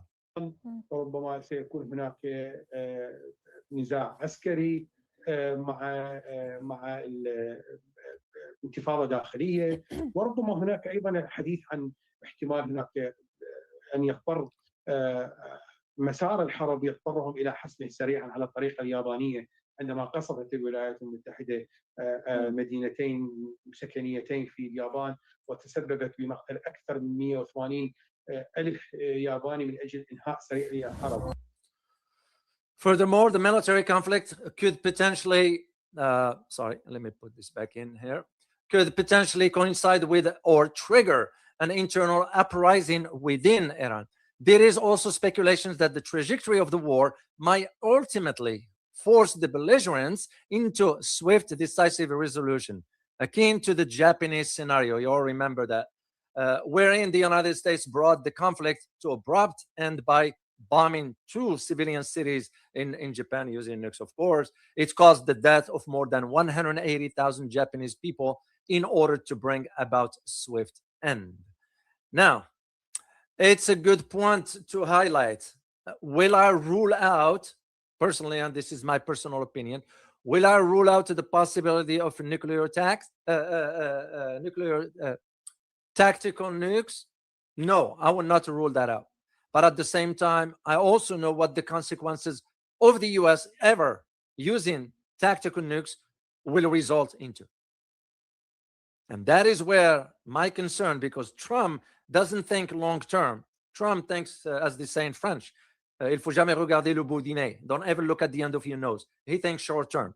But Trump, in this case, is not thinking. Trump is ordered to embark on this. Remember, who is in the driver's seat regarding this war? And that is why it's important to understand this. I will provide my own insight towards the end after we watch the next clip, which the next one has a virtual map. Is going to be very, very interesting for you to see. If the truth matters to you, hit like, subscribe, and tap that bell. No spin, no agenda, just the stories they don't want you to know. So don't watch from the sideline. Be part of the movement. Your support keeps the truth alive. Thank you very much. Taxes was so taxing. Now taxes is so free. All right, let's play the next one here. And this one, as I said, is long. I'm not going to play it in its entirety, and I'm going to show sort of just play about 7 minutes or so, because that's where the key information that I need you to understand. Let's take a listen, please. And we give the credit also to the same TV station, At-Taghyer. It's right here, written in Arabic, which means it translates to a change. All right, let's take a listen, please. بدأت الولايات المتحدة الأمريكية بضرب القوات الخاصة الإيرانية بالقنابل الثقيلة وبشكل مكثف منذ مساء يوم أمس وحتى صباح هذا اليوم، والاستهدافات كلها تأتي باتجاه أصفهان وسط إيران، حيث كانت هذه واحدة من اللقطات هي التي أكدت بأن هذه الضربات تأتي باتجاه الوحدات الإيرانية الخاصة. عند هذا الانفجار عدة ضربات جاءت باتجاه هذه المنطقة حتى تحول الانفجار إلى هذا الشكل، انفجارات هائلة للغاية طبعا بضربات أمريكية بالدرجة الأساس هي. All right, what it's saying is the United States has begun launching a heavy, intensive airstrike against Iran's special forces units yesterday evening, which means the night before, continuing through this morning. All these targeted strikes were directed towards Isfahan in central Iran, and it was confirmed. One particular visual captured during the onset of the blast served to confirm that the strikes were indeed aimed at Iranian special forces unit. Several strikes impacted this specific area, causing the explosions to evolve into the massive conflagration seen here. Tremendous blasts resulting primarily from U.S. strikes targeting this zone. التي طالت هذه المنطقة. وإذا ما ألقينا نظرة على هذه المنطقة وحاولنا أن نحدد الموقع لنستفيد من ما هو ظاهر مع بداية هذا الانفجار، سنلاحظ بأننا أمام هذه المدينة، ونلاحظ مساحة مفتوحة مزروعة، وبالتالي نتجه إلى القمر الصناعي بسرعة الآن إلى أصفهان. كما نلاحظ إلى جنوب غربها هنا عند هذه المنطقة المرتفعة، هي المنطقة التي تتطابق مع الصورة التي ألقينا نظرة عليها. If we examine this area closely and attempt to pinpoint the exact location, utilizing the visual cues visible at the moment the explosion began, we can identify our position relative to the city. Specifically, we observe an open, cultivated expanse of land. Consequently, we can quickly turn to satellite imagery, focusing on Isfahan, and look to the southwest. Here, situated on the elevated terrain, lies the area that precisely matches the image we just analyzed. قبل قليل طبعا من هذه الزاوية سنلاحظ بالضبط بأننا أمام نفس الزاوية تماما، وتتوقف هنا وسنرى بالفعل بأننا أمام نفس هذه العلامات، وتلاحظ هذه هي المباني وهذه هي المنطقة المفتوحة المزروعة كما نلاحظ، وبالتالي المبنى الذي جاء فيه الانفجار أو النقطة التي جاءت فيها الانفجارات تأتي هنا تقريبا كما نلاحظ. إذا From this specific vantage point, we can confirm that we are observing the exact same scene. Note the distinct buildings and the open cultivated terrain, just as observed in the footage.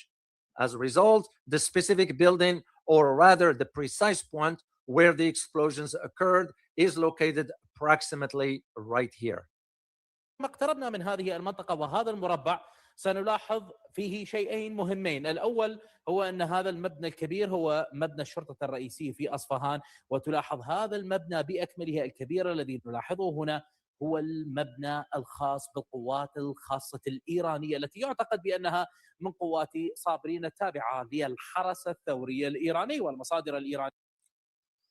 Upon zooming in on this specific area, this highlighted square, we observed two significant details. First, this large structure is the main police headquarters in Isfahan. Second, and notably, this entire large complex is the designated facility for the Iranian Special Forces. It is widely believed to house units of the Sabrin Battalion, which operates under the command of the IRGC.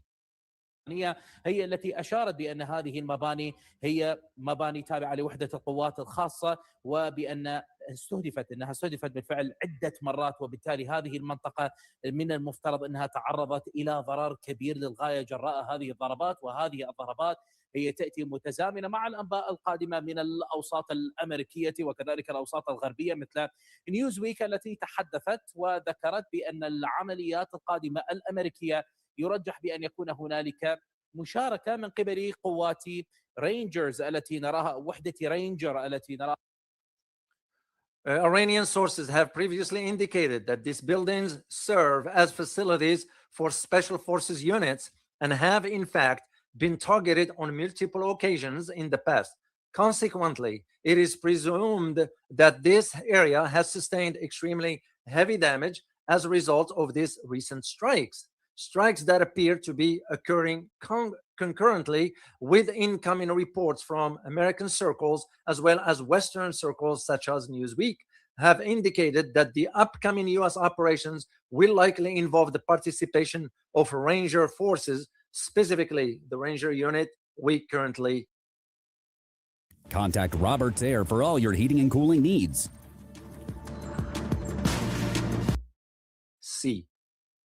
وهذه وحدة رينجر الخامسة والسبعين، وهي من الوحدات الخاصة الأمريكية المكونة من 3 كتائب موزعة ما بين جورجيا وواشنطن، وهي من قوات التدخل السريع الخفيفة التي تنفذ العديد من العمليات الفعالة والمهمة للغاية. الصن البريطانية كانت قد ذكرت في خلال 72 ساعة الماضية نفس هذه القوات في أن هذه القوات بالفعل ستكون مهمة في عملية التقدم باتجاه الأهداف التي يبحث عنها الرئيس الأمريكي.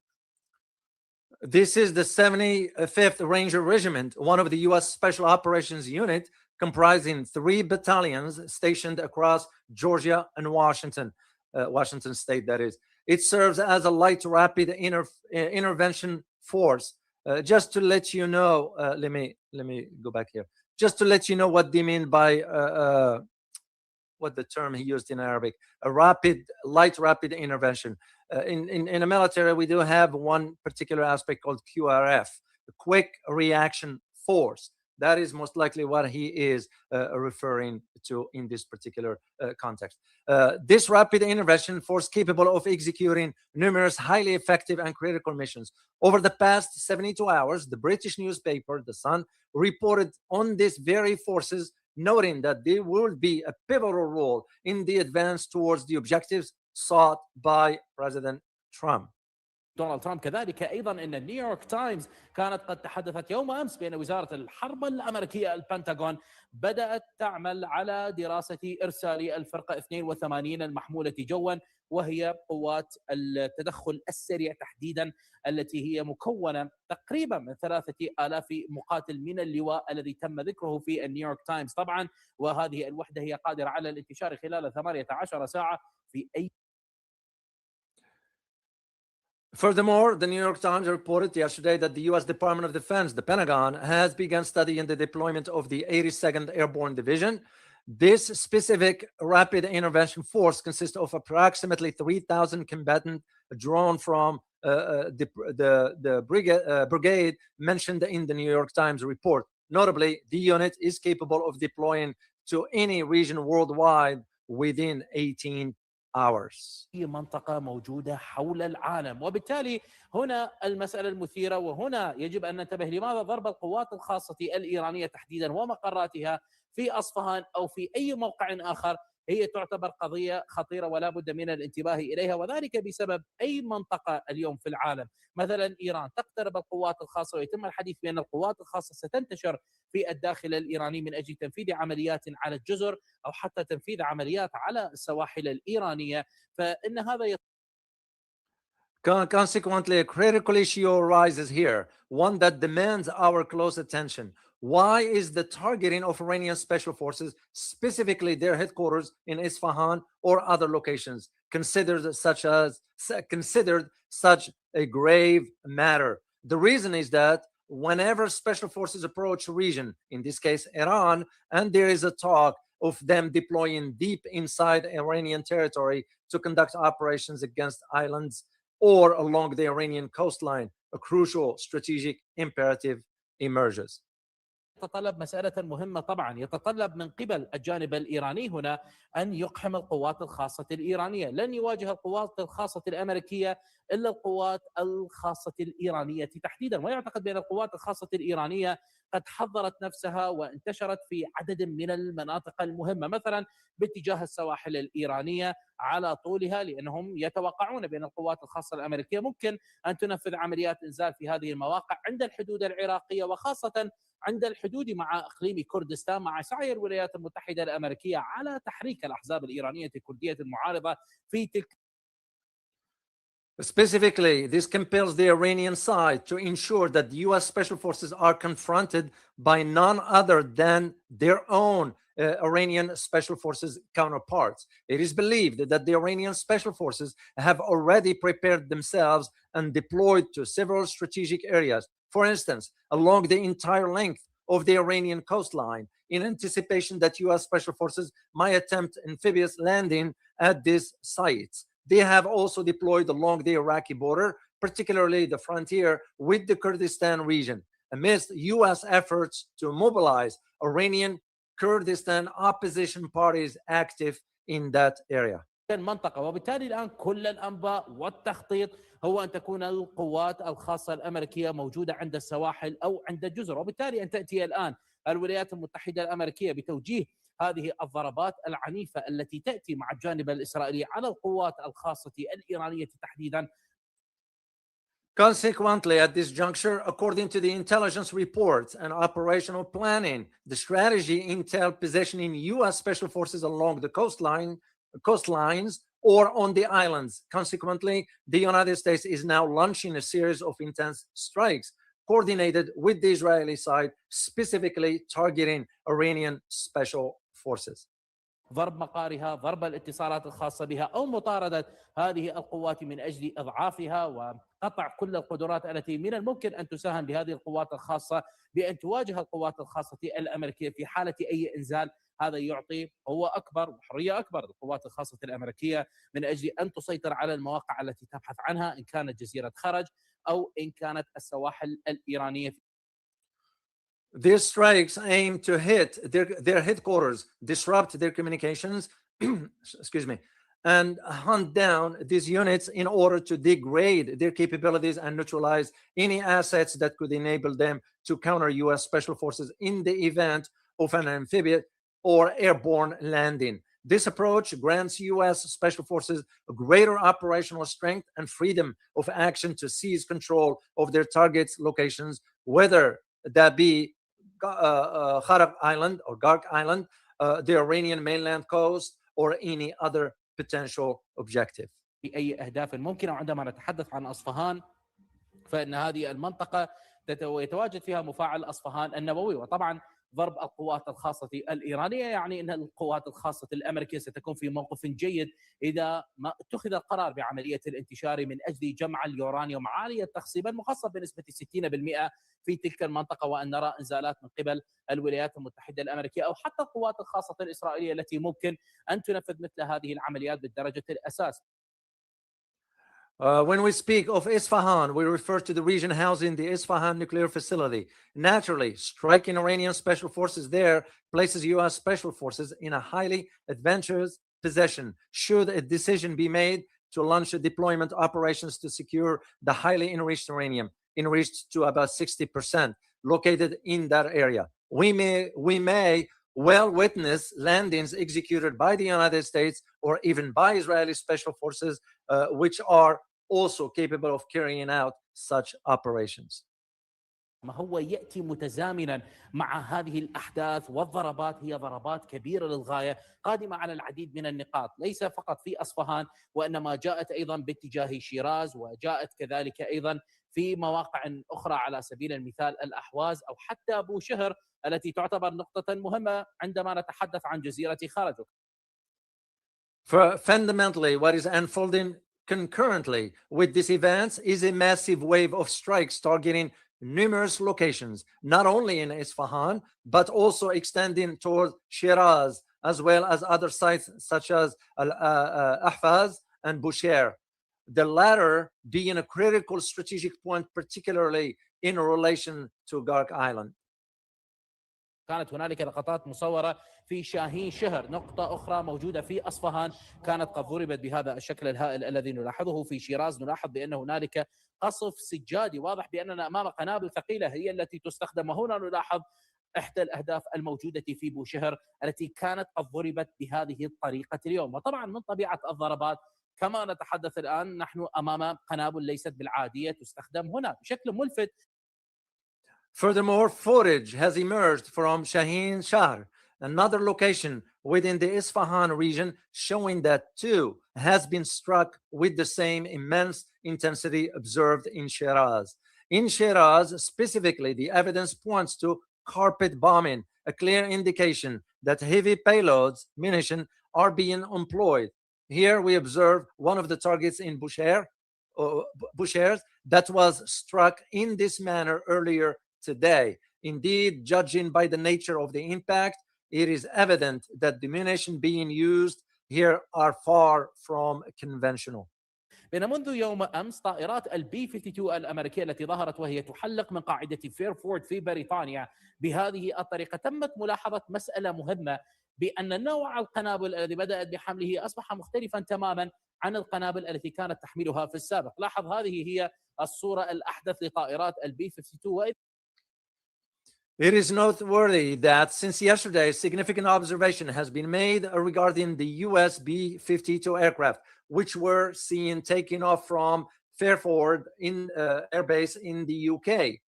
The type of bombs they have begun carrying is now completely different from the munition they previously loaded. Observe this image, the most recent visual of the B-52s. إذا ما اقتربنا سنلاحظ بأننا أمام قنابل GBU-31، وهي من القنابل المتخصصة في ضرب التحصينات، أو BLU-109. هذه القنابل طبعا التي تعتبر هي نوعا ما أكثر صلابة عندما تضرب الأهداف، يصل وزنها إلى 2000 رطل. نتحدث عن تقريبا 907 كيلوغرام. العديد من هذه القنابل هي تحملها مرة واحدة في العديد من الاتجاهات، عدا ما هو موجود في داخل هذه الطائرة، وهذه طبعا مسألة مهمة. وسابقا هذه الطائرة عندما شاهدناها منذ بداية الحرب هي كانت تحمل قنابل AGM-158 باللون. If we zoom in, we can clearly identify the GBU-31 bombs, specifically the BLU-109 variant, which are specialized munitions designed to strike hardened fortifications. These bombs are by nature significantly more robust, weighing in at about 1,000 pounds, approximately 970 kilograms. A single aircraft can carry a multitude of them simultaneously on its external hard point, in addition to the ordnance stored within the aircraft internal bay. This represents a crucial shift. Previously, at the onset of the conflict, we observed this aircraft carrying the white-colored AGM-158 missile. الأبيض التي إذا ما اقتربنا من هذه AGM-158 التي هي صواريخ موجهة تضرب نقاط معينة. تكون طائرة البي 52 بعيدة عن المنظومات الدفاعية خارج الحدود الإيرانية وتقوم بضرب أهداف معينة، بالتالي ضربات جراحية. لكن طبعا الجي بي يو التي نتحدث عنها 31 أو BLU 109 فإن هذه القنابل طبعا باستخدامها يعني إن البي 52 بدأت تحلق بشكل أكبر فوق الأجواء الإيرانية وبدأت تضرب نقاطا محصنة من أجل القيام ب.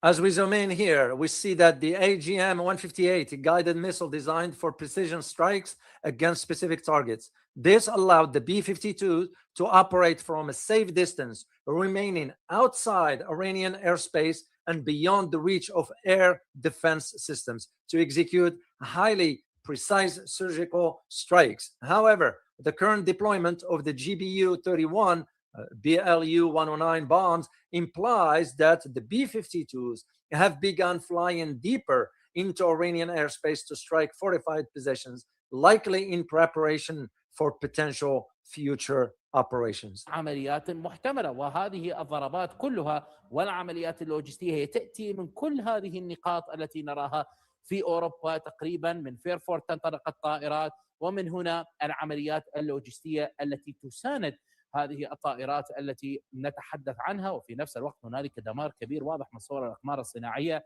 وضح لك بأن بالفعل البي 1 بي لانسر البي 52 كلها تعمل لضرب السواحل الإيرانية والجزر المهمة، هي جزيرة طنبة الكبرى، طنبة الصغرى، أو حتى أبو موسى على سبيل المثال. All the strikes missions and supporting logistical operations originate from the various locations visible across Europe, specifically the aircraft launch primary from the Fairford Air Force Base in the UK, which also serves as the central hub for the logistical support sustaining these B-52 missions. Concurrently, satellite imagery reveal extensive destruction, clearly indicating that both the B-1B Lancer and the B-52 fleets are actively engaged in striking targets along the Iranian coastline and on a key islands, specifically Greater Tan, Lesser, and Abu Musa. أنتي أندرسون كان قد نشر صورا موضحة ودقيقة للغاية من الأقمار الصناعية لطنبة الكبرى تحديدا، كيف أنها دمرت، وحتى أبو موسى. ولاحظ هذه هي طنبة الكبرى، وتمت الإشارة بالمربع باللون الأحمر إلى النقاط التي كانت قد ضربت. وتلاحظ إذا ما اقتربنا من هذه النقطة ستلاحظ بأن الميناء الخاص بطنبة الكبرى دمر بالكامل بعدة ضربات من قبل الولايات المتحدة الأمريكية. وتلاحظ هذه نقاط أخرى هنا توضح لك أن هنالك دمارا كبيرا For instance, MT Anderson published details and precise satellite imagery depicting the destruction inflicted upon the island, specifically Greater Tank, illustrating exactly how it was devastated, as well as Abu Musa. Note that this image shows Greater Tank. The red squares highlight the specific locations that were struck. If we zoom in on this particular area, you will observe that the harbor of Greater Tank was completely destroyed following multiple strikes carried out by the United States. I'm going to stop right here because it's still too long, but I just want you to see at least, because I wanted to provide you both sides of the arguments as to what lies ahead. And the way I see it, and again, thinking about it from a military perspective, it might not amount to much. And this is not just my opinion. This is the opinion of people with credible knowledge in the military and the geopolitical space, understanding how this dynamics. Again, use history as your guide. What have we achieved in Afghanistan? What have we achieved in Iraq? What have we achieved in Yemen, or even Somalia for that matter? And if I am to take you back to the 1960s of last century, what have we achieved in Vietnam or Cambodia for that matter? And that is exactly my point. When you think about the limits of the air power, yeah, we can show all this.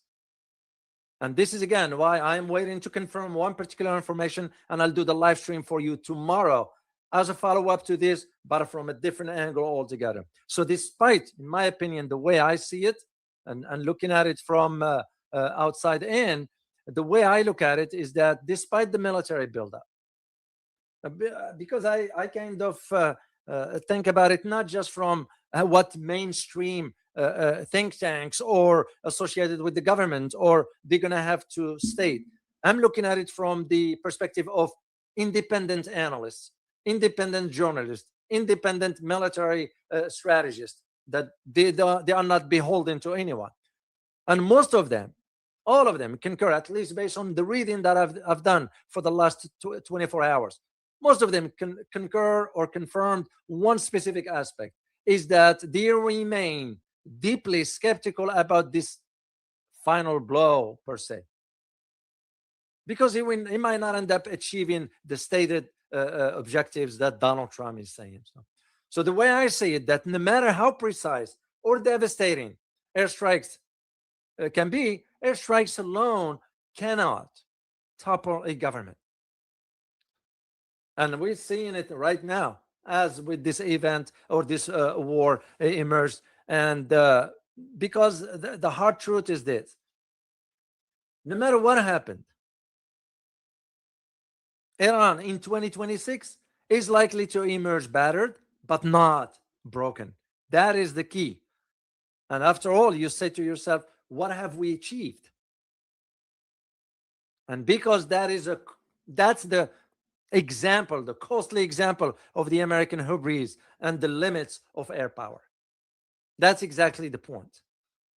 I will also note that while the US airstrikes can cause tremendous damage, I'm not saying they don't, they cannot overthrow government or bend it to America's will, let alone against none other than the Persians.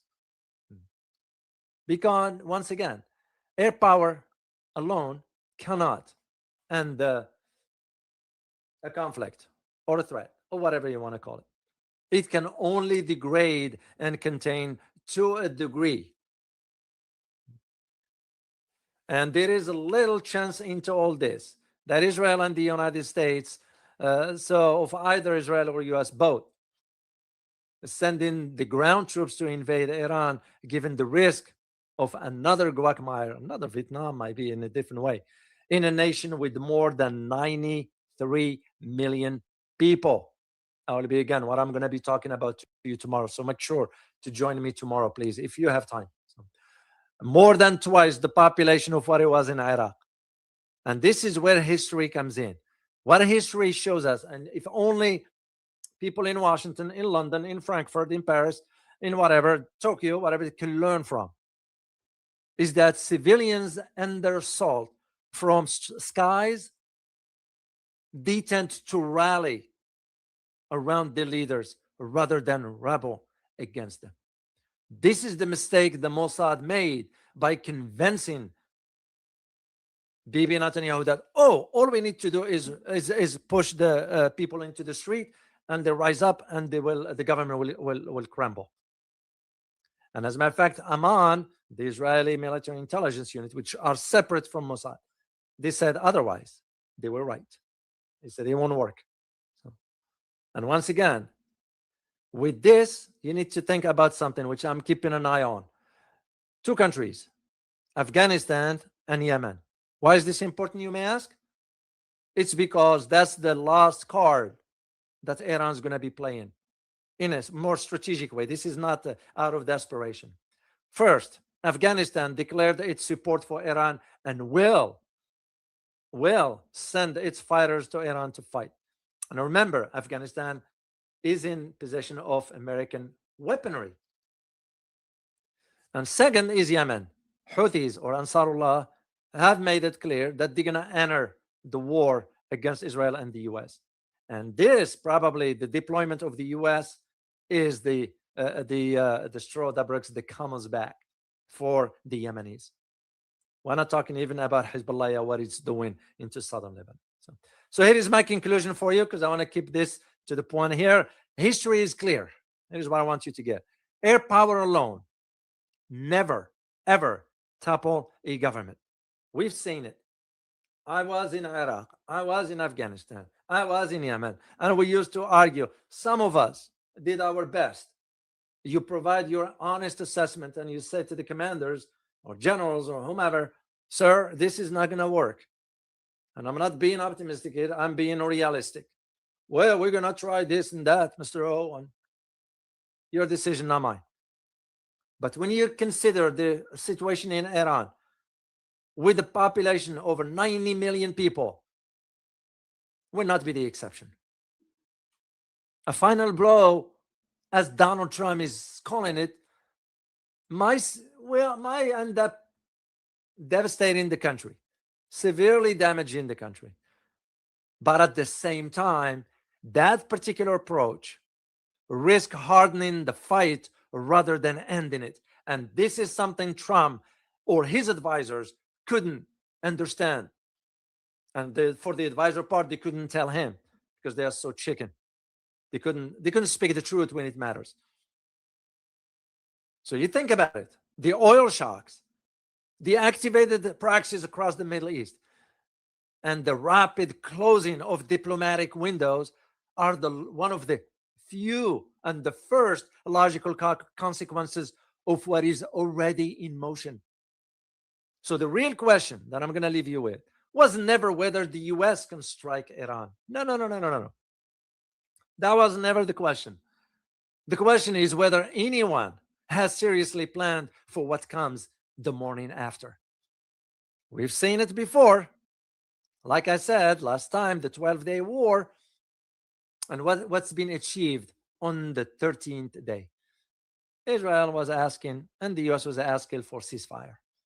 And if we think this time we're going to be just because we're showing up our bombers, and no, it's not going to cut it, because you're already moving into some other areas where the retaliation ain't going to be pretty. Because we don't know, once again, what Iran has. They didn't show all their cards. And this is one of the things tomorrow I want to talk to you about the millions of fighters that's been mobilized inside Iran. So, and all in preparation for the ground invasion. Well, because Trump is that's the American hubris. You know how it is. And when you think about, despite what you are hearing, and I wanted to show you the other side of the argument, the military losses of the US have not been disclosed, which I intend to share with you tomorrow as part of that conversation. You all remember the incident of the F-35 and the F-16s and other destructions.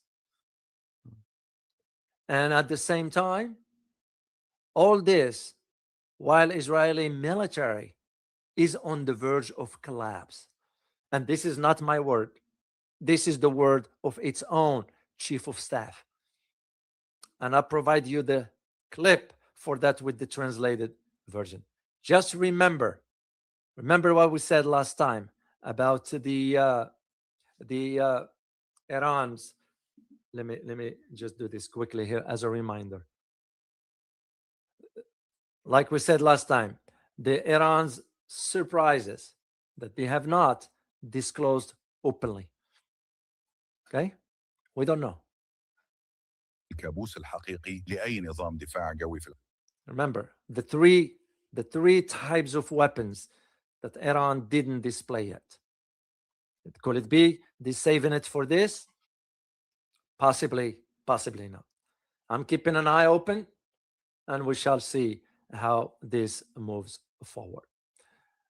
All right, that's all I have to share with you.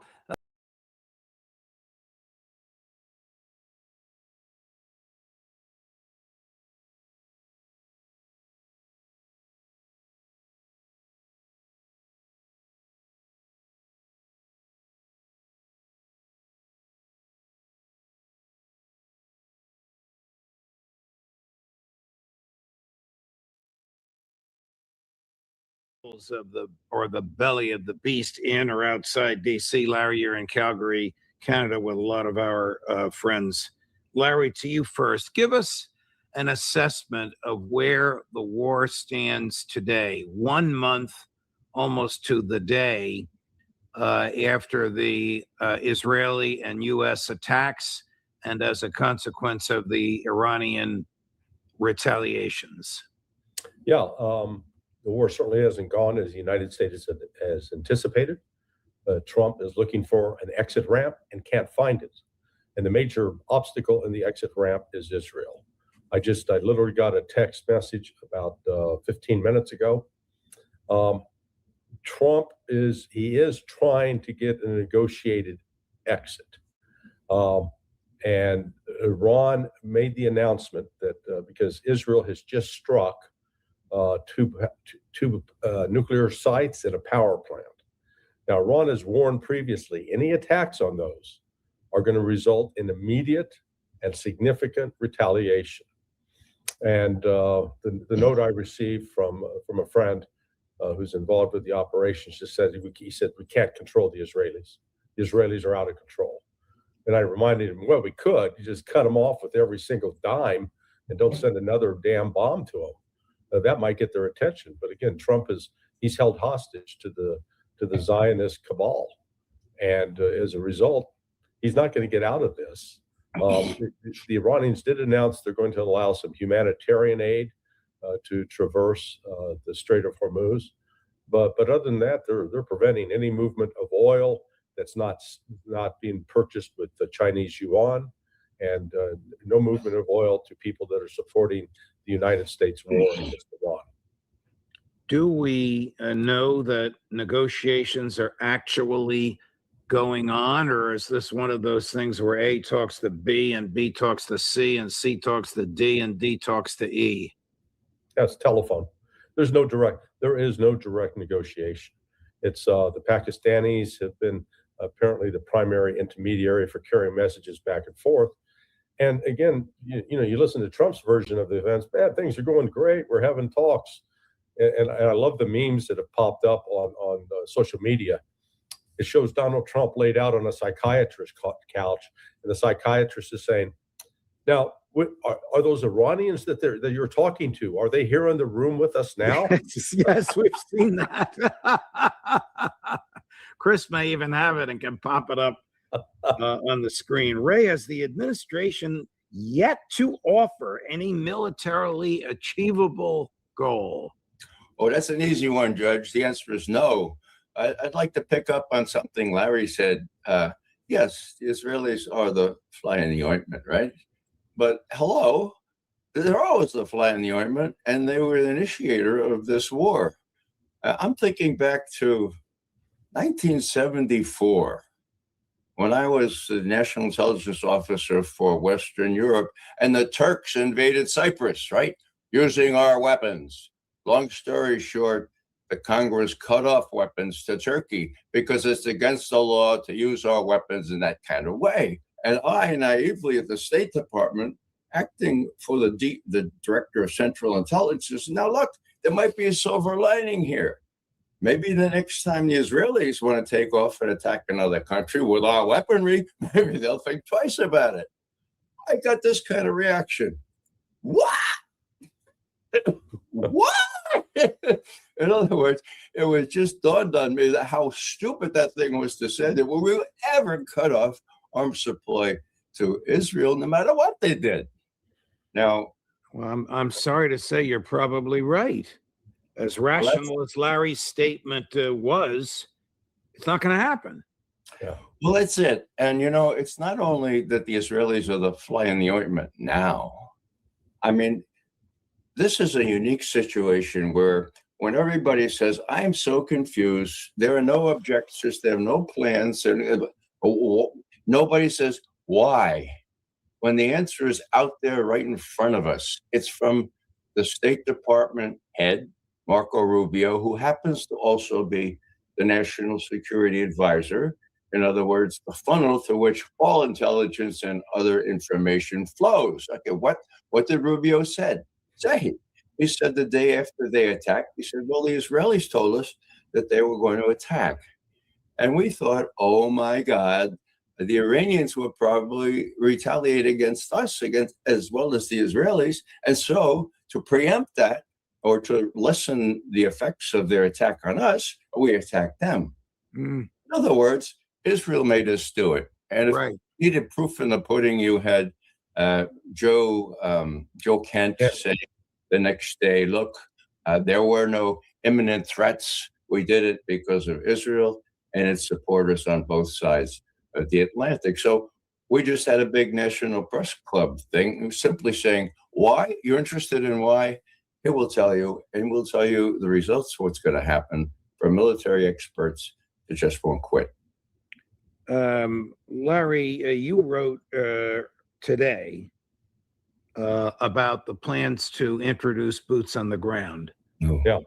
Is it realistic? Is it a subterfuge? Is it a ploy? What's your take on this? Well, right now it's postponed. And the original indications and the signs that we're hearing through chatter among people involved with the special operations units was they fully expected to be employed, if not like by right now, by sometime tomorrow.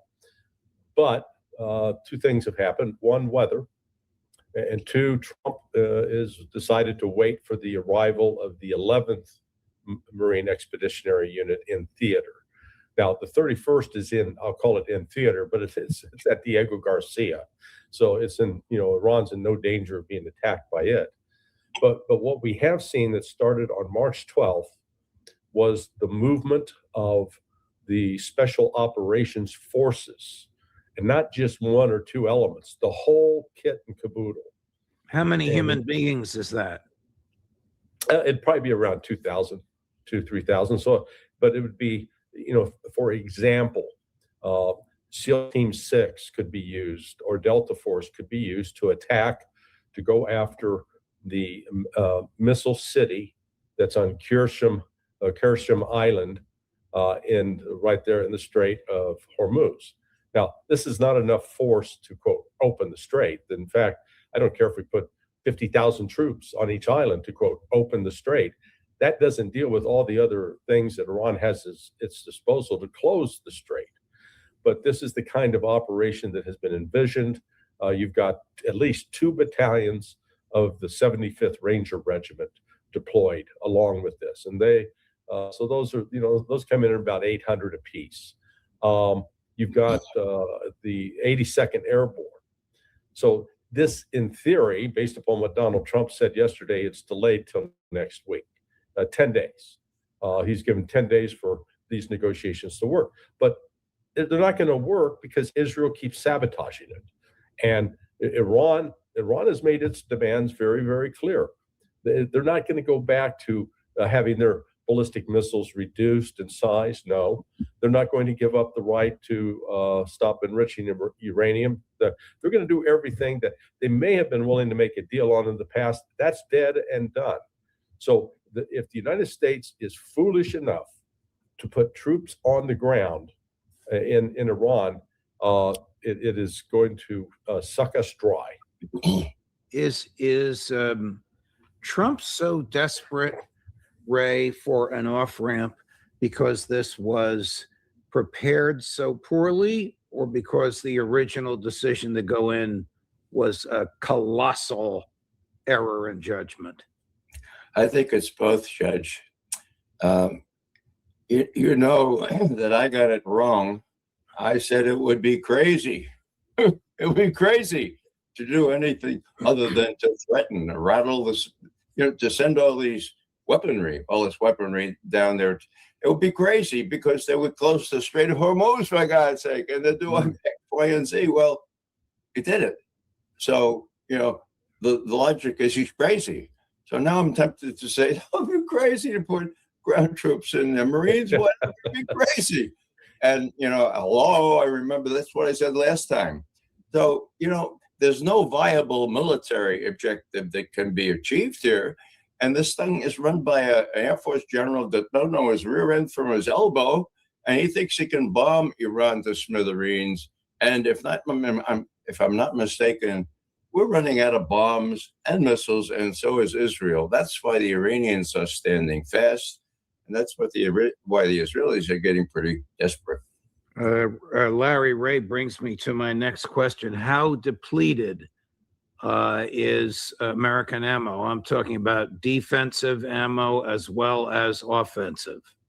Well, on the defensive side, the air defense, PAC-3s and THAADs, if they're not fully depleted, they are close to being depleted. We knew what the numbers were maximum possible without making any assumptions about how many had been used in the past. And Iran already has fired more missiles than we would have if we had used every one of our PAC-3 Patriot missiles to intercept those missiles. Iran has exceeded that. That as well as what the THAAD could do. Now we're getting reports where Israel's, we shot this down, we shot that down. I've heard actually what's going on is some of the Iranian missiles are just misfiring. They're they're not effective. They're falling out of the sky on their own, and Israel's taking credit for it. I guarantee you that if there was actual evidence of Israel intercepting these missiles, shooting them down, we'd be seeing it on the highlight reels. Donald Trump would get to watch it in the White House and convince him, oh yeah, Israel's winning. But Iran continues to launch missiles, and not just Iran, Hezbollah in coordination with Iran. And Hezbollah is doing enormous damage to the Israeli military right now as we speak. They've destroyed probably over 20 Merkava tanks in the last week and a half. They ambushed a significant column of those tanks just 2 days ago. And so Israel, they're now at the place of trying to call up 400,000 new reservists. Oh, remember, they'd already called up 300,000. And but the chief of staff of the army has reportedly said, hey, the lights are flashing red. We can't do it. We are breaking our army. So Israel's got some real difficulties in the interior. And as far as our offensive weaponry goes, I think we still got a pretty adequate supply of what are called JASSMs that are launched from aircraft and can travel about 400 or 500 miles in. The JDAMs, those were in short supply. So those are not easily replaced. But the big problem's the supply chain. Because remember, one of the elements that goes into some of these weapons are called computer chips. Well, the helium that comes out of the Persian Gulf frozen up. So no more helium, no more computer chips. Wow. But this was planned by a superstar who Wait, what was that word? What was that word you used? He just put out a piece about himself. The Secretary of War. Watch this. We see ourselves as part of this negotiation as well. We negotiate with bombs.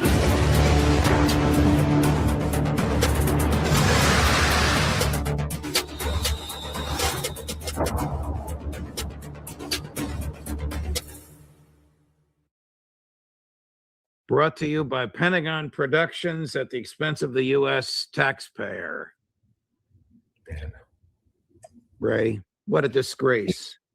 I wish that were funny, Judge. We were at the Pentagon this morning. My Catholic worker friends and I were singing Lenten songs like, were you there when you crucified my Lord? Were you there when you killed 175 little girls in Nabab? You know, we had good exposure. We got right to the front entrance for the people coming into work. Some of them seem to have their consciences a little awakened, but that's what's happening there. And Hegseth is just the opposite of the way our country used to work, giving no quarter, showing no mercy. Well, that's going to come to a no good end because we don't have the wherewithal to bail Israel out this time. And what worries me is that Israel in extremis will, in my view, likely use nuclear weapons to prevent themselves from being demolished by Iranian missiles and bombs. Is Israel close to extremis, Larry? Yeah, they're certainly heading in that direction. I mean, let's remind ourselves that they've been fighting Hamas for 2.5 years and have failed to defeat Hamas, even though they've got them confined in a 5-mile by 25-mile concentration camp. But yet the Israelis are too fearful, too cowardly to go in and try to confront the Hamas because Hamas is going to fight back and kill a number of Israelis. So the Israelis just want to kill the Palestinians. They want to risk their own blood. But that's what's happening. And now they've extended the war to Hezbollah and southern Lebanon. So they are stretched beyond their capability. They can, for now, continue to try to carry out these attacks in Iran. But at some point, I'm hopeful, personally, that Iran is able to destroy the airfields that they're operating from, so that it'll put an end to that. Watch the grilling of the Undersecretary of State about whether or not Israel has nuclear weapons. Cut number 19, Chris. What is Israel's nuclear capability in terms of weapons? I can't comment on that specific question. I'd have to refer you to the Israelis on that. Does Israel have nuclear weapons? I'm not prepared to comment on that. You're not prepared to comment on it? It's a very basic question. We are with an ally conducting a war against Iran. This war continues to escalate. Tell us something as Congress, as the oversight body, what is Israel's nuclear capability in terms of weapons? I can't comment on that specific question. I'd have to refer you to the Israelis on that. Does that mean you don't know? I can't comment on that, sir. You're the main person in charge of knowing this and understanding it. Will you not give us an answer? I don't understand why this issue is so taboo when it's a basic question and we're in a war alongside Israel against Iran. We're dealing with the potential for nuclear fallout, and you won't answer this basic question. Well, again, it would be outside of my purview as the Arms Control and Non-Proliferation Undersecretary to discuss that specific question. Sir, that is a dereliction of duty. The answer he gave, I would suggest to you, is perjury. He was under oath. How could it be outside of his purview? That's his job. Non-proliferation of nuclear weapons, Ray McGovern. Well, there are some things that are taboo, Judge, and that's one of them. That was pretty ridiculous, wasn't it? But Yes. it shows what a hold the state of Israel has on our policymakers. That's a very senior official in charge of these things, and he can't admit what everybody knows and what some statesmen from the U.S. have admitted in the past. Of course, nuclear weapons are in Israel's possession. Some 200 of them, most people think. And my God, if he can't admit that now, and Israel thinks that it needs to use them, what kind of impression does Israel get from that? The U.S. will cover for us no matter what. Larry, Yeah, let me just chime in that we're seeing a theme here. We saw it with Tulsi Gabbard. Oh, it's not my job to say there's an imminent threat. I don't know nothing about that. That's for the president to determine. No, that was exactly her job. And here's another example of a guy, this is his job, and he won't do his damn job. Man, you talk about public welfare. We got all these high-paid government officials that don't do their job. They just get to draw a paycheck. Oh, somebody ought to buy him a comb, I think, before he testifies next time. No, that was a Boris Johnson hairstyle, though. Let's not insult or bring. Sorry. Here's Pat Buchanan in 2012, not afraid to say what Israel has and how much of it they have. Chris, cut number 15. There are many Americans who genuinely believe that if they believe Iran is moving toward a weapon, and if it is, they would favor military action to prevent it. There are a number of people that want a war. But is there a vital threat coming from Iran as you see it? I don't know. I don't look. Iran is not Iran. I mean, during the Cold War, with due respect, Soviet Union had thousands of weapons. They could have destroyed us in an afternoon, and we could have done the same thing. I was around during the Cuban Missile Crisis. That was genuinely terrifying. But Iran doesn't frighten me, and I don't think it should frighten the American people. They don't have a bomb. They haven't made a decision to build one. They don't have the means to deliver one. And the Israelis have 300 atomic bombs. I mean, who presents the existential threat to whom? Iran, though, they got the Ayatollah and they got Ahmadinejad, and he will always help out the hawks with some insane statement every couple of months. He's going to destroy somebody or other, and then the Americans say we have to get him. What is the danger of such rhetoric? The danger of such rhetoric is that it leads to another war in the Middle East, which I think would be a disaster for my country, and I think it would be a disaster for the world economy, and I think it'd be a disaster for the world. I don't think you can't replicate the Middle West in the Middle East. So who is an existential threat to whom? The most profound thing he said right there. That was 2012. Nothing has changed. Well, I was around for the Cuban Missile Crisis too, okay? And I remember I was a second lieutenant at Fort Benning, and all the weapons that we were going to train on were down in Key West. That's how close we came. Now, I remember President Kennedy, 8 months later, after he had ducked this nuclear confrontation with Khrushchev by adroit diplomacy and personal intervention, he made a speech and he said, look, the main thing now we have to avoid is to prevent any nuclear power to create the kind of threat to another nuclear power that would face that other person, that other nuclear power, with a choice between humiliating defeat and using nuclear weapons.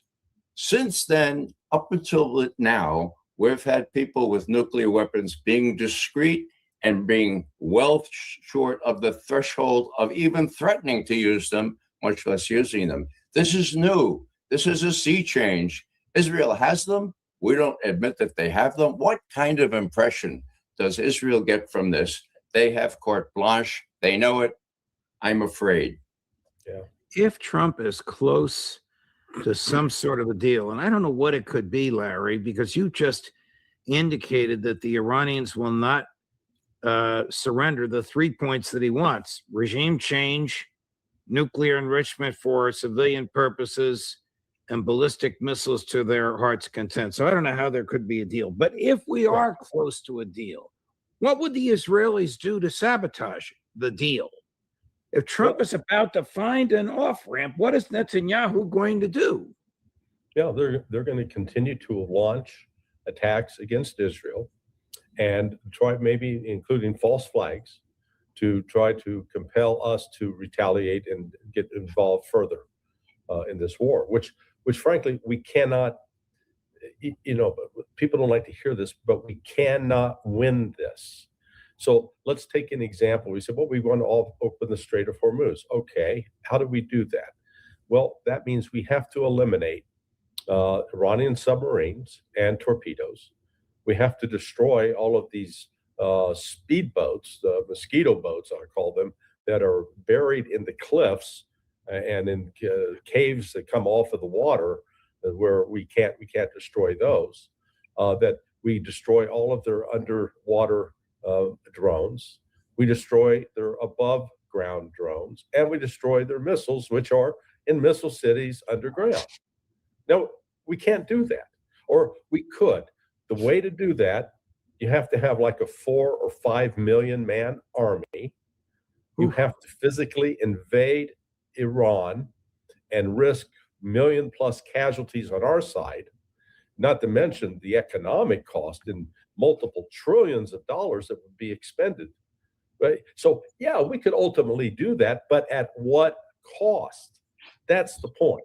We just some things are impossible to do once you realize that the cost is too much. Ray, how does the Kremlin view this war? With great worry. Iran has always been the soft underbelly that Russia fears. The entrance of terrorists, of all manner of threats. The ironic thing, of course, is that it was through Iran that we sent billions and billions of 2.5-ton trucks and other things during World War II to help Russia win the war. Now, Iran has always been a very critical country to make sure that they were not turned into a threat against Russia. So Russia is very concerned. Now, the good news is that concern makes them prepared to act as a middle person with unique contacts with both sides, with the Iranians and with the Israelis. Putin has been careful to maintain a discreet, a respectable, to the degree it can be respectable with Netanyahu, a link to the Israelis. There are about 2 million Russians in Israel and Iran. Now, the Trump called Putin 3 weeks ago and said, hey, can you help us out? That's a good sign, because it's going to take that kind of deus ex machina, some miraculous event where somebody with sense, and I would include Vladimir Putin in that, coming in and say, okay, little kids, let's wise up here. There's no no profit in continuing this quarrel. Stop beating each other. Larry, do you have reason to believe that Putin himself or the Kremlin itself is determined to play some intermediary role? Yeah, there's something happening behind the scenes. I mean, I know that you and I were supposed to be in Russia with the International Unity Club in mid-April. I know one of our other friends, Pepe Escobar, was getting involved with that, and that whole event has been canceled, I'm told. Right. Well, I've been, said, hey, it's off now, and it's off because of the Kremlin's involvement now with respect to the war in Iran. Now, what that means, I don't know. We can come up with speculate what a variety of outcomes are, but just to reinforce Ray's point that Iran is Russia has a lot of equities on the table with respect to Iran. And I do not believe that Russia is going to stand by and let Iran be destroyed. It doesn't necessarily mean that Russia is going to rush into war, but the Russians and Chinese, they're recognizing we're at a transition point in history now, much like what happened at the end of World War II. Those institutions that came into being, including the United Nations. Most people don't realize that the League of Nations had continued to exist through World War II. It was just irrelevant. Well, guess what? The United Nations is no longer relevant because the Trump administration has declared we don't respect international law. There's no such thing as international law. So I think Russia and China are looking actually towards the future where we're going to need a new infrastructure, a new economic infrastructure where the United States can't hold countries hostage, a new international law infrastructure that's actually going to have some teeth to it to prevent nuclear-powered countries like the United States and Israel from attacking a country that doesn't have nuclear weapons. Here's the rare British general making a lot of sense. The last clip we'll play. Chris, cut number 2. Trump faces two choices. He either doubles down, escalates, and launches an operation to topple the regime. And you're not going to do that without an extraordinary, massive land force marching on Tehran, which I think is inconceivable. The other alternative is Trump says, I've declared victory. I'm going to walk away from this. But that's not going to fool anyone. Trump will be humiliated in doing so. Yeah. There you go. He summarized it up very nicely. Gentlemen, thank you very much for your time. I know you're both traveling, and I appreciate the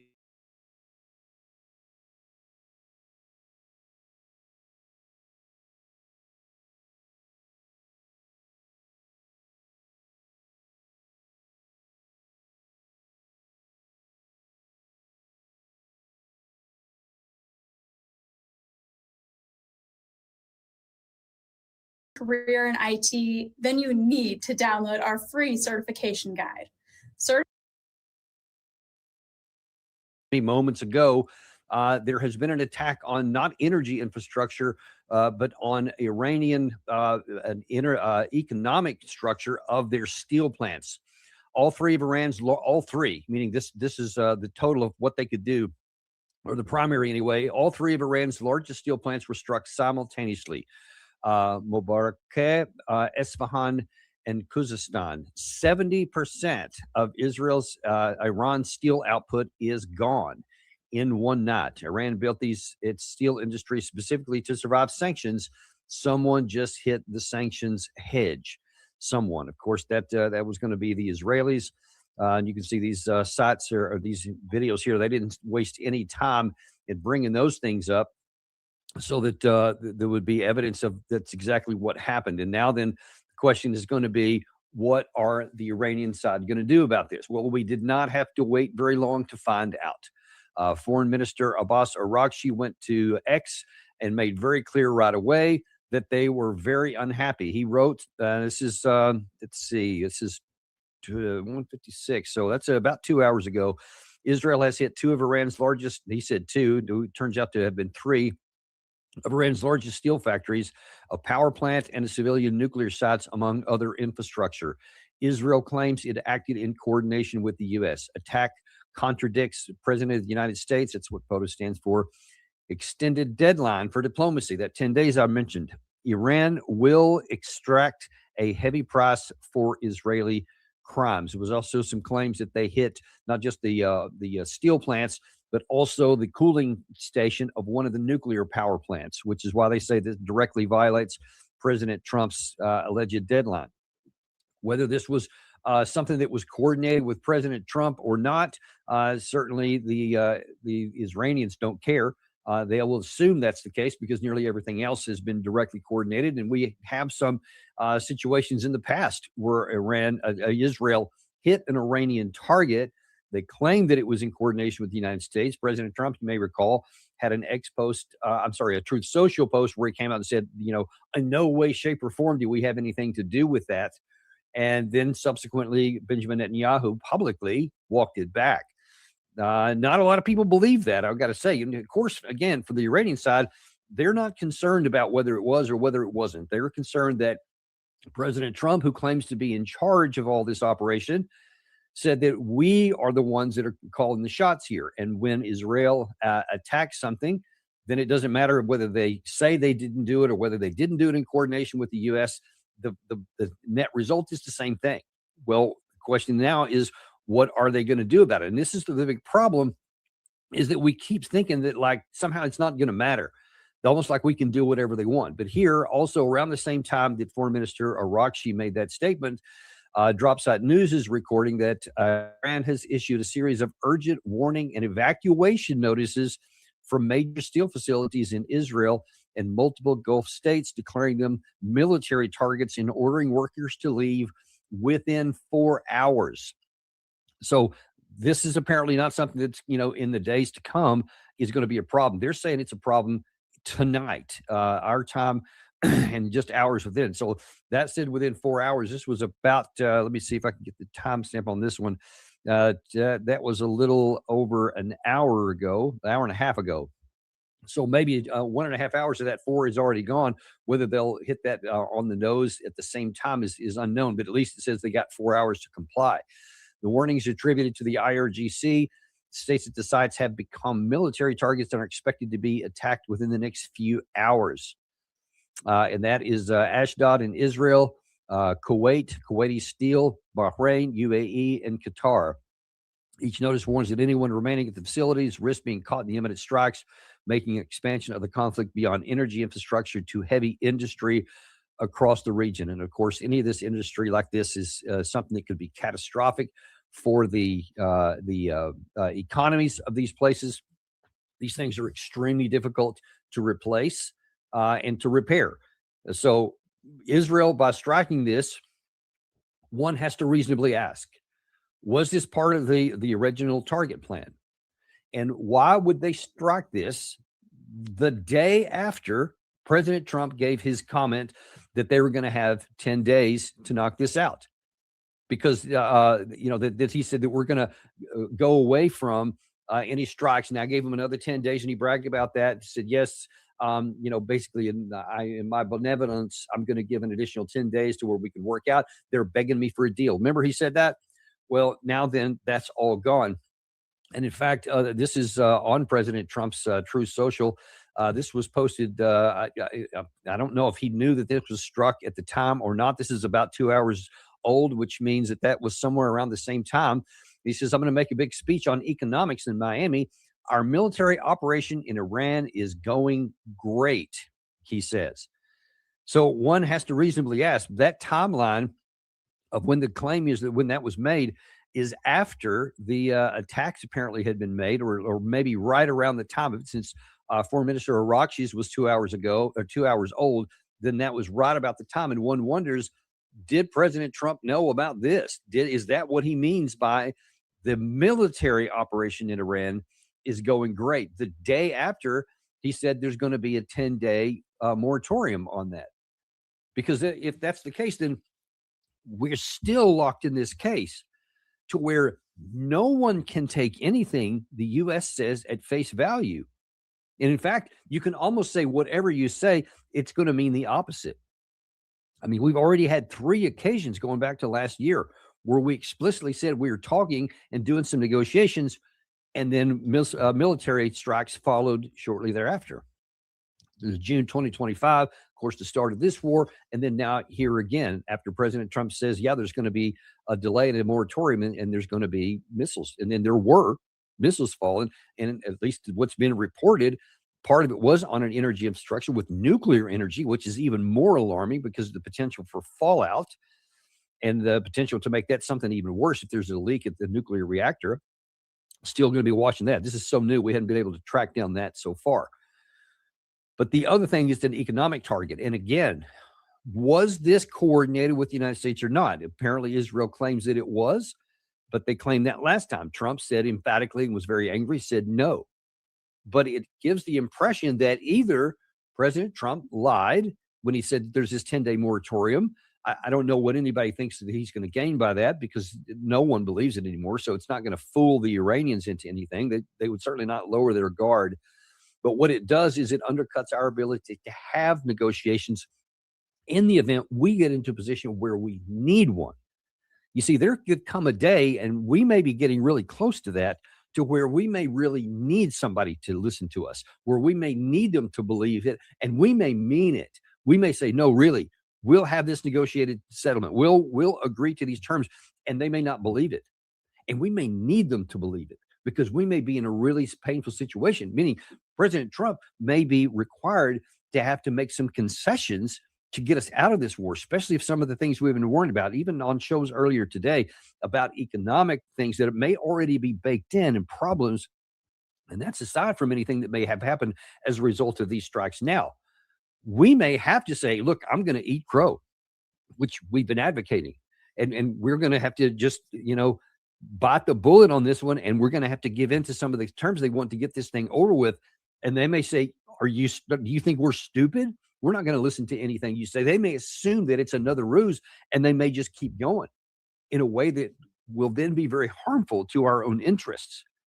And that's why I've been saying from the beginning, too many people applaud this and cheer this on and think that there's some kind of benefit to being deceitful. And just saying, yeah, we're 3D, 4D chess. We're able to outmaneuver them, and we made them think this. But all war is based on deception, so like it's a virtue or something like that.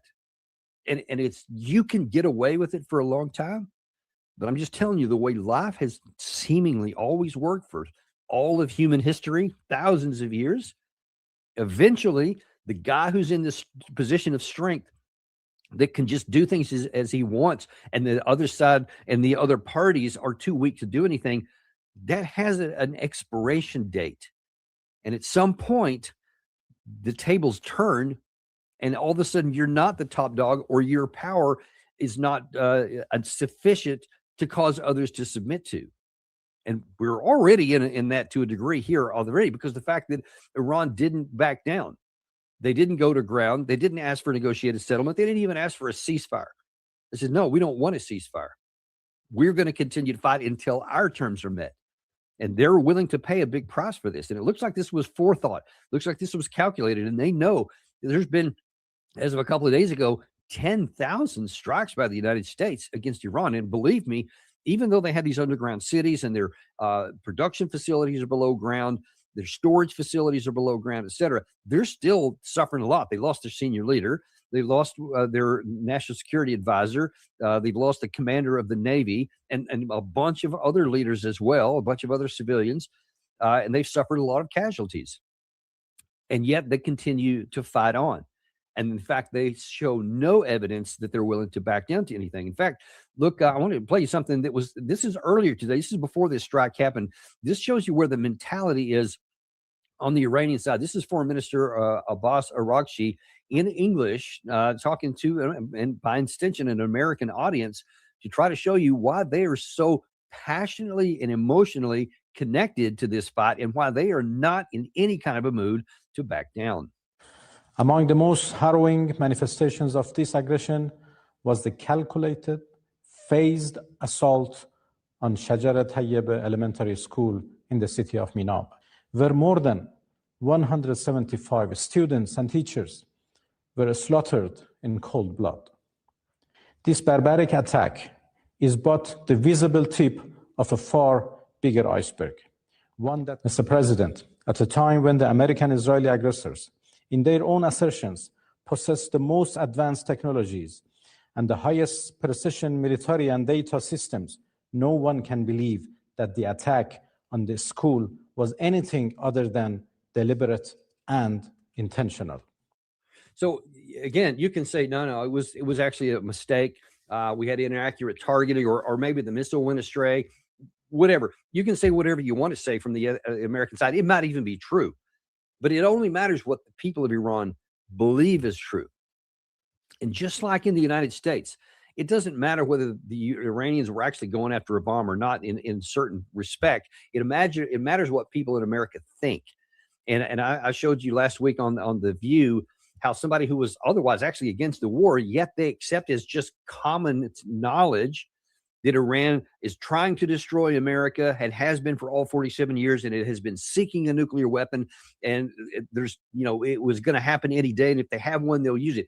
Whether any or none of those things are true, or all of them are true, it doesn't matter. It matters what people in the United States, and especially the decision makers in Washington, believe, and that is what they're acting upon. In similar way, the Iranian side was already seething because of what they viewed as the intentional attack of us against their children and teachers in a school. And so they were already incensed on this. And Gary has shown you many times a lot of this video of how there's been lots of support for Iran. They're coming out even in the middle of some of these attacks in some of the open squares. The people don't run away. They continue to have fireworks and flag waving, and they're coming out into the squares, even though they know there's a risk that the United States or Israel will attack them, and they're still coming out in support because they are incensed about what has happened. Well, that was this morning. And so now then here, when President Trump again, and in fact, Foreign Minister Arakchi in that same speech chronicled his complaints about how we had been talking with for negotiations, and then use that as cover to get ready for military operations. And so the consequence of his speech was, why would we listen to them again? And so now then here, just yesterday, President Trump says, you know what? I'm going to extend, instead of that 5-day extension from the 48 hours, we're going to extend it to 10 days now, to the April 6th. So we got time to let diplomacy have its work, because Iran is begging us for a deal. Iran keeps saying, we're not begging you for anything. In fact, we're not even hardly talking to you. And the only thing we would talk about is you succumbing to our terms as well. So all that was in the mix earlier today when this strike happens. And the Iranian side is now threatening, and potentially, even as we're on the air here, they may be preparing strikes right now. And they showed there's a number of cities where they have now said is going to be targeted. And one thing we've seen with Iran, at least in this terms of this war, is when they have said they're going to do something, they have done it. And I mean, nearly everything. So I would not expect them to have just been a bunch of bluster, or that they're not going to mean it. I suspect, and so far, when they have targeted something, they have hit what they targeted. So this could really set the region back and really expand this war, because it could deepen already troubling economies of all these regional GCC countries, especially. And this could cause a lot more problems. And now the question is, what about the United States? Where are we in all of this? And so earlier today, we had Jack Keane, who was asked, how far this is going. Now, understand, at FBS Appliance, their locally led team of experts are here to help you with the appliances that make your house a home. Jack Keane is the leader of the that website that he's on. I'm sorry, I just went blank on that he uses all the time. But he's got this basically a think tank. And he goes in there all the time. Of course, he goes on Fox News all the time. He's listed as their senior foreign policy advisor, something like that. But he used to be in the U.S. government. Well, he is very closely tied with the Trump administration. Many of the things he has said also have reflected President Trump's own assessment. We've seen that play out a time or two. So we have to keep that in mind, because when he says something, almost like what Abbas Araghchi said, we have to pay attention to it. And here's what he said earlier when asked the question, how much longer is this war going to go? What is the thinking in Washington, D.C.? He said, general time frame is as described, around 3 weeks. If it happens sooner, fine. If they have to take a little longer, we've said from the beginning that this is conditions based. The enemy has a vote. And what is the enemy trying to do right now? Number one, they're trying to personally survive and keep the regime somewhat intact. And believe me, that is an enormous problem that they have. And you can see that you're reporting on it every single day here in what is happening to the leadership. And the paranoia that exists inside of that leadership is real. And the chaotic decision-making process in there is real. So we're fragmenting that leadership for sure. And we have weeks to go to do more of that. So he just says weeks to go. That's all we have to do. And then this is pretty much going to be wrapped up. And he said in there, it's really important. He said, you know, the President Trump is going to accomplish all the objectives he does elsewhere in that conversation there. He said Israel is going to accomplish all of its objectives and the U.S. is going to accomplish all of its objectives. Well, as a reminder, here's what President Trump said on the opening day. These are the objectives he officially set out. The United States military is undertaking a massive and ongoing operation to prevent this very wicked, radical dictatorship from threatening America and our core national security interests. We are going to destroy their missiles and raise their missile industry to the ground. It will be totally, again, obliterated. We're going to annihilate their Navy. We're going to ensure that the region's terrorist proxies can no longer destabilize the region or the world and attack our forces and no longer use their IEDs or roadside bombs, as they are sometimes called, to so gravely wound and kill thousands and thousands of people, including many Americans. And we will ensure that Iran does not obtain a nuclear weapon. So that was the objectives: destroy their missiles, destroy their navies, end their proxy support, and destroy their nuclear program. That's what he said. So now you hear Jack Keane say, well, we still got a few weeks to go. We just finished. This is the fourth week of it. We finished now 4 full weeks and maybe a few more weeks to go, and then we'll be done. Now, if that was the case, then you'd say, okay, well, most of everything, it must be destroyed. And then I don't know, what does he think is going to happen? How does he think that after 4 weeks, none of those things have been accomplished? Because the missiles are clearly not destroyed. Their capacity definitely not destroyed. They continue on. They have a sustained rate of fire, like I've been telling you, was likely from the beginning. It is literally playing out exactly that way, which is no amazing ability on my part to understand that.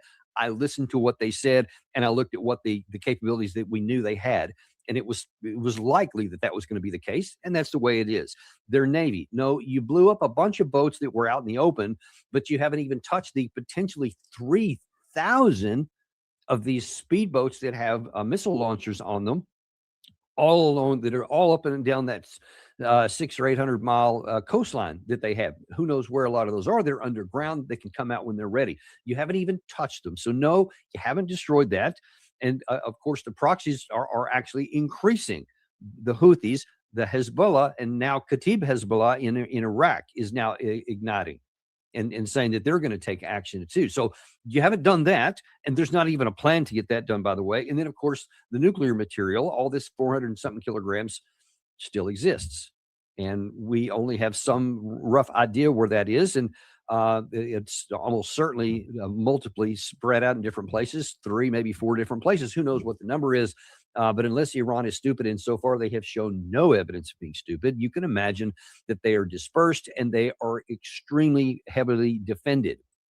So if anybody has any foolish ideas about going to get them, they will not do well, shall we say, and that won't succeed at a very high cost in blood and treasure. So if that's the case, if all of the things that President Trump said our objectives set out with, none of them have been the case, to include the regime falling. And you know that was the original case. Everybody in the first few days said it was obvious they're going after regime change. We made it clear to them that was the case. Well, none of those things have been accomplished. Then on what basis do you suggest that you're a few weeks away? I mean, this just goes to show you that there is delusional thinking across the board at the upper echelons. Find your next possibility on Cars.com. Where to next?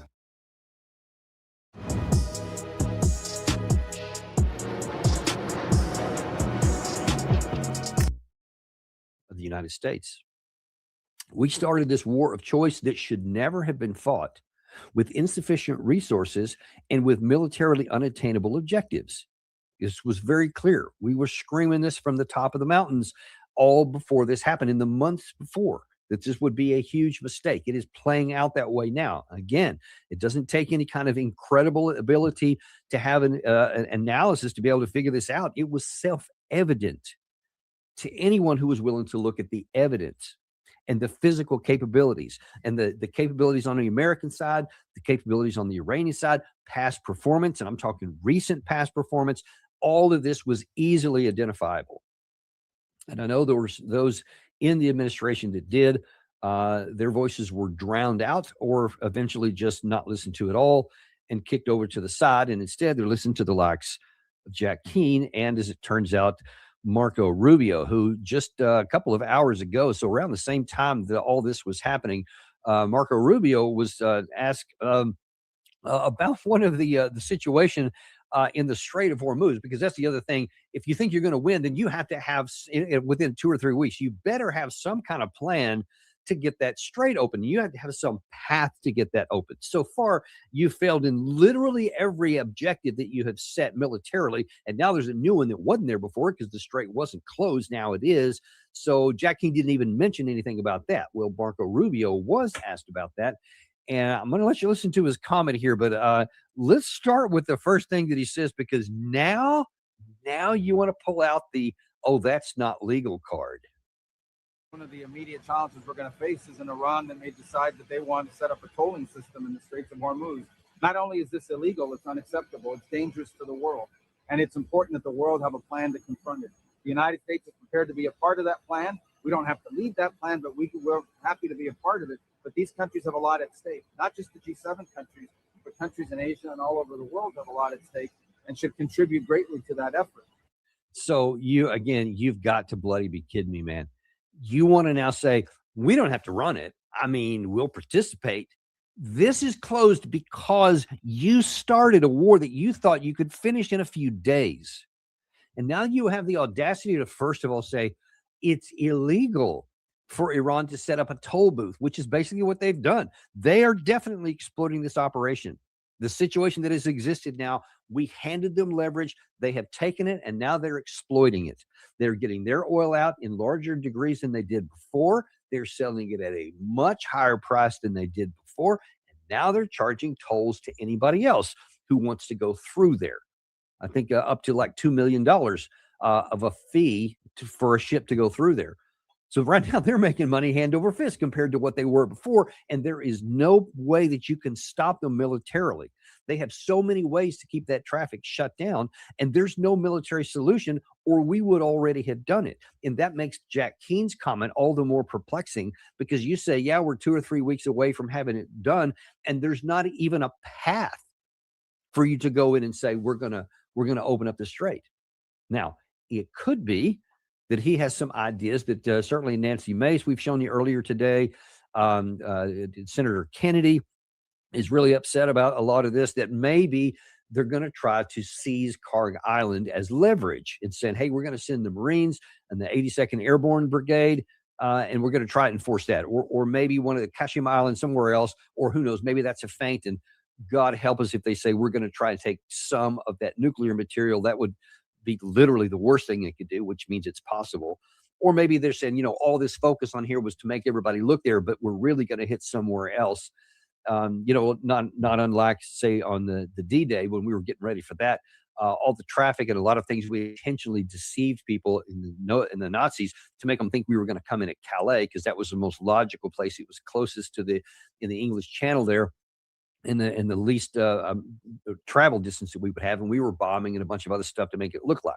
So this could be the same kind of thing. We could be having everybody look at Karg Island and been talking about it incessantly in the public in order to make the Iranians think that's where we're going to come, and then really we're going to come somewhere else.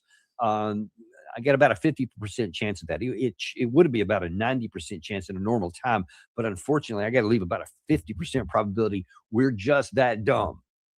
And we may signal exactly where we're going to go and then go do it. I told you before this war started, I said, listen, when everybody knows you're coming and there's been months of preparation and all this buildup, there's no surprise at all. And so a country that has lost the element of surprise, and then the other country has plenty of time to psychologically and emotionally get ready and physically prepare, that is the worst time to attack. And it's, again, playing out exactly that way. And if you've studied military history at all, that's not hard to have figured out or foreseen, like most of these things. Just like it's not hard to foresee that if we do any kind of ground operation, it has virtually no chance to even have tactical success. There may be some outside chance that maybe we get to tactical success. Maybe we see some piece of terrain somewhere. I don't know, Karg Island, Kashim, somewhere else. Maybe there's another point somewhere. Maybe periodically or for a short period of time, you can see something. Towards what end? If Jack Keane, if Marco Rubio, if the president, if Benjamin Netanyahu think, well, this is going to force them into opening the Strait of Hormuz, this hold on the lifeline. That's why so many people are advocating for Karg Island, because they're saying, hey, that's their economic, because 90% of their oil flows through there. So the idea is being, if we get that and leave it undestroyed so that we have control of it, and then we can leverage that to have them open up here, and then we'll say you can have your oil back. I don't know. Maybe some people are thinking that, but the Iranians would be fools at the highest order to ever make that trade, and they're not. They're not fools of the highest order. To the contrary, as I showed you there, what's happened already with Abbas Araghchi, the fact that you've assassinated their supreme leader, you've assassinated Ari Larijani, the fact that the current supreme leader, who still has not been seen in public, but apparently is still alive, but he's calling the shots, at least according to the Iranian side. And he had his father, his mother, his wife, and at least one of his children killed in the strike that wounded him, apparently. He's not exactly going to be a guy that's going to be in a mood to be giving in anything to you. And as Alistair Crook has told you on our show many times, the mentality of the Shia religion is one about suffering and about martyrdom. And the idea that they're going to just give up because of 4, or if Jack Keane is right, 7 weeks of bombardment, you think that they're just going to give up? You know nothing about the Iranian people. They stood up for 8 years of the Iran-Iraq war, and understand that Iran-Iraq war was supported by the United States against Iran.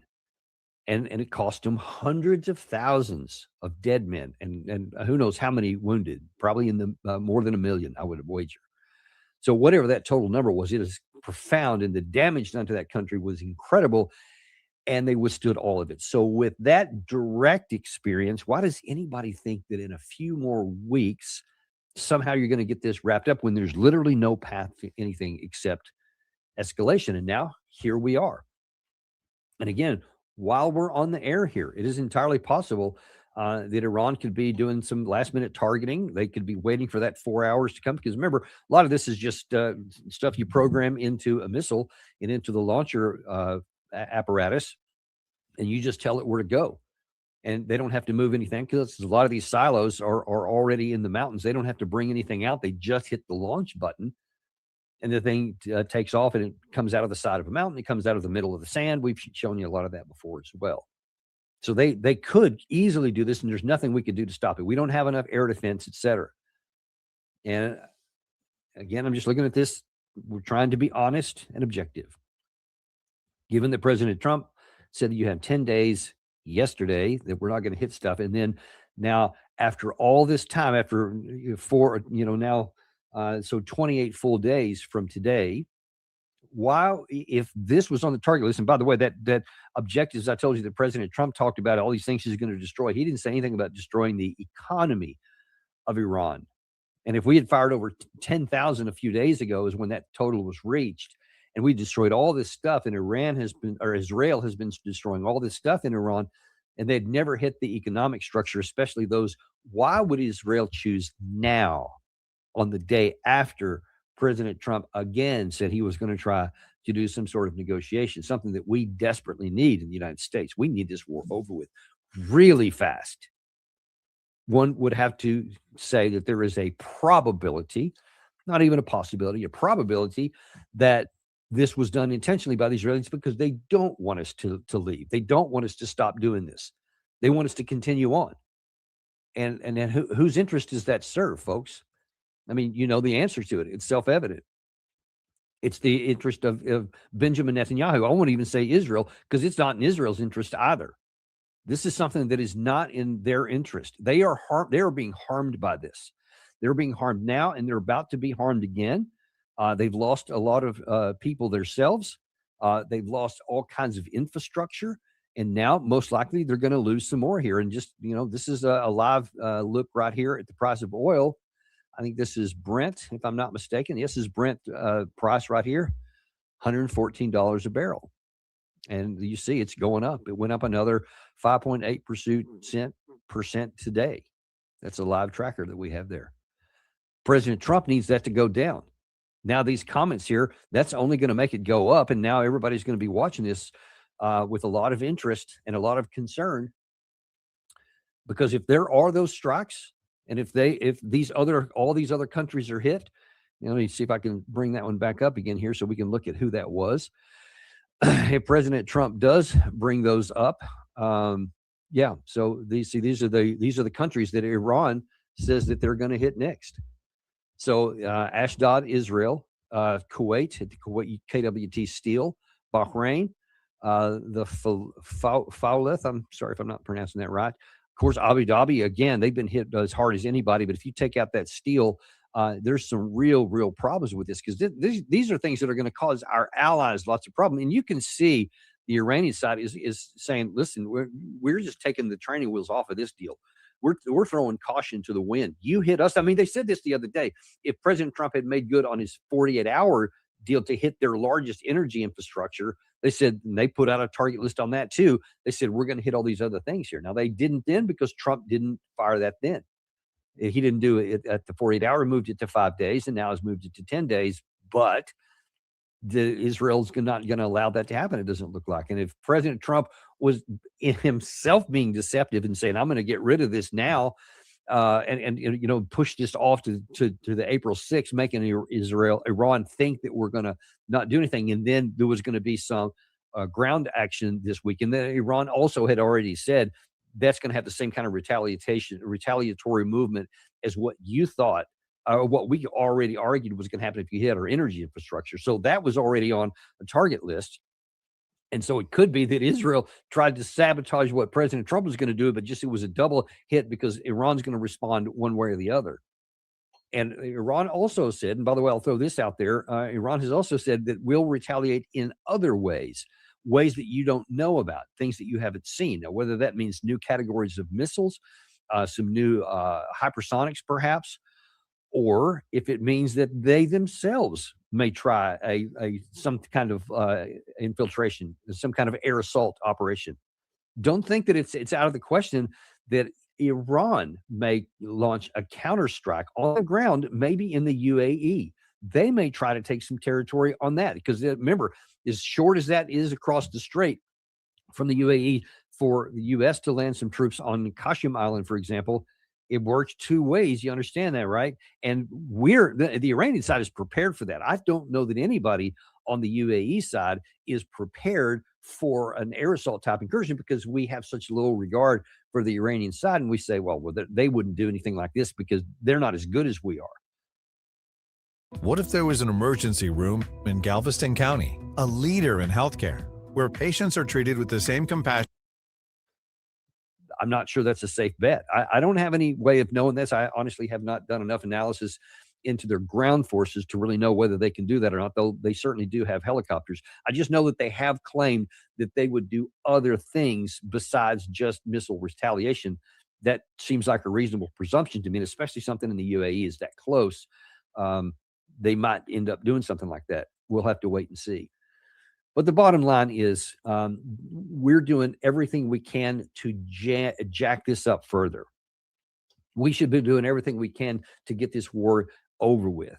We should be telling the president should be telling Jack Keane to shut the hell up, to get off the air, take a vacation. I don't know, go to Florida and hang out on the beach, whatever. He should tell Lindsey Graham to be quiet. He should tell Senator Kennedy talk more. Yes, continue to talk about your concerns there. Nancy Mace, talk more about you're uncomfortable about ground operations, and I'm not going to vote for even a supplemental if it includes ground operation. Talk those people up so that can give you a cover to say, well, we have to listen to the will of the people, et cetera. That's what you should be doing. What we shouldn't be doing is lying more and setting the stage for doing expanding kinetic operations that will almost certainly, and you can, as sure as you can in human affairs that are always subject to change, it is extremely likely that the Iranian side will do exactly what they have said they were going to do, and they're going to hit those targets, and they might hit something else too, which will then expand the war. And if, God help us, within the next 24 or 48 hours, we actually try and do some sort of ground operation anywhere in Iran, all we're end up doing is getting yet more Americans killed and potentially making a fatal wound to us. I have said this before, and I'll repeat it again here. If we launch any kind of a ground operation into Iran, and especially if we double down after a failure, it will be on par with the 1941 edition by the Nazis to invade into the Soviet Union, and will likely also result in the defeat and then the collapse of the American empire.